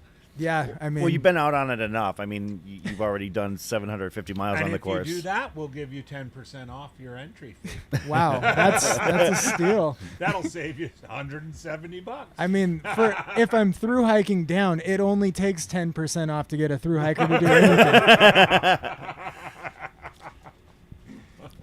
Well, Jeff, thanks for joining us here. Congratulations again on your first 100-mile race of this nature, and I can't wait to see where things go with you. Yeah, thanks so much, and I'll be popping around all kinds of Aravaipa stuff because the atmosphere is super cool. Really encourage anyone scared of a 100-miler. This one's awesome. I think you do the average, like, during the night, there's a person every, like, there's 70 people a mile or something through the night, so you're not alone. Yeah, absolutely. Thanks a lot, Jeff. You know, he brought up an excellent point with that, just even throwing the numbers out there off the top of his head, 70 people a mile. And I started to do the math. Yeah, absolutely. Oh, yeah. 100%. 100%. That goes down to like a person every like 60, 80 feet. I'll leave you with this. I'm not as big of an idiot as sometimes people think I am. I never thought you were an idiot, actually. One of the things that I remember about Actually, looking like an idiot's a lot better than being an idiot. No. I I love it takes one to know one. following Jeff on social media is a treat. I can't remember which of his accounts it was, but it was something to the effect of I'm making up for all of the dumb things I did in high school or something like that, or in college. Yeah, Still 100% road shoe guy too. Yeah. I'm right there with you. and that is Road shoes for forever. the fastest Sure. known tiger, Jeff Garmeyer, joining us here on the Cocodona live stream. Jeff running a sub 18 hour for his first like actual trail 100. I mean, you think about that, and you were stepped away for a couple moments, but Jeff had run 1,000 miles of races this year. I mean, you talk about, the idea of having run Cocodona. He started the year with the whole last person standing where he did 140 miles over the course of a day and a half. He did Cocodona. He did Jackpot, 48 hours. 8-hour jackpot. Basically just race after race, mile after mile. Basically averaging 100 miles a month of racing so far to this point. And knowing Jeff, he's not done for the year. He's probably got at least another couple hundred miles to go, but Jeff Garmeyer is truly been a fun guy to follow in terms of his journey in this sport. Yeah. He went from a through hiker with a lot of notoriety in that segment of the sport, and there are other through hikers such as Whit Weisbrum, Joe McConaughey, who have made the transition into trail and ultra running. But Jeff is yet another one, and he's only been doing this for a couple years. Yeah. So there's a whole lot of untapped potential there. Yeah, he got my attention a couple years ago. I can't remember the FKT he got, but it might have been a John Muir, unsupported or something like that. Someone out there in the chat might know more, but that got my attention. I was like, okay, this guy's legit. And then seeing him at Jackpot, just sort of cruising, and now this, and obviously his Cocodona. It's good to chat with him at Crown King up at Cocodona. So yeah, the guy can just pile on the miles. Absolutely. We're going to do a quick catch up on as soon as I can get my laptop to respond. I'm going to see about checking to see our most recent finishers in the 100K and the 100 mile. Yeah, let's do that. We're at 2:11, so we're 20 hours in. On the 100K, we've had quite a few. Heather Weber, 1836. Chelsea Glenn, 1840. Chelsea Leach, 1840. Sue Mocknick, 1843. Casey Holbrook, 1843. Sergio Avila, 1844. Brittany Miles, 1850. Carmen Sendejas, 1851. Shelby Miller, 1853. Emil Heath, 1856. Lisa Vazzetti, 1902. Mary Hurd, 1902. Robbie Raubolt, 1902. Joellen Valentine, 1905. Sylvia Martinez, 1911. And Renee Rodarte, 1915. We've got a handful of runners who have already come through Rattlesnake for the third time, and we'll be keeping an eye on them. One of them, notable local Lisa Pizzoni, who is going for her 100th finish of an Air Viper race. It's a lot of ultra sign-up fees. Yeah. I was just up visiting with the folks at the aid station, and this is a time, well, now we're a little bit past time, but there were folks that you could tell were coming to grips with the fact that they were not going to break 24. As we're at 20 hours in, these were folks who finished 4 laps. Maybe they, at the start of the day, were thinking, and it happens to so many people. There's that magic number of 24. No, I'm raising my hand. I'm like guilty. I've been there. There's a magic number of 24 hours, and then you get to a point, and it's humbling, but you just know that you're not going to hit it, and just seeing this group at the aid station, you can tell they were going to take a little bit more time. They were maybe going to sit down. They were maybe going to get a second plate of food. They were like, okay, I'm resolved to the situation I'm in. I know I have to go back out there in the dark again. I know this now means I'm going to have to, be back in the sunshine again.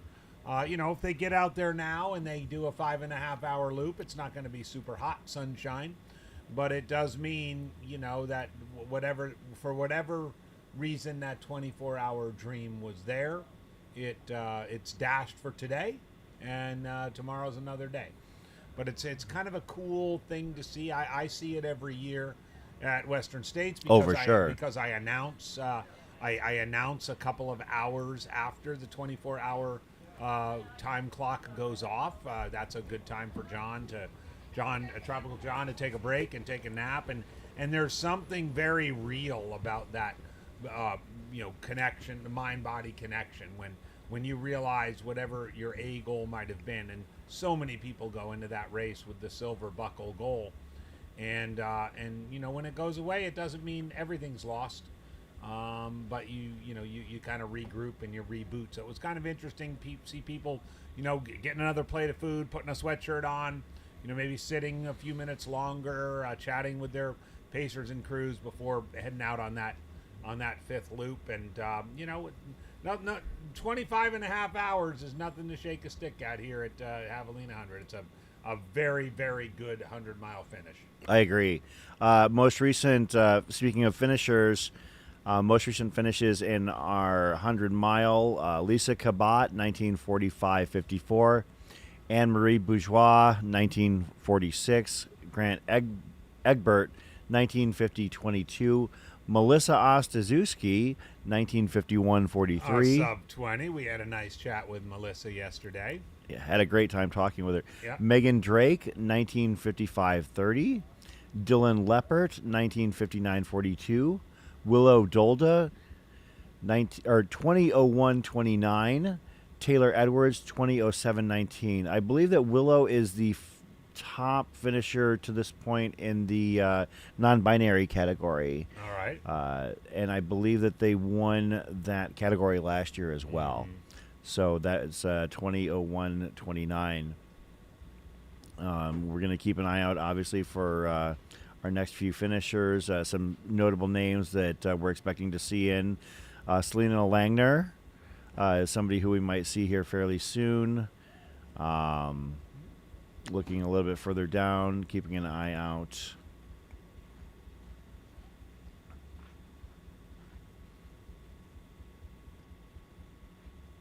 Andrew Glaze could be maybe in here in the next hour or so. Sonia Ahua, who was actually fairly high up in the numbers here earlier on. But yeah, we've barely just scratched the surface of finishers. We've now just got 53 finishers to this point. I mean, we've got hundreds. Hey, are you out? Are you heading out to Pace? Or are you? In a little bit, yeah. You have time to say hi? We got like a minute, Okay, we'll make it as quick as possible. We have another guest here in the studio, a personal friend of mine and of the community in general. Just grab a mic and we'll give a quick chat. We are here with the man who was basically feeding the masses out at Jackass Junction, Peter Mortimer, Pete's Meats. Pete, welcome. Thanks for having me. A few moments before I got to go run again. You got to go run again, of course, because you ran a 50-miler this morning, Yeah. and then you fed all of the runners out at Jackass Junction, and now you're pacing. Who are you pacing? Brian Dugan. He's a friend and orthopedic surgeon I work with in the Verde Valley. So How do you have the energy to do this at this point? You've been going all day. it's good ultra training. This is true. You would know as well as anybody. How's Brian looking? Have you seen he him at all? looks good. He seems to be moving well. It's his first 100, so I'm going to take him on his last lap. We'll get him there. Nice. I ran the man against horse this morning. I did, yeah. That was my second 50-miler back in 1997. How'd it go today? Pretty well, Beat yeah. the horses? I did, yeah. Only the second person ever. Oh, you beat them all. Yeah, Nice by job. overall by time and everything. And did you beat all the humans too? I did, yeah. Nice. Yeah. So it was a good day. I definitely wasn't feeling it at the start line because all my Humphreys ascents and everything. I wasn't really in 42? like race Yeah. shape, but Was it chilly at the start? it was not for me. Not I mean, for you. I wore some light gloves and then I But was. that's it. Yeah, Yeah. It was a great day. Good weather. Yeah. That's fantastic. And then that how you was ma- everything out of Jackass? I'm sorry, I didn't mean to Oh, interrupt. I just want to say, for those of you watching, the Man Against Horse is one of the oldest ultras in Arizona. I think only Yeah. Crown King is older, and Yeah. Crown King had a couple years off. Man Against Horse has not had a year off. And just a great trip around Mangus Mountain and Yeah. some of those trails and through those washes. And Yeah. it's just a classic. I Yeah, it love was my first 50, and it's really unique. There's only another. I think there's a race in Wales. It's like a 25 mile they do, but That's a Yeah. similar yeah, concept. yeah, but yeah, fantastic. That's great. And before you go, because I know you got to hustle and take care of Brian, how did everything go out at Jackass Junction? Oh, it was great. I mean, I was running a little bit behind because James Bonet wanted me to wait to see if I beat the horse clock, and so I got here and I just started scrambling and just food just went. So Well, really the quick. reception has been fantastic. Oh, good. We had yeah. had Peter and Trent here on the couch before they went out, and Yeah. they were very excited about Yeah. spending another evening out there. So Yeah, I love doing it. I'll be back next year. I'll try and up my game a little bit more, and so we're gonna. I don't know if there's any more room on the menu board for that. Well, it was like 2 days of prep for me, like after work and stuff, and up till like 9, 10 o'clock at night, like boiling potatoes and getting all the meat ready and stuff. But it's just great watching everyone just kind of come back to life. What is it? Yeah, I was going to say, when you have a runner who's like not familiar with this race come into Jackass Junction at mile 50 or mile 70, and they're cooked, and they head there, and then all of a sudden, first of all, smelling it, second of all, like coming into the aid station, you got to see some of them where their faces are just like, Yeah, yeah, and it can be simple as mac and cheese, yeah. Like, just doll it up a bit. Yeah. Well, Pete, I know you got to get going, but thanks for joining us. thanks for Always a coming in with us, pleasure. Pete. Yeah, thanks, guys. We'll see you around next time. Absolutely, thank All you. right. Pete's Meats, Pete Mortimer. One of the great guys here on the Arizona scene, and great for him to give us a few minutes here at the Era Vipa After Dark. Our most recent finisher of the 100-miler, Christopher Whitestone, 20 hours, 16 minutes, 47 seconds. We have another finisher of the 100K as well, Mark Postovit, 19 hours, 20 minutes, and 38 seconds. Man, I got to tell you, when I saw Pete out of the corner of my eye, I was like, awesome, he can come in and hang out. And I figured, Pete has done a shift or two with me a couple times On at the mic. Cocodona. Yeah. And he's a blast. If you ever get a chance to hang out with Pete, for those that aren't familiar, he's actually from the UK. And you couldn't really tell it from his accent when he was sitting here. The way to get his accent to show more is to just keep talking to him as the whiskey bottle gets clearer and clearer. And by the end of it, it feels like you're speaking. And I've told him this to his face. It feels like you're speaking to a character from a Dickensian novel. So Pete is truly a one-of-a-kind character. I am a huge fan of his. He coached me to my first trail 100-miler, I'll put him on the list of the good guys, and put that up against anybody else. Absolutely. I had him on Crack a Brew with AJW podcast a couple of months ago, and we talked about his love affair with Humphreys Peak, his kind of unique calendar of ultra running and living, and he also knows a fair bit about hip replacement and on the medical side. Yeah. Something that I've had to live with over the last couple of years. So great guy with a wide breadth of knowledge and wisdom, and a guy we're blessed to have as part of our trail community here in Arizona. And a hell of a good cook. Oh, yeah. Yeah. I want to give another heads up on one of those names that we've been following as far as our personal interests, Dave Bliss. Oh, Dave Bliss. I've seen him a couple times. I saw him come in after loops 1 and 2 and looked good both times. Dave Bliss is at Coyote 4 as recently as 12:42 a.m. So he should be... Got to be hitting... He should be a Jackass. Yeah, hitting Jackass here fairly soon. But if that's the case, I feel good about his chances in getting this done. The calculator, I think, is trying to play tricks with my head. But Dave going for that 10th finish here at Havalina 100. The only runner, I believe, this year who was part of the inaugural Havalina 100 back in 2003. One of Jerry K's original pains in the butt. Yeah. And I say that in the most endearing of ways. Dave Bliss is another great guy, leader of the Arizona Trail Leggers, another one of our local crews here. They do an aid station at Black Canyon every year. They've been known to handle the first shift out here at Javelina as well some years, or at Jackass Junction, rather. So before things get all crazy. Yeah. But Dave Bliss, I'm rooting him on as much as possible. Excited to see him potentially finish. And you mentioned Jerry Kilgariff, one of the co-founders of Havalina 100 in 2003, along with their dear friend Linda Van Tilborg. They also were RDs of Zane Gray Highline 50-miler back in the day, and this was back in the day of Havalina with 6.5 loops just up the trail at the Pemberton parking lot. And Jerry was not and is not PG-13. Yeah, I've heard. And she would not be subtle about that. And she also loved her trails and loved this desert. Most notoriously disqualified Hans-Dieter Weishar, who was going for I've heard the story. 2,500-mile finishes in a year as a 68-year-old because he threw a banana peel into the desert and refused to pick it up. And he refused to pick it up, and she was like, no. Now Hans-Dieter also refused to not use poles at Angeles Crest and got disqualified from that race too. So, it was not. But not using poles when you're using poles when you're not supposed to, and throwing a banana peel, maybe a little. But Jerry had her standards and stuck to them. Yeah, having talked to some of the more experienced members of the community, and I don't know if it's one of those things that's kind of become like Wilt Chamberlain's 100-point game, where so many people claim they were there later.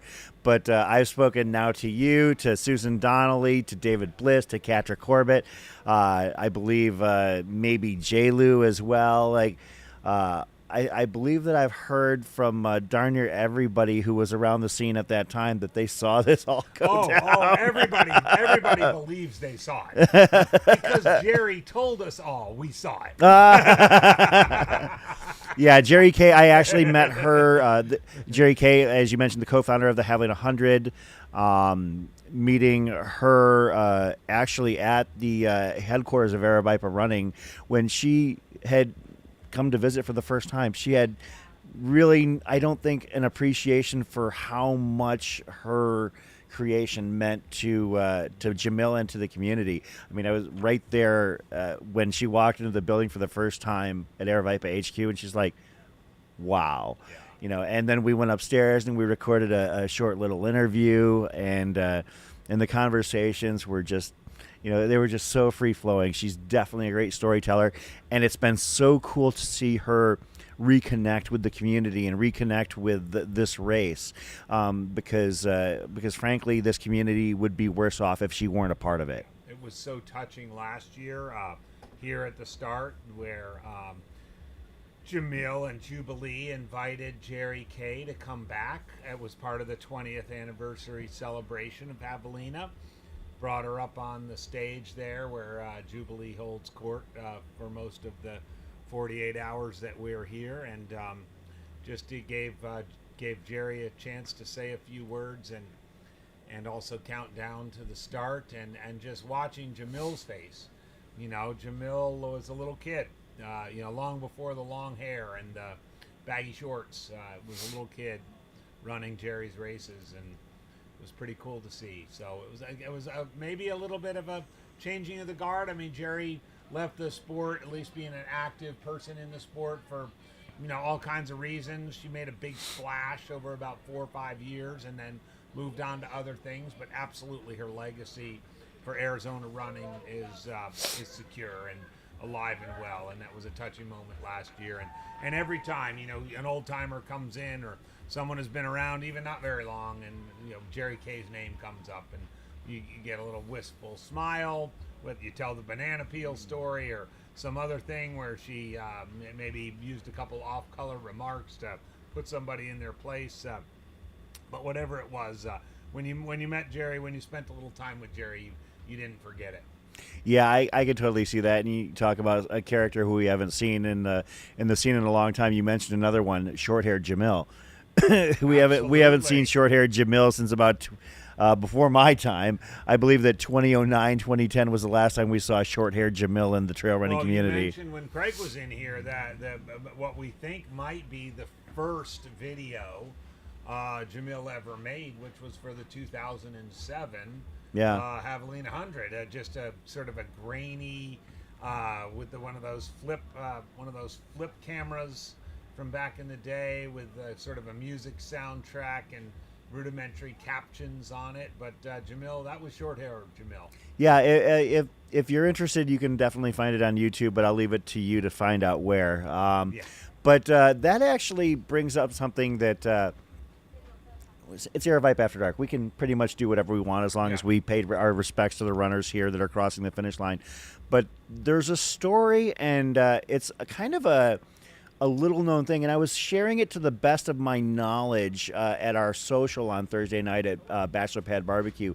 Shout out Bachelor Pad for hosting our private event on Thursday night. Did a great job. We did our best to run them out of food. I don't know if we did that. We definitely put a dent in their fridge. I'll say that much. The unspoken, or I guess the lost race director of the Havalina 100. So we know that Jerry Kay and Linda Van were the originals, the OGs, as it were, and we know that Nick and Jamil Curry and later on Jubilee took things over in 2008. There's a year and a race director whose name really doesn't come up a lot in the conversations of the Havalina 100 history. Coincidentally enough, in 2007, and that's Jimmy Rublick. Jimmy Rublick and his dad Roger, and I longtime owners of the Wyman Hotel in Silverton and Nardini Manor here. Yep, so absolutely. So those that are unfamiliar, there was a year, believe it or not, with everything you've heard about how scandalous this race can be, where the Havalina 100 race director was a high school teenager. And Jimmy Rublick was that guy. Are you familiar with that story at all? Or, I've heard a couple of different versions of it, but from my understanding, it was basically like at one point when Jerry Kay felt like she was a little bit tired and done with it, and Linda Van was like, well, I don't really want to do this myself.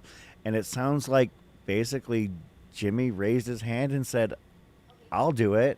And at the time, I believe he was like 16 years old. That's exactly what happened. Yeah. That's exactly what happened. And, being the race director of Havalina 100 with 200 runners out there, it was plug and play. It was beautiful. He did a fantastic job.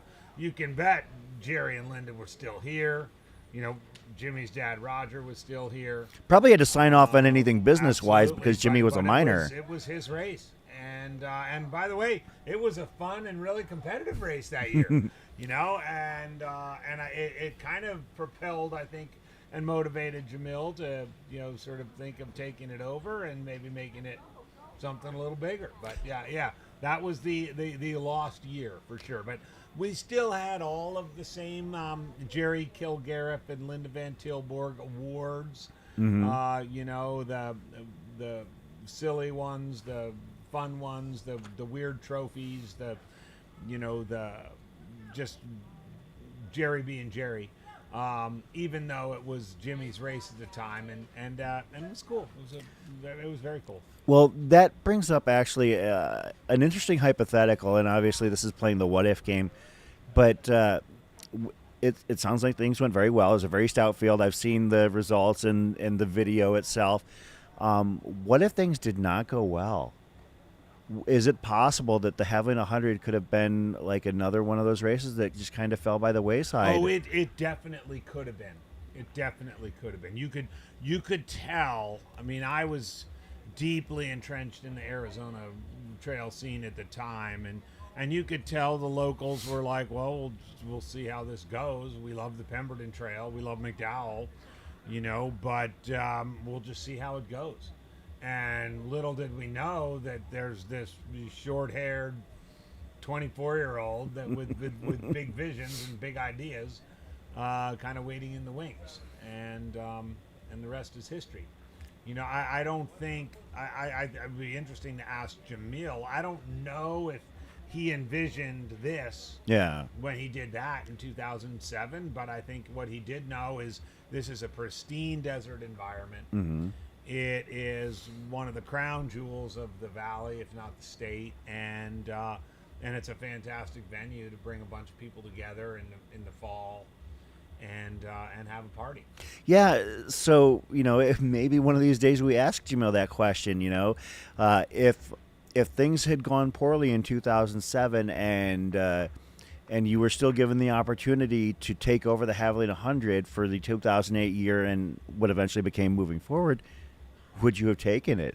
Like if it became, if it didn't happen to succeed? I mean, Jimmy Rublik as a 16-year-old teenager may have like altered the course of trail running history simply by being the kid to step up. It's a weird what if, a weird hypothetical, and it just came to me. But I guess that it's something that maybe the next time I see Roger out at Nardini Manor, I'm going to have to kind of shoot across his bow and say, if this would have happened, could the entire history of the Arizona trail running scene have changed? Well, it may have. I mean, it was a little bit of a Wild West time. Mm-hmm. It was the only 100 in Arizona, and it was a 6.5 loop random thing in this park. There were 50 Ks and 50 milers that came and went, both of the South Mountain events. Yeah. South Mountain 50K that Paul Bonet ran, and the South Mountain, or what was called the Phoenix National Trail 50 miler that Joe Galoppi ran into permit issues and other things. I mean, it was no picnic working with South Mountain. It was no picnic working with Phoenix Mountain Preserve. I don't think I'm speaking out of school. It's hard to get a permit for those. Yeah. No picnic to work with Phoenix Mountain Preserve. So, there's a lot of workarounds you have to do. And so, there were a lot of the events at the time, aside from Crown King and then Havalina, were, sort of on the outskirts, were, maybe not necessarily ultras, Mazatzal's 18-miler, Mount Ord Marathon, Man Against Horse that we just referred to up in Prescott, the Bloody Basin 50 on the Bloody Basin Road. Jamil still wants to go out there with me and sort of kind of figure out a way to resurrect that. But it was slim pickings. A lot of us went to California or New Mexico to run races. But I mean, I honestly think if things had not gone the way they went with Havalina, then you might not have gotten the traction that created Aravaipa, that then led to Black Canyon, that then led to a series of races that are about experiences and multiple distances and everything else that we see down here in the valley today. And by the way, you know, one of the earlier ones, even far out in the White Tanks, Mesquite Canyon was one of the, you know, earlier Aravaipa races. It might have not even been Aravaipa yet. You know, I know they had Ian Torrance involved in getting it organized and helping with the permits because he had contacts out there. I mean, there was some heavy lifting in those early years. It's pretty amazing to think about it. Like, and this is the first time I've really thought about just how differently the history of Arizona trail running and Javelina could have been, and by extension, I mean, you know, there would have been another golden ticket race that Craig Thornley would be hanging out at, you know, potentially, as opposed to this one. It's just weird sometimes. Yep. And you know, Linda and Jerry, whatever they did, they were all in on it. So you could they weren't necessarily, they weren't and aren't the kind of people who would, you know, be, you know, race directors for 30 years of something. And remember, it was cobbled together with like Arizona road racers that at the time did Crown King, and a bunch of the road race scene was vibrant. You know, South Mountain 20K and a 10-mile turkey trot in North Phoenix that, you know, had 1,000 people at it, and, you know, various other events. Steve Finkelstein still sort of is the you know, the caretaker of all the results and the history of all of that. But I mean, I think it is kind of one of those sliding doors moments. Like, what would have happened if the Rubliks, specifically Jimmy, hadn't raised their hand and it hadn't been successful? And, you know, you didn't have, you know, sponsored athletes here, you know, like Jorge and Craig and, you know, the other guy, you know, even Mojo and other guys that were sort of high profile at the time. You know, Luann Park came down for it. You know, I think there would have maybe been a little different, you know, sort of trajectory. Probably would have still happened, but would have definitely been a little different trajectory. So fun sort of thought experiment. And, you know, now as Arizona is, you know, from what I understand, you know, has more ultramarathon starts than all but, you know, California and Virginia. It now exceeds even Colorado. You know, that's pretty much why. Yeah. So, you know, that's one of those conversations that might be more fun for a deep dive over some beers sometime, for sure. I mean, the narrative and the hypotheticals are endless there. Yeah. We're going to catch up with the most recent finishers here at the Havalina 100.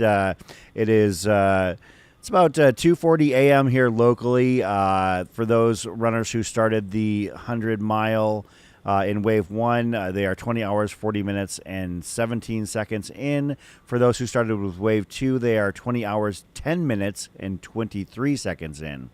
For the runners who started the 100K at 7 a.m., there was a single wave there. Those runners are 19 hours, 40 minutes, and 33 seconds. It looks like we're getting a temperature reading of 63 degrees. I am calling BS on that. You're saying colder. Yeah, I'm going to pull up my my phone and see what I'm getting. You're going to say low 50s. Yeah.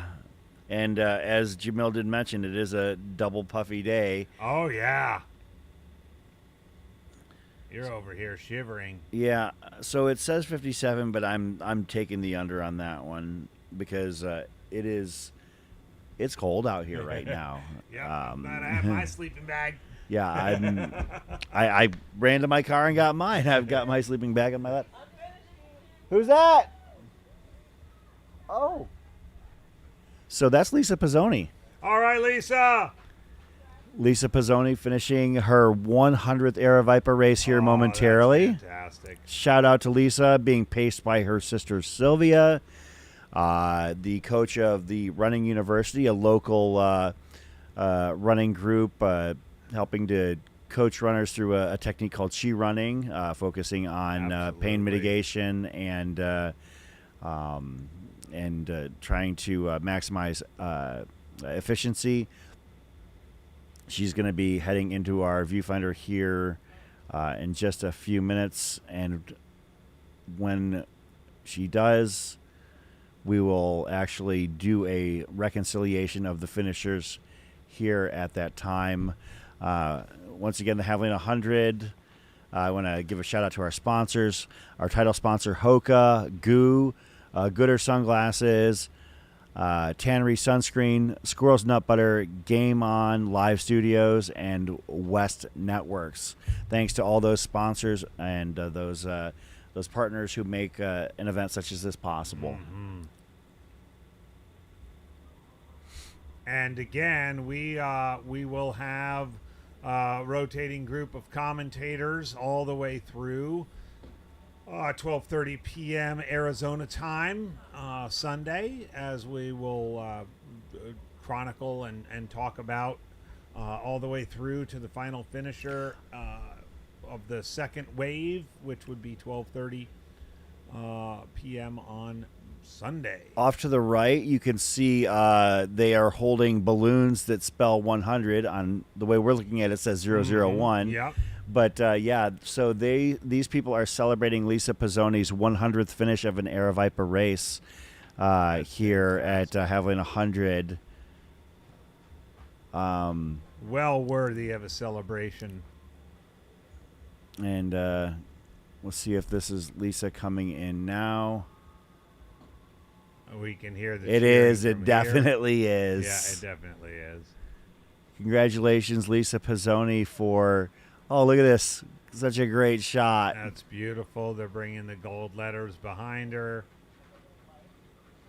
100 Aravaipa finishes, culminating with a 100K here at Havalina 100. Yeah, Lisa is such a wonderful member of the community.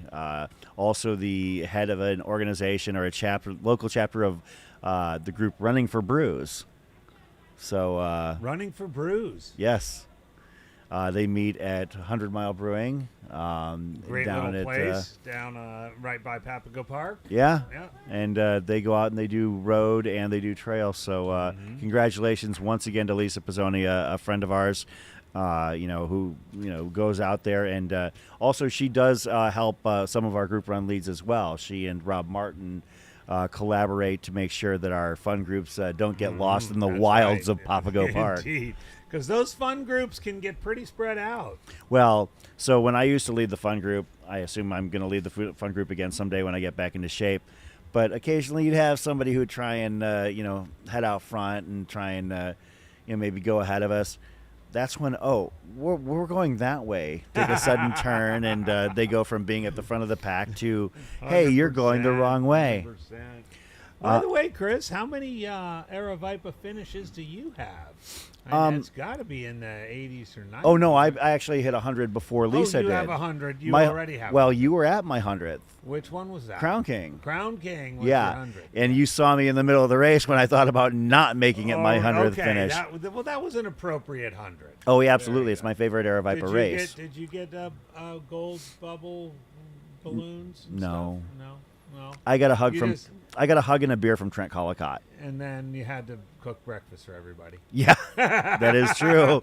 That's a good point. That was your prize. You congratulations for. Congratulations. Here's your hug. Hey, good luck cooking breakfast for 60 people tomorrow. Yeah, that's pretty much how it went. For those of you who don't know, Chris, for the last several years, has as on the day after Crown King, by the way, one of the, I'll say it, the kind of crown jewel of the Arizona racing calendar, a 30-plus year old 50K net uphill, starts at about 1,200 feet at Lake Pleasant and finishes at about 6,500 feet at Crown King, the historic mining town in the Bradshaws, right in the backyard of the Crown King Saloon. It actually tops out at 6,700 feet, then has a wonderful screaming downhill for the last 2 miles. But it's Chris's favorite race as well. He's run it a bunch of times, including last year, and for the last 5-6 years now has hosted a breakfast for everybody who stays up on Saturday night, which is a pretty good number of people. and they wake up and enjoy a breakfast, and I'm sure with mimosas and bloodies and all the rest. Last year it was over 60 people. Before making the trip back down the hill, probably with a stop off at the yacht club. So breakfast at Crown King has become so popular that, of course, after the thing about Crown King that's so difficult as a runner is the logistics involved, because it's a point-to-point race, and Crown King is 25 miles from pavement. Yeah. So you are very uphill. And a big uphill, and you're very limited into, like, it's not like you can go back to the start, back from whence ye came, because it's a bear of a run. But so what happens is that Aerovipra provides shuttles for basically to cover the cost. They charge you whatever it is. It's like probably like $10-15 a person. It's not bad, but it brings you back to your car on Saturday after the race. Well, I don't know why it took us this long to figure this out, but all of the runners that would have to take the shuttle would have to miss breakfast and couldn't stay up in Crown King. All of a sudden, one day after the race last year, I asked Noah Doherty, operations guy for Aerovipra, why don't we have a Sunday shuttle? And he said, I don't know. I don't know why we don't have a Sunday shuttle. And it's like, we just never thought about it. So now when you take a shuttle back, I mean, hypothetically, it shouldn't cost any more, on Sunday than it should on Saturday. So we actually have it now where there is an option to take a Sunday shuttle as opposed to a Saturday shuttle, so you can stay and hang out for breakfast. So and there are places to stay up there, right? Yeah, there's a few little cabins, or can you just camp out, or?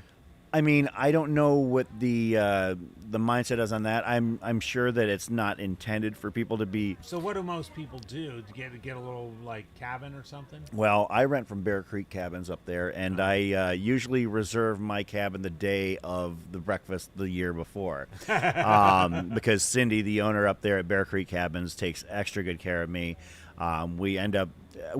I don't know. I mean, I know that there's a couple places up there, but I know for a fact that we basically claim every possible space up there. So, for instance, so it's a nice fundraiser. I mean, it makes money for the little town. Oh, for sure.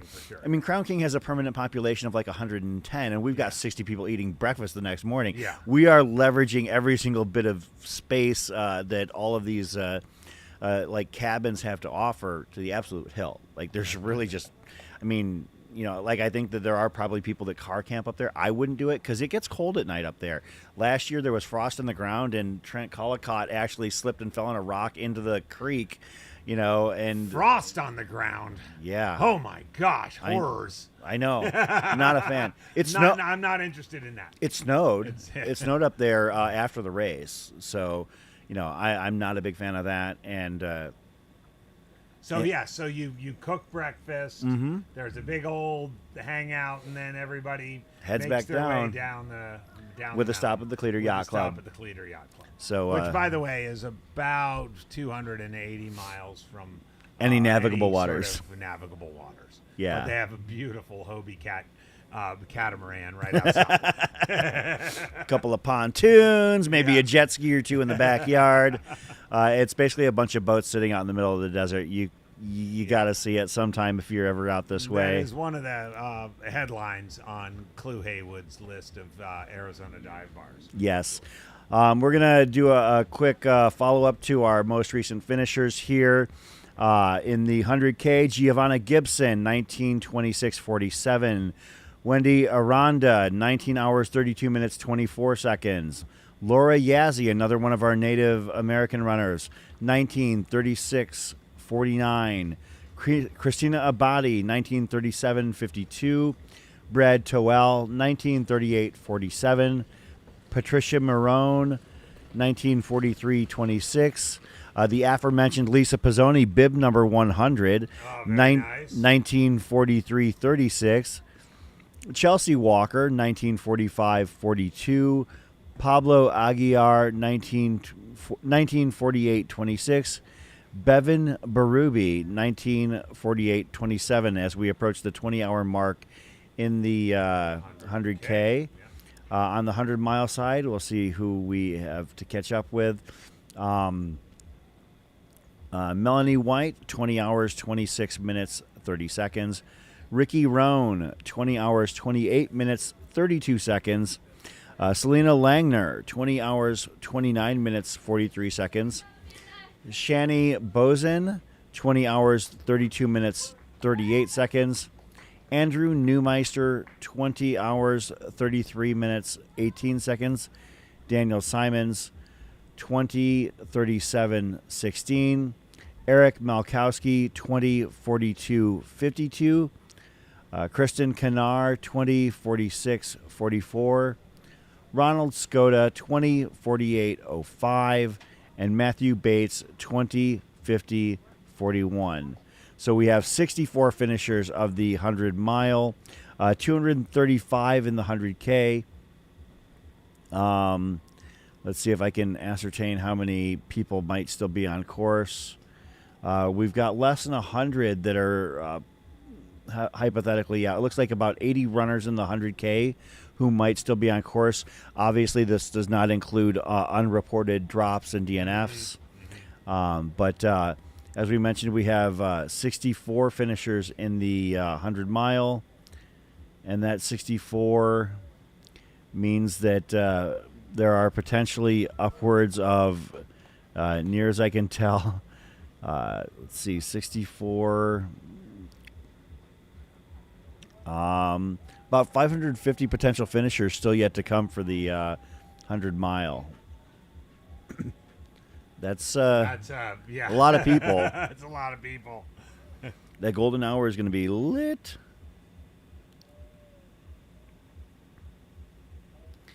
I just got a heads up from my friend Megan. I'm a little bit concerned. It looks like Megan Silvera, bib number 185, I believe. She said she's going to be finishing loop 3 between 3 and 5 a.m. That's going to put a lot of pressure. That's going to put a lot of pressure. Because that would mean that even under the best case scenario, you're talking 9 hours for the final 2 loops. And if you're not moving to the point where, 4.5 hour loops, it's going to be a tall order. I did tell her that, in any case, don't quit. But at that point, it might be a possibility where she might not be able to get out on that 5th loop. We'll see what happens. And I know she was dealing with some blisters after her 2nd loop. We shall see. But we're following as many runners as we can. We just had a finish from Rob Martin.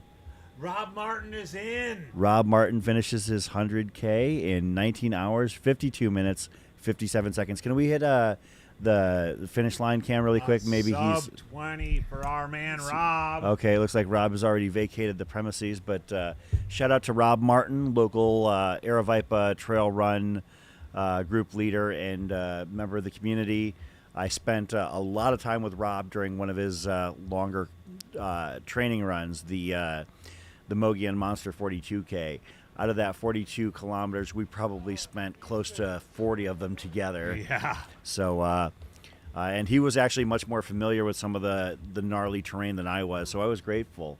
But I know, having spent some time out on the trails with Rob, doing some hikes, he's been focused on this for a long time, probably 10 months for his first 100K. He really came into the sport the way a lot of people who first get exposure to Aravaipa do. He ran a 6K race and then a 10K race and then a 20K race. And, for those of you who are unfamiliar, there's a couple of series, the desert mountain trail series that takes place with a handful of not nearly as large and extravagant as Havalina, but series of races where you can choose from a variety of different distances, and Rob kind of gateway drugged his way in, where he started with the shorter distances and worked his way up. I think his first 50K was about a year ago, maybe a little bit more than a year ago, and he did the Eldon Crest 39 and a half miler, as he calls it, and triumphantly finished this. So I suspect he'll spend a little time reflecting on this, and then who knows, maybe back here next year for the 5-looper. Yeah, I was going to say, I think that one of the safe assumptions about Rob Martin is after he got through with this, he's going to run a 100-miler. It's going to be somewhere in the calendar. It could be Havalina. Doing repeats here is not for everybody. Yep. I know for a fact, even though if he chooses not to do repeats in terms of running the race twice, I know that he'll come back here in some capacity, because we all do. Yeah, I know a good friend of his has suggested San Diego 100, a little bit more generous cutoff than this one, a little bit hillier, but rather than 5 loops, it's kind of a figure 8 course. So, Yeah. And a time of year, it's a June race, early June race, so you do have to brave some of the summer, early summer temps. But honestly, for Phoenix people, Havalina is a tough one, because you got to log some big miles in August, and if you lived through this August like we did, I mean, it wasn't below 110 very many days. So congratulations to Rob, first 100K finish. Great guy. We look forward to seeing him next time at a group run. He also is a well established like backpacker through hiker. Yeah. You know, that's really where he came into all this. Yep. We have a handful of new 100-milers here at Havalina 100. Amanda Bettenker, 20:53:33. Aaron Yanker, 20:54:27. Kyle McCall, 20:56:42. Nick Bianchini, 20:57:05. And it's just nuts to think that sub 21 hours is a very respectable day. Very respectable day. And we're 68. It feels like, you know, things have quieted down simply because I think that some of the crews are sleeping and napping. Yeah. You know, the conversation behind us notwithstanding, but I'm trying to think if I've ever actually been. I mean, I've been at Havalina 100 now for 10 years. In the last few years, I don't remember ever hanging out at headquarters at like this time of the race, like maybe 2-3 in the morning. It is 3 in the morning here. Then it hasn't. You haven't. It's a little like in headquarters. It's a little mellower then. Yeah, I mean, I've been out at Jackass Junction at this time of night multiple times, whether I wanted to be or not. I've been out on the course at 3 in the morning, moving, contemplating the misery in my life. But I'm trying to think. I honestly don't know if I've actually been here in headquarters. Like just prior to the second sunrise. Yeah. So this is a new experience for me. I'm not sure if it is for her, but Tiffany Fluss is our newest finisher in the 100K. The 3 a.m. mode, so we're 21 hours into the 100-miler. The 6 a.m. start of the 100-miler.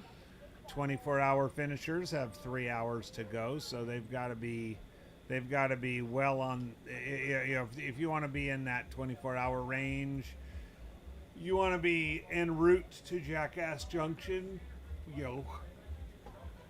I would say probably halfway at least. Out of Coyote Camp, and you're going to want to make pretty good time on the buttery downhill from Jackass to Rattlesnake. Yeah, at this point, runners have about 9 hours to finish.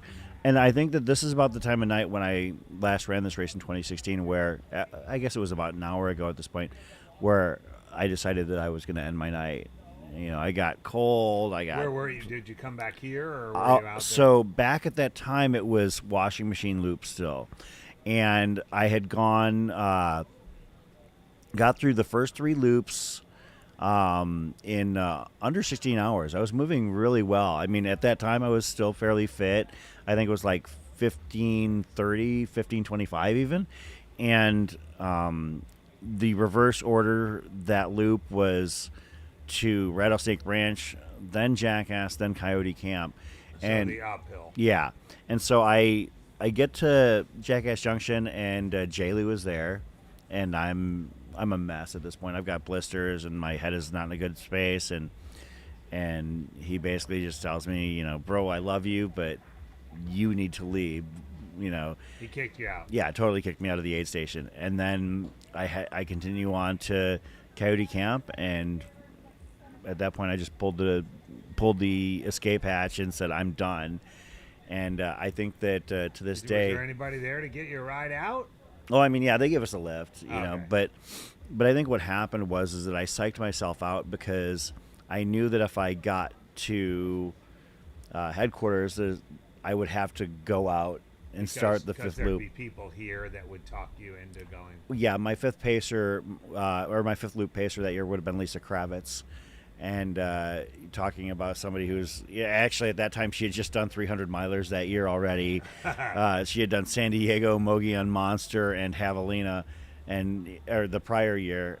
And I'm like, well, there's no getting out of that one. So unfortunately, I chose to drop with 3 miles left to go in the fourth loop rather than try and finish it. Yeah. So I've regretted it ever since. Definitely. You had time on the clock. Yeah, I had about 9.5 to 10 hours left on the clock Wow. to go. To basically go 1 1/3 23 miles. Loop, 1 1/4 loop. Yeah, to go 23 miles. It was not a good day, not a good experience. Well, you need to get back. You need to make it right. Oh yeah! Congratulations to our latest 100-mile finisher, Darren Howard, the first finisher of hour 21. 21 hours, 1 minute, 6 seconds.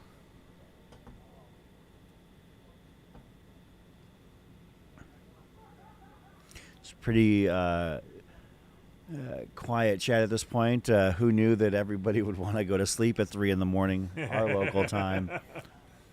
And again, it is cold. I'm looking at that temperature number on the screen and cursing it as a dirty liar. Yeah. It is 63, it says? Yeah. In my dreams, maybe they transposed the numbers. I mean, we're almost to see your breath temperatures out here. Yeah, it's not. And I don't have a hat, so I'm going to throw on this chilly. It's hood to cover my ears because they're getting cold. Dear Lord, I forgot what it was like. I have not been cold in a long time.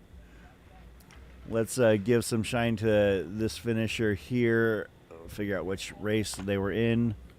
Yeah, for those of you who don't live down here in the valley, we had a July where every day had a high of at least 110 degrees, and a 3-day period in mid-July with the high temps of 118, 119, and 119, and evening temperatures that didn't go below 90. So it was we had a slog through July and didn't get much better in August. Not quite as many 110-degree days, but still had about half of them, and then a very slow and gentle cool down, not significantly. In fact, as recently as a week ago, we were still hitting the low triple digits for the highs. In fact, if Havalina had been last weekend, it would have been even more carnage than we've already seen today. So the temps have really just dropped in the last week, and so that's why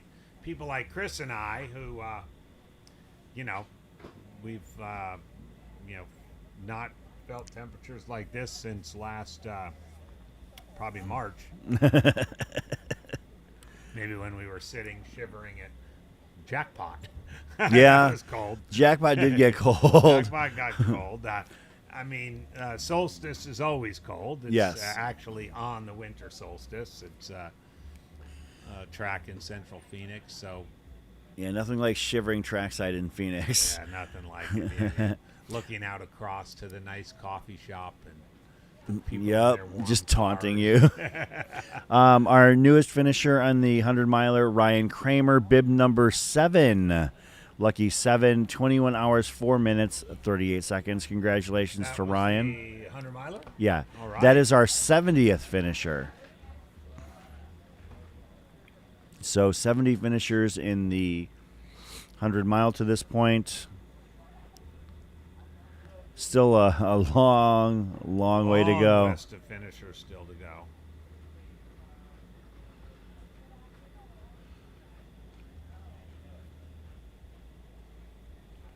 I'm going to see if there's any other names that might be familiar.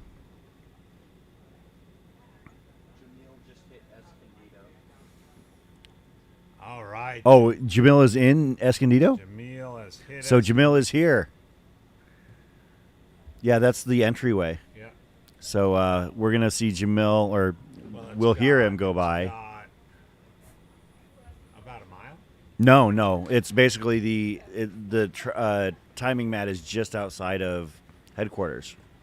Oh, 'Cause- that part of Escondido? Yeah. Where it's not where It's Escondido basically starts? the trailhead. Like, Oh, I thought it yeah. was. I thought it was where the Pemberton turns onto Escondido.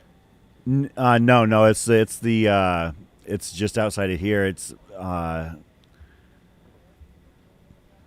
right, so Jamil Curry, and he's on loop 5, right? So we understand Jamil, who we announced earlier this morning, or I should say earlier yesterday morning, that he was a last-minute entrant to the race. We did learn a little inside info that some people in the know, including Peter Curry, Jamil's sold him out.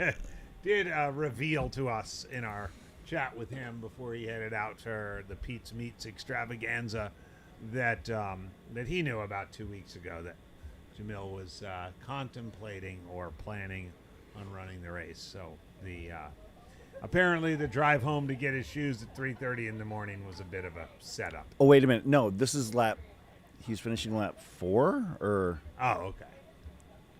yeah, he's still got one more lap to go. That sounds about right. 'Cause That's right, because Dan Ryan is going to be coming back in with him. so we do hear some cheering across the field. I suspect that's for our fearless leader. Yeah, a little bit more cheering.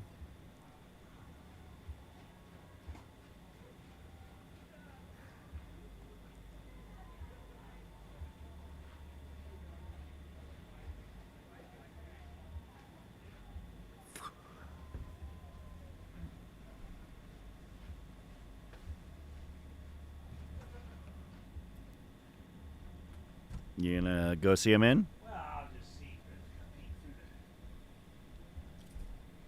We're assuming this is his 4th lap, right? I think so. Yeah.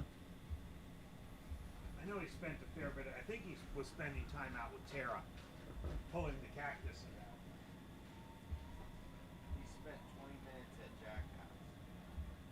That was helping with the. Well, just in time, because Dan Ryan is my relief. He's what? He's my relief. Oh, good. Who's mine? Zach Marion. Uh-oh. I've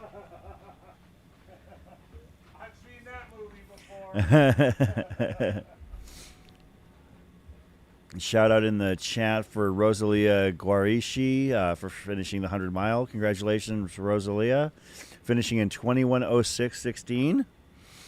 Hit our other finishers here. Talia Zara 21:06.11. Sean Lee 21:07.55. Josh Courtwright 21:08.43. In the 100K, we will see if there are any more recent finishers. Nope, I'm still showing we're stuck at, I believe, let's see.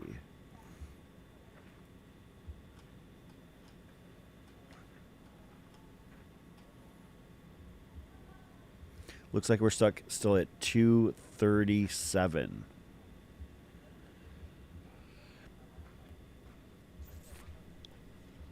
All right. It's officially double puffy. I told you. It is so cold. I was not kidding. I have another hoodie I might need to throw on.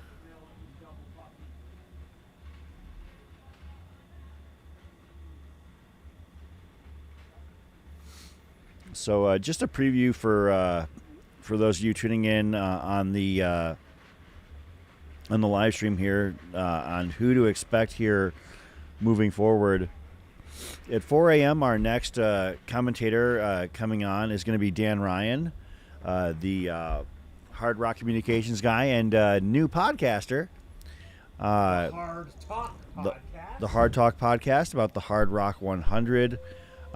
Shortly thereafter, about 90 minutes after that, so about 5:15 or so, Zach Marion is going to come in to relieve AJW. At 8:30, it sounds like Mael Backhausen and Leah Yingling are going to take you up until about 10 a.m., at which point All right. Leah is going to tag out and Corinne Chalvoy is going to tag in. Hey, how you doing? Good. You got a minute? Why don't you come up and have a seat on our couch? I don't have like the best voice, to be honest. I can't imagine why.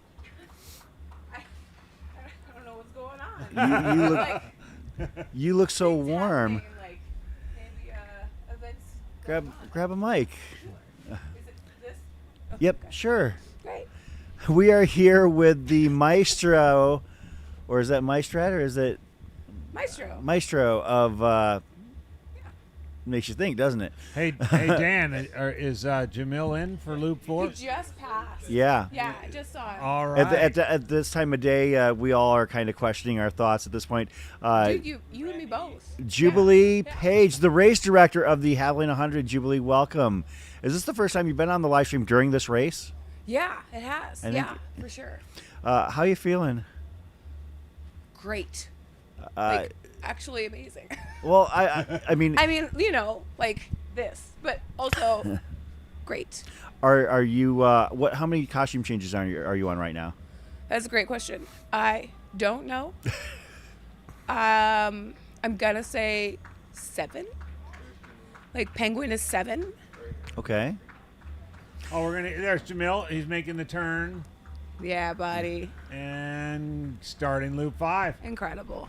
Does Jamil have a pacer for Loop 5, or is he going it Does alone? he have a pacer for 5? Does she know this? How are you guys doing? Y'all? No, I know, no. Why, I why do I wouldn't have expect a it. feeling I'm going to be on this mic until noon? It could be. You never know. Corinne's not here. Leah went home. So Jubes, you've been I see how this works. you've been in charge of Go this race now D-Max. for years. In comparison or contrast with prior years, are things going smoothly or choppy? Or let's level with us. How's it going? Sure, let's talk about it. Actually, I feel like this year is really been really special as far as like the planning and logistics. I have an incredible team that has absolutely just made this happen, and I just feel like things went smoothly for the pre-race and behind the scenes as well. They're just absolutely crushing it. So, and then the runners are just absolutely amazing. You let them go, and it's all up to them at that point, and it's so rad to see. So I love the overnight when you get just those people who just push forward. So it's great. Well, So I've had a couple chats here on the couch with some of the, as you might expect, some of the OGs have been around at the event for a few years, and we're all kind of wondering how much leveling up can you do until we all come back every year and it's like, oh my God, there's 50 more tents and there's Yeah. a 200 the RVs out here were really it's a what surprise drew to us. me too. There's I'm not more gonna lie. spare I'm like, vans and you the know. parking at the competitive track is going into the desert, and so is there a plan and a vision, or does it just kind of? no, I mean, we definitely, we want to grow, and we definitely do, because I think the popularity of this race has really just kind of exploded over the last decade, really. And we definitely have a plan to see, logistics and kind of figure those out. But to see how many more people can we squeeze in this desert, and I think there's possibility there. So yeah, we're just gonna kind of keep going until we did hear a little bit about maybe there would be some sort of parking deal you guys might be able to work out. We're not going to talk out of school or anything, yeah. But I know you also had Mike on. Mike Santos. On, and, yeah. Did you have Mike on? Darn right oh my we God, did. He gave away all the secrets, didn't he? Yeah, absolutely. Yeah. He gave us a full description on how the sausage is made. This thing wouldn't happen the way it happens without him. I'm telling you what, of course it wouldn't happen without him. as far as all of my RVs and all of the camping tent, the tent city, that's all him, and he plans that, and he crushes it each year. Well, what's amazing to me is during our discussion, I knew from having talked to you and talking to him in the past that we in the years past had about 200 spaces for the pop-ups, like maybe 35 RVs out here, and somehow there are 60 RVs out correct, here, yeah. and there are 320 camping spaces, when last year the discussions were like, well, we're out of room. Yeah, right. Like, what happens next? Yeah. And it's, they're 5 deep back here. Oh, I know. Yeah. But what's funny, and we talked about this obviously because I've kind of become the point person in certain media platforms, and people were paranoid about the idea of being third row, fourth row, fifth row. You're in it. You're in it. When it comes down to it, it's not that bad at all. It's and not. And we also learned that there are people that are very willing to take that back road because it's a little bit quieter now. It is a little bit quieter, definitely. But I mean, honestly, it doesn't matter where you set up a pop-up or where you're at, on the map. You're in it, and you can feel that energy anywhere on this site. And I think that's what makes this experience a little special for everyone. So yeah, just come with an open mind and trust that we will make room for you, because somehow it's happened, and somewhere in my life I think I've made an unseemly deal to be yes, I can do all the things, and just miracles happen. So yeah, we got so many more people here this year, which is really amazing. Well, having seen it in action for the last several years myself, I don't think we can call it miracles anymore. I think that it's definitely something that is by design. It may turn out better than you expect. And I think part of that is because this community really does play by the rules for the most part. I mean, occasionally you'll have people that'll either talk or act out of turn, but very rarely, I think, at this point, frankly, whether it be because people are normally good-natured people or they're afraid they're basically going to get dumped on by everybody else around them, very rarely do I hear of any sort of contentious situations here that aren't very quickly resolved. Part of that might be because people are good. Part of that might be because of Mike Santos. Still trying to work on that. I mean, honestly, Mike Santos is pretty much the best. But I will also say I think it's also prevalent in the culture of ultra running. And so we understand, that we're just all here to do something really cool and give each other a little bit of grace in the process and kind of make accommodation for people. So, yeah. Well, in the race, with respect to the race, too. Yeah. Right? I mean, I've said this to Chris and Jamil for the last 3 years now. Javelina has cemented itself as the second most competitive 100-miler in the United States, right? Let's just give Western States number 1, but this is by far number 2. We've seen, record-setting performances now the last couple of years. Yeah. So you've got this whole kind of golden ticket thing going on, right? And then you've got all these people getting their Western States qualifiers kind of at the last minute, maybe getting their 24-hour finish that they've tried. There's a bunch of people out there with their eyes on the watch, can I get back in 24 and get that buckle, and so there's it's gone from, and I of course remember the Jerry and Linda days up in the parking lot here, but what I talked about with John Medinger and with Craig and with some of the others, you've been able, as it's grown and exploded and become this thing that has a life of its own, it still has at its essence the community and the hanging out, absolutely, and the being together, and it's almost like a reunion or homecoming weekend or those kinds of things. It's starting to feel that way because you start to see the same faces come back and year after year, and getting that 5-year jacket or that 10-year jacket or that Susan Donnelly, the 15-year jacket. And so it's really special that, runners will come back year after year. But, this race was born out of a spirit of joy, and I think that's what we've tried to keep really at the heart of it, like just kind of a spirit of fun. And we want people to kind of gather and like kind of celebrate this amazing community and celebrate this amazing sport together. So yeah. Well, one of the things, and to even expand upon that, it's not just people coming back to run it year after year. It's people coming to be here year after year. Yeah, like for instance, even as a crew, yeah. I can see. I saw as a perfect example, Jake and Missy Jackson. Yeah. They're here. They're not running. No. Neither one of them are. They're not pacing. I think they're just kind of here crewing and hanging out in a very low impact fashion. They're having a grand old time, and they came from California to do it just to hang out and be around the community, and seeing them, giving them high fives and hugs and they're not alone. Like there are dozens of people as I walk up and down the chute here. And see them, and it's just it warms me to see them, because it's not just the locals, although the locals really do love to step in and help people from abroad. We found, which is amazing. Yeah, Ragna. Yeah, community came through for Ragna, so I'm really stoked. We found a couple of local pacers for Ragna, and we were joking about she got the golden ticket. We asked Ross, who paced her for lap 5, if she asks you to pace her at Western States, would you do it? So.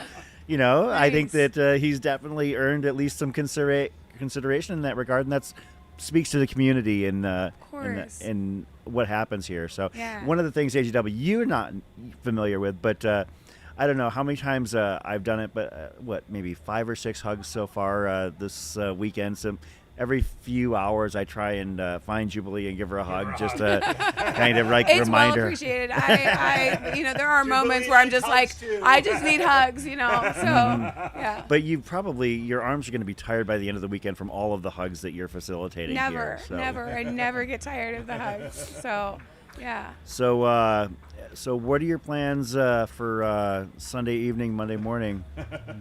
That is a great question. I don't plan that far ahead. I plan up to the race, ending, and then, that's it. 12:31 Sunday afternoon, she's kind of like, we'll see where things church land. service is over. Please go home. Yeah.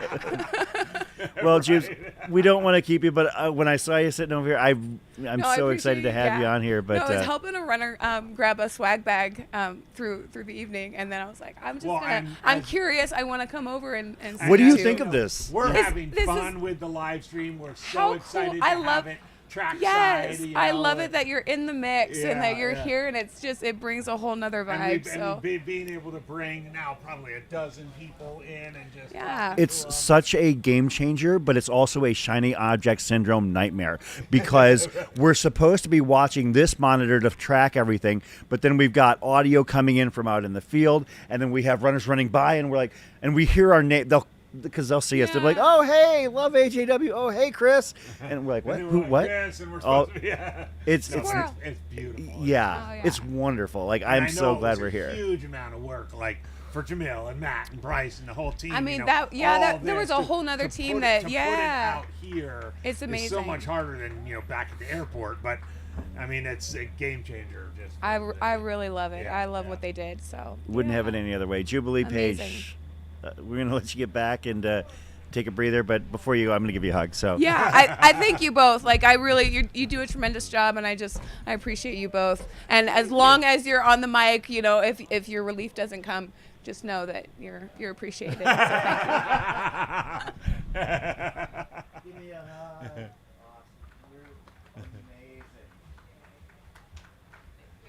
Thank you, Jubilee. Thank you, I'd give you a hug too, but it's a squeeze. It's just a squeeze, and I have a new hip and all this stuff. That was race director Jubilee Paige. For those not familiar, she is the engine behind everything that happens here at Havalina. Absolutely, the spirit, the heart and soul of Havalina, and just makes it the straw that stirs the drink. Absolutely. I'm going to give a few more finisher props here. It looks like we've had Sarah McMahon, 25th female, 21:11:28. Rich Lures, 21:20:15. Sean Fallis, 21:20:25. Deborah Hunsinger, 21:23:24. And Ian Jones, 21 hours, 23 minutes, 45 seconds for the 100-miler. Let's catch us up on the 100K. Christina Scriven, 20 hours, 12 minutes, 13 seconds. Stelina Gibson, 20:12:39. James Bandauskas, 20:16:23. Christina Huffman, 20:23:11. And Troy Ukasik, 20:25:48. So we've got 242 in from the 100K. And I believe we're still short of 100 on the 100-miler. We're at 79. So our relief is going to be calling in a lot of people here as far as finishers go. Absolutely. We are actually coming up on Wonder if we're 3:30. Western States style golden hour here with just a parade of runners coming in. Well, I'm wondering if we're going to have a Western States style wave and drop from the hours 23, up until the 24 hour. Could be a wave and then yeah. Yeah, like all of a sudden there's this mad rush at 23 to 23:59. Yeah. We could see that here. It wouldn't surprise me in the least.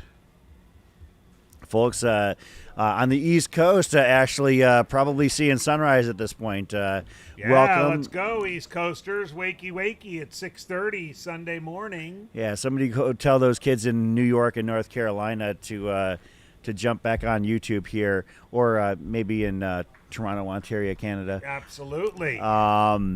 We understand you're hoping for a golden ticket race. According to John Medinger, you lack one in Ontario. That was a fun discussion because I did not expect it to go that direction, where he talks about very frankly, very matter of factly about how an organization or how a region gets a potential Western States qualifier, because there are areas, whether it be like he said, there are no Western States qualifiers in Ontario, which really, based on the population of Ontario, really shocked me. Yeah. There are very few, very limited opportunities for Western States qualifiers in the upper Midwest. Yeah. I mean, you've got one in Minnesota, one in Wisconsin, like one or two in Michigan, and I don't think there's any in Iowa, one in Indiana, and two in Illinois. I mean, that's really, for a region that has a population total of probably around 60 million, 70 million, there's not a lot of races to service those people. But John said, basically, you create these races and you watch them grow, and once they hit a certain point, they're I really appreciated his, they're aware of the optics. They don't want it to look like, they're just making a qualifier because their friend's the race director. Instead, they're like, we set a standard.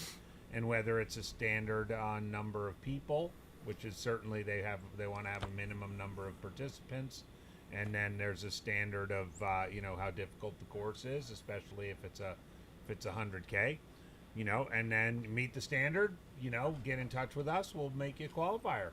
Don't meet the standard, keep working at it. Yeah. I know I was a race director for just 3 years in Virginia, the Thomas Jefferson 100K. And we knew full well, we knew our course. Craig came out and helped do timing at our race every year, but we knew that our course, matched the sort of degree of difficulty, if you will, based on, as John mentioned, 2,500 meters minimum in a 100K. But we also knew that we had to get our numbers up, and as you mentioned, we have seen some races sort of try.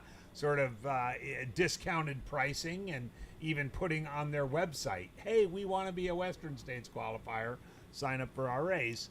I appreciated that. And by the way, John Medinger, since the mid-'70s, has probably given more volunteer hours to the sport of ultra running, whether it's through his role as a Western States board member and board president, or his what he continues to do. We didn't even have time to talk about this, but he monitors and it basically officiates the Ultra Runner of the Year rankings for Ultra Running Magazine. And while there's always a lot of consternation and controversy about those rankings, he does it. He organizes it. He tallies the votes. He sends out the 35-page spreadsheet with everybody's results, and at the end of the day, he's doing that absolutely all just out of the goodness of his heart, just as he's analyzing 275 races for Western states to determine if they're worthy of being a qualifier.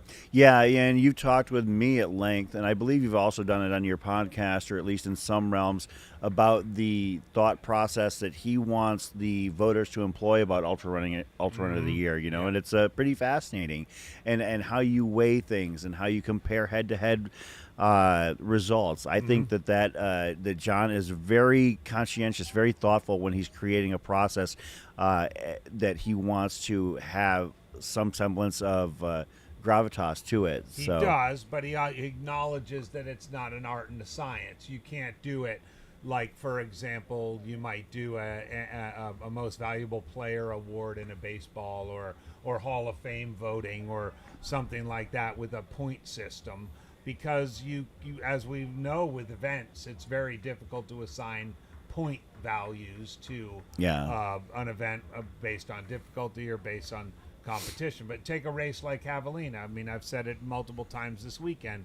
Second most competitive, 100-miler in the United States. A top 3 finish here will carry more weight with the Ultra Runner of the Year voters than a top 3 finish at Hennepin 100. This is nothing against Hennepin 100, but the depth and breadth of the field here suggests that Heather Jackson's first place here is gonna. Now you take a record performance.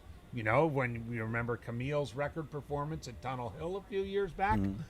Even though there was no competition, that's a record performance. I think Taggart's performance the other day at.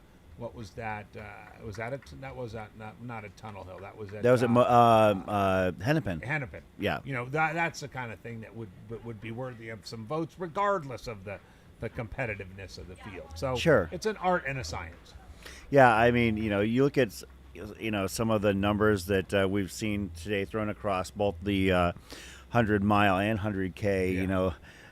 You got to wonder how many runners in this race end up in those 20 slots on the top 10 men's and women's side. I mean, and it's all going to be interesting how it's weighed. And I haven't got the resumes of everybody in front of me or at front of mind, but you look at what John Ray did here, Blake Slatengren, Ryan Montgomery. I mean, I think that Ryan Montgomery probably is. I mean, you look at what he did at Western States and what he did here, probably looking at a situation where, the top 10 consideration is going to be there due to multiple high-end results. He'll get some votes. Heather will get some votes. She had a DNF at Western States. DNFs are kind of a little bit of a ding. They're not a deal breaker, but they're definitely a little bit of a ding. But I mean, one is okay. Five or more. Black Canyon was, I want to say, 4th. And then of course she did a lot of biking. She did this. She might do one other race before the year is out. So yeah, I think Ryan. I mean, of the 3, I mean, Jonathan Ray. I don't know off the top of my head his other results for the year, but certainly Ryan Montgomery, will get some votes. And Heather Jackson was second at Black Canyon. Oh, second at Black Canyon. Okay. So second at Black Canyon, first at Canyon's 50K, and now at Havalina 100. Yeah. So that's And how does something like we got a leaner. How does something like what Raj did? A 7:15 100K, does that really move the needle or no? I mean, this race is the 100K is so under the radar. I think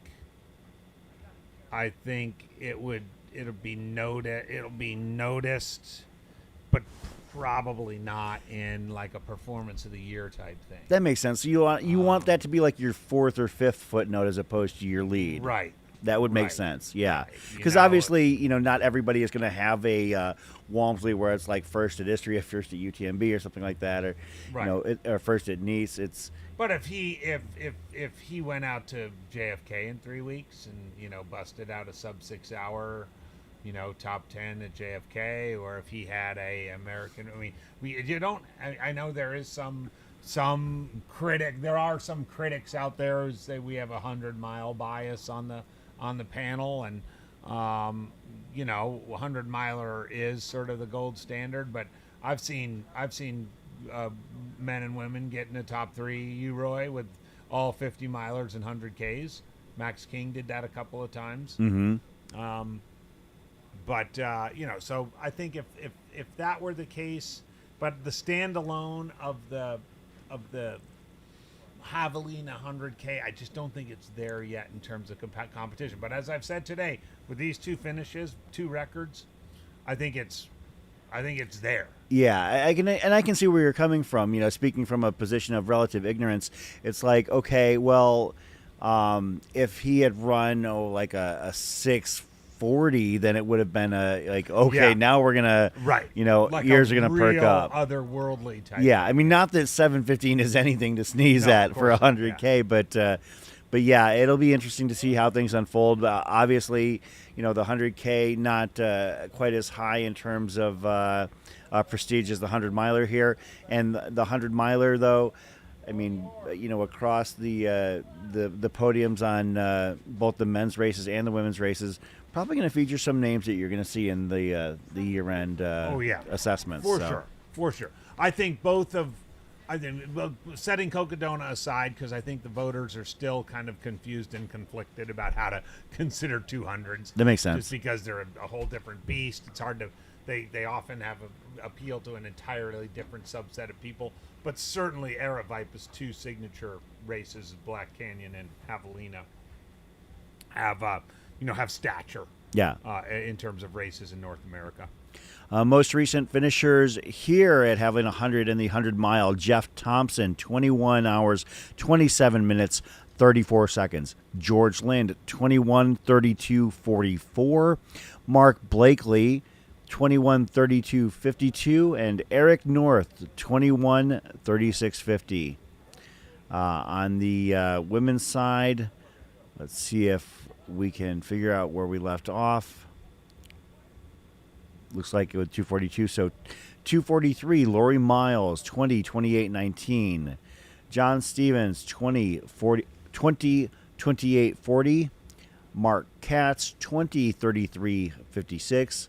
And Karsten Boyer, 20:34:46. Gonna take a spin through and see. Kind of want to see where Gene Dykes is at. Oh, I didn't know Gene was in the event today. Oh yeah, he's running around as a little butterfly keeper costume. Right. Yeah. So Gene Dykes hit Rattlesnake 4. So on the way here actually at 2:36 a.m. So We're at about an hour ago. So Yeah. should be coming through here real quick. at the end of 4. At the end of 4. So has just under probably just under 80 miles in the bag, and looking for one more loop. Coming in here at 3:40. As long as Gene is here by the top of the hour, that would give him 8 hours to finish that final loop. Oh, So yeah. definitely in good shape. And with Gene, it's about trying to get it done first and foremost, I would believe, unless he's like maybe chasing some sort of like age group record, which means that I have to go and search the age group record for 75 to 79. He's in a new bracket. He's 75. Yes. Oh, I didn't Well, realize. now we got to check to see if Yeah. he's. Let me do some looking.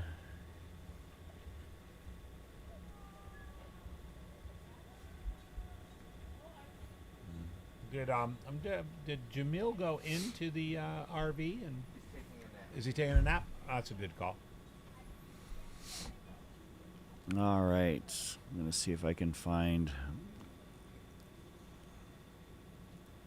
Lots of people finishing. A little bit of a flurry.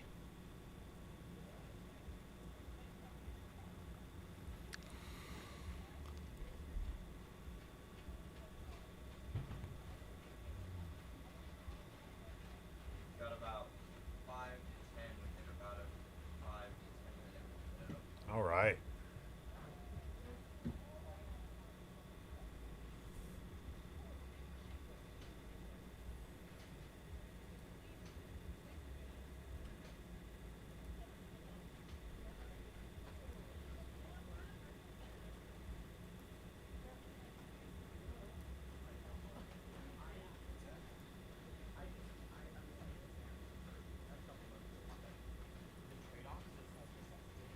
We have word from our producer that we do have a flurry of finishers coming in the next several minutes.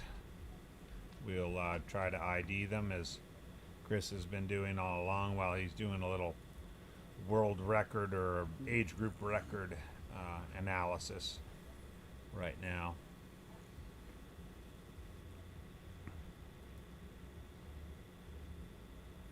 So in the 100-mile, we have 3 more finishers. Adam Williams, 21:39.50. Nicole Thomas, 21:40.35. And Kevin Horn, 21:41.23.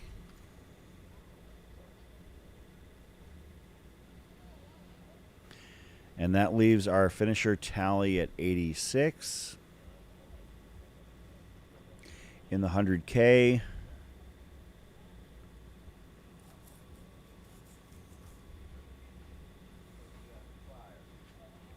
Karsten Boyer at 20:34.46, and Odineth Arroyo 20:42.19.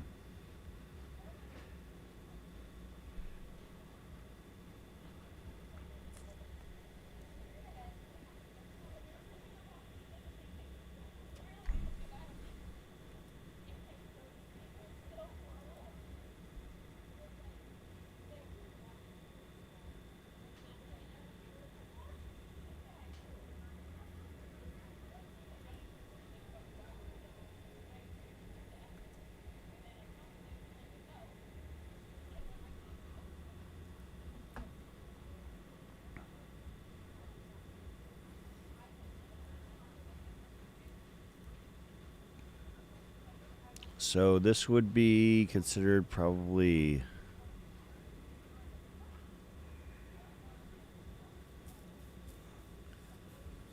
okay. So actually, it's Gina's not going to have a shot at this race. Is that right? Well, wait a minute. Is this men's ultra road, men's ultra track? They don't have. They don't. They might not have trail. Well, I'm going to see if I can ascertain from other results. Perhaps there's one that kind of leads the. Let's see. So again, Chris is doing a little research. We're 21 hours and 45 minutes into the Havalina 100-mile. For those 30-minute second wave starters, 21:15. For the 50K, 100K, 20:45. Still yet to hit 100 finishers in the 100-miler, 200 and change in the 100K, including 2 course records, one on each side of the race between both the men and the women. A celebrity pacing job with Courtney DeWalter and her mom. A couple of other dignitaries in the 100K race. Looks like our most recent finishers in the 100K are Talia Landman, 20:43.51, and Aaron Valerial, 20:43.58.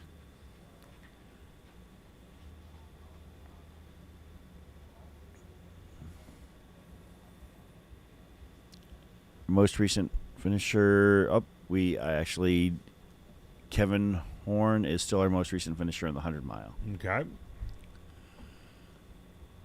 It was great to have Jubilee swing by here and That give was us a few wonderful, minutes. yeah. She goes into full production mode on Javelina weekend. There's no doubt. And does an amazing job.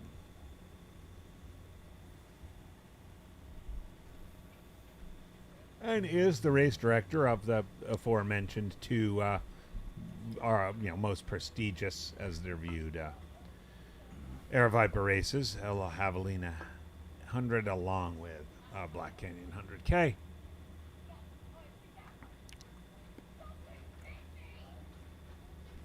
And a heck of a photographer as well. She almost makes me look like a runner sometimes. Almost. She's a good photographer. Yeah. Yeah, she took the photography at Mogollon Monster this year. Oh, did she? Nice. And I do believe that, I know that she's taken my picture up at Tusher's as well. So, like I said, she almost makes me look like a real runner. Did she get a picture of Chris and a picture of Bigfoot? I don't know, whatever you mean. I get pictures with Fox all the time. Okay. Yeah. Fair enough.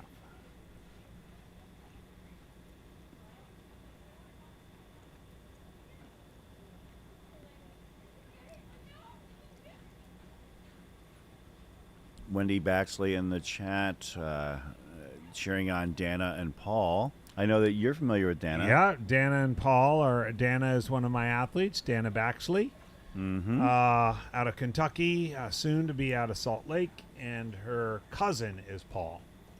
And Moving out west? They were sort of, she is, yep. They were sort of in the same area code when I last saw them. Dana was coming off a little bit of a stomach upset, but seemed to have her head together. Are they both in the 100 miler? Oh, yep, they're both in the 100 miler. They're on 24-hour bubble. And Dana is also perhaps her claim to fame as she got into Western States with a raffle ticket a couple years ago, ran a great race, made a couple of mistakes at the final aid station, and actually missed the cutoff time at 98.9. Yeah. Point. I remember you telling me about that when we were there and you were showing me around. Yeah. And given how close Roby Point is to the finish line, I was just gutted for her. Absolutely. I was like, oh, man. Just imagine, kind of a rolling hill, paved road, suburban neighborhood that goes from a place where the trail lets out onto the pavement to a high school track. And that's it. Just 1.3 miles. And, wow, that is is unreal. And So- also you mentioned that when she was timed out, it was literally right below. It's a little bit of a switchback. Exactly. We went on a hike there. Yeah. A little bit of a hike there down to No Hands Bridge. But yes, it was a little bit. She was probably in eye shot and ear shot of that aid station when they blew the horn. So, Oh, it's yeah. just brutal. Yeah. But Dana gets it done here. Yep. She'll keep putting those tickets in and Keep the dream hope for the alive. best. Congratulations to our most recent finishers. Vu Tran, 21:47.26. Carrie Saitan, 21:48.35. Kevin Coleman, 21:49.24. And Colin Smith, 21:49.44. Congratulations. Those are our most recent 100-mile finishers. And Dana did come here just 4 months after Western States and ran 25, 20-something. So Nice. she righted the ship, and now, of course, she wants to right the ship back out in California.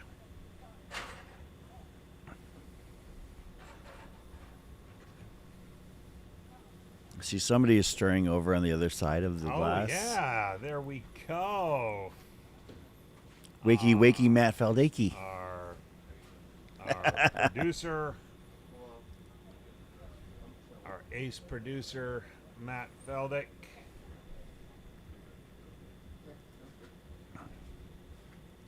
Most recent finishers, Sean Gibson, 20:50:12, and Lauren Cooper, 20 hours, 51 minutes, 13 seconds.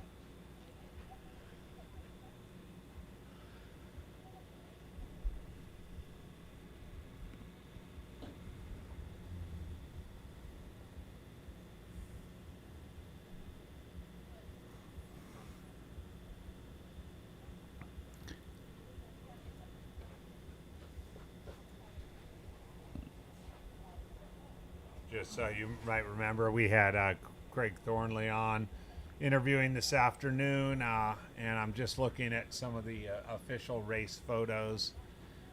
We were asking Craig about his what's now become a custom of him congratulating the golden ticket winners, especially once the race director has done so, and loved ones, and asked the question of how long typically athletes will wait until they say yes to the golden ticket. And picture here of Heather, and I have a good hunch she's saying yes right there.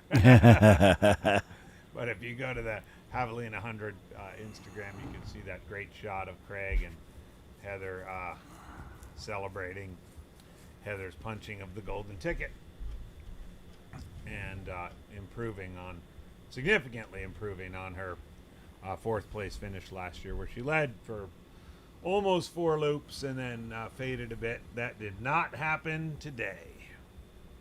It looks like a name of some notoriety is going to be one of the next few to come in on the 100K, and that would be Jackie Hunt. Jackie Hunt, the amputee, lost lower leg. I can't remember which one without looking. I think it's right. Okay, right. Like, okay. To cancer. Became a runner after the fact. That's amazing. And now running 100K. Actually had for a time the Guinness Book of World Records marathon record for most consecutive days with a marathon. I believe that she at the time did about 110, give or take. But amazing. And the expectation was actually going to be to have her stop like right before Cocodona. And she was supposed to run Cocodona, but things went sideways. Yeah. But now Jackie Hunt should be finishing here fairly soon. Has hit Rattlesnake 3. And I assume she has passed 100-mile finishes? That's a good question. I don't know if Jackie does or not. I know that she's done a lot of fixed time stuff where she might have tallied more than that. But let me...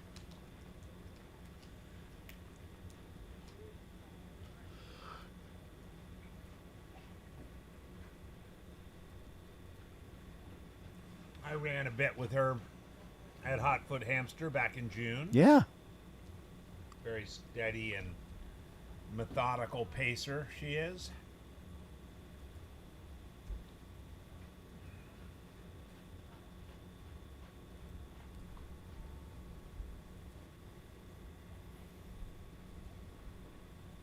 That's a happy finisher, I think.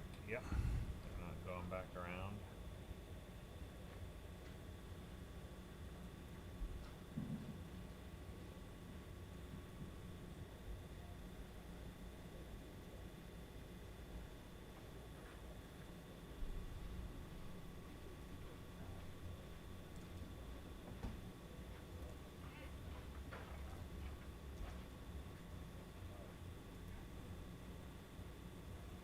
Yeah, I couldn't find a result of that distance for Jackie. Yep. So I'm not quite sure.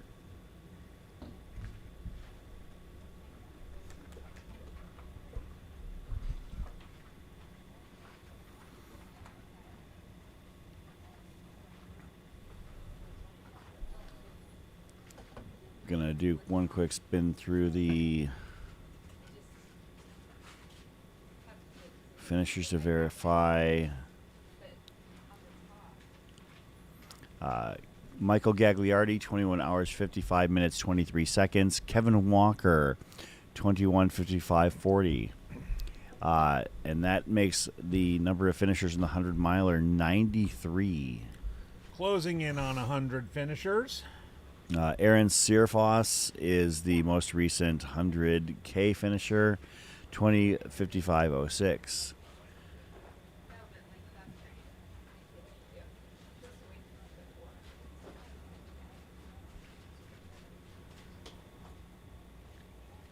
Gosh, I didn't realize, but you said there's another one of those 20-foot tall skeletons. It's just in the...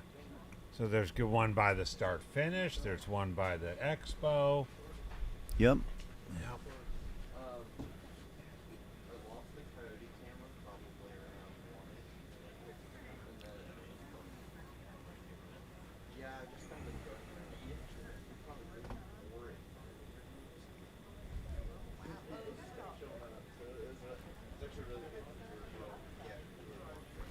Are we gonna do dude, it? we're rocking the interviews.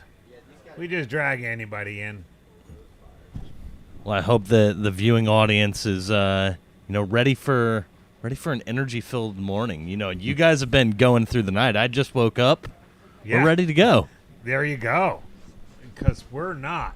Well, I think Chris is always ready to go. So Hello. We're also a little bit chilly. we need like some space heaters or something next year. Yeah, I was thinking that about 2 hours ago. Yeah, it says 62 on the screen. I'm calling the screen a darn a darn dirty liar. All right, so we have Dan. It looks like we have Dan Ryan coming in. Yes, All right. the man's so popular he has an expressway named after him. Yeah. Former Chicago mayor, maybe, or his So- name's not Daley. That's true. Yeah. So the Google machine says Fountain Hills is 57 degrees. I'm still calling that a liar. Yeah. I mean, maybe my once stout Midwestern cold weather blood has thinned to the point where I can't handle mid-50s temperatures, but that can't possibly be the case. Yeah. I mean, I've got to be tougher than that. Just cracking the 22-hour mark. This is if you're a 24-hour hopeful, you probably want to be very close, if not to Jackass Junction right now, just to be safe. Dang it. Jamil and I aren't going to make it there in time. We haven't started yet. Where are you guys going? He's sleeping. Then we're doing the last loop. Oh, got it. So sub 24 is out the window. Yeah, I think you're not gonna make that. That would be a sweet loop. That would be a record loop.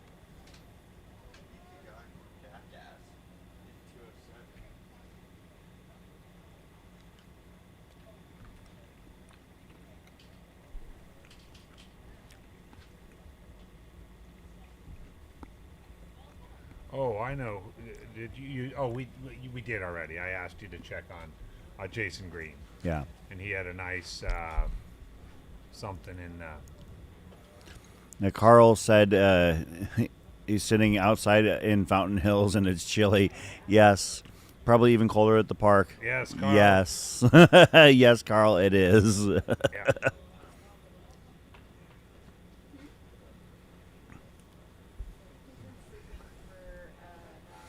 One might wonder why Carl is sitting outside in Fountain Hills at 4 in the morning, but I'm sure he has his reasons. Yeah, I don't judge. But but man, it is brisk out here. It is chilly.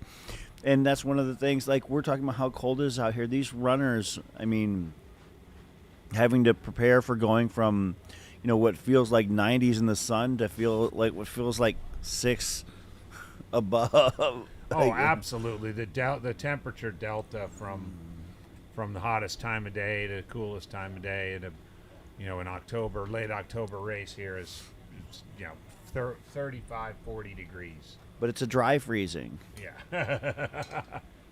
Me out. And there's a breeze. Oh yeah, that'd be good. AGW, it has been an absolute blast. It always is. Oh my gosh, it always is. This was really fun. All 3 of our ships. Yeah, but this is the point where I must bid adieu. Okay. Frankly, because I fear for my brain's safety at this point. Yeah. And while Chris exits and goes and gets some rest, we're gonna switch to our final stream. So we'll switch over to stream 4. So you'll need to just join us there in just a couple moments. So this stream will go down, and we'll be back up on stream 4 over on the channel in just a few minutes. Thanks for hanging out, folks. Thank y'all.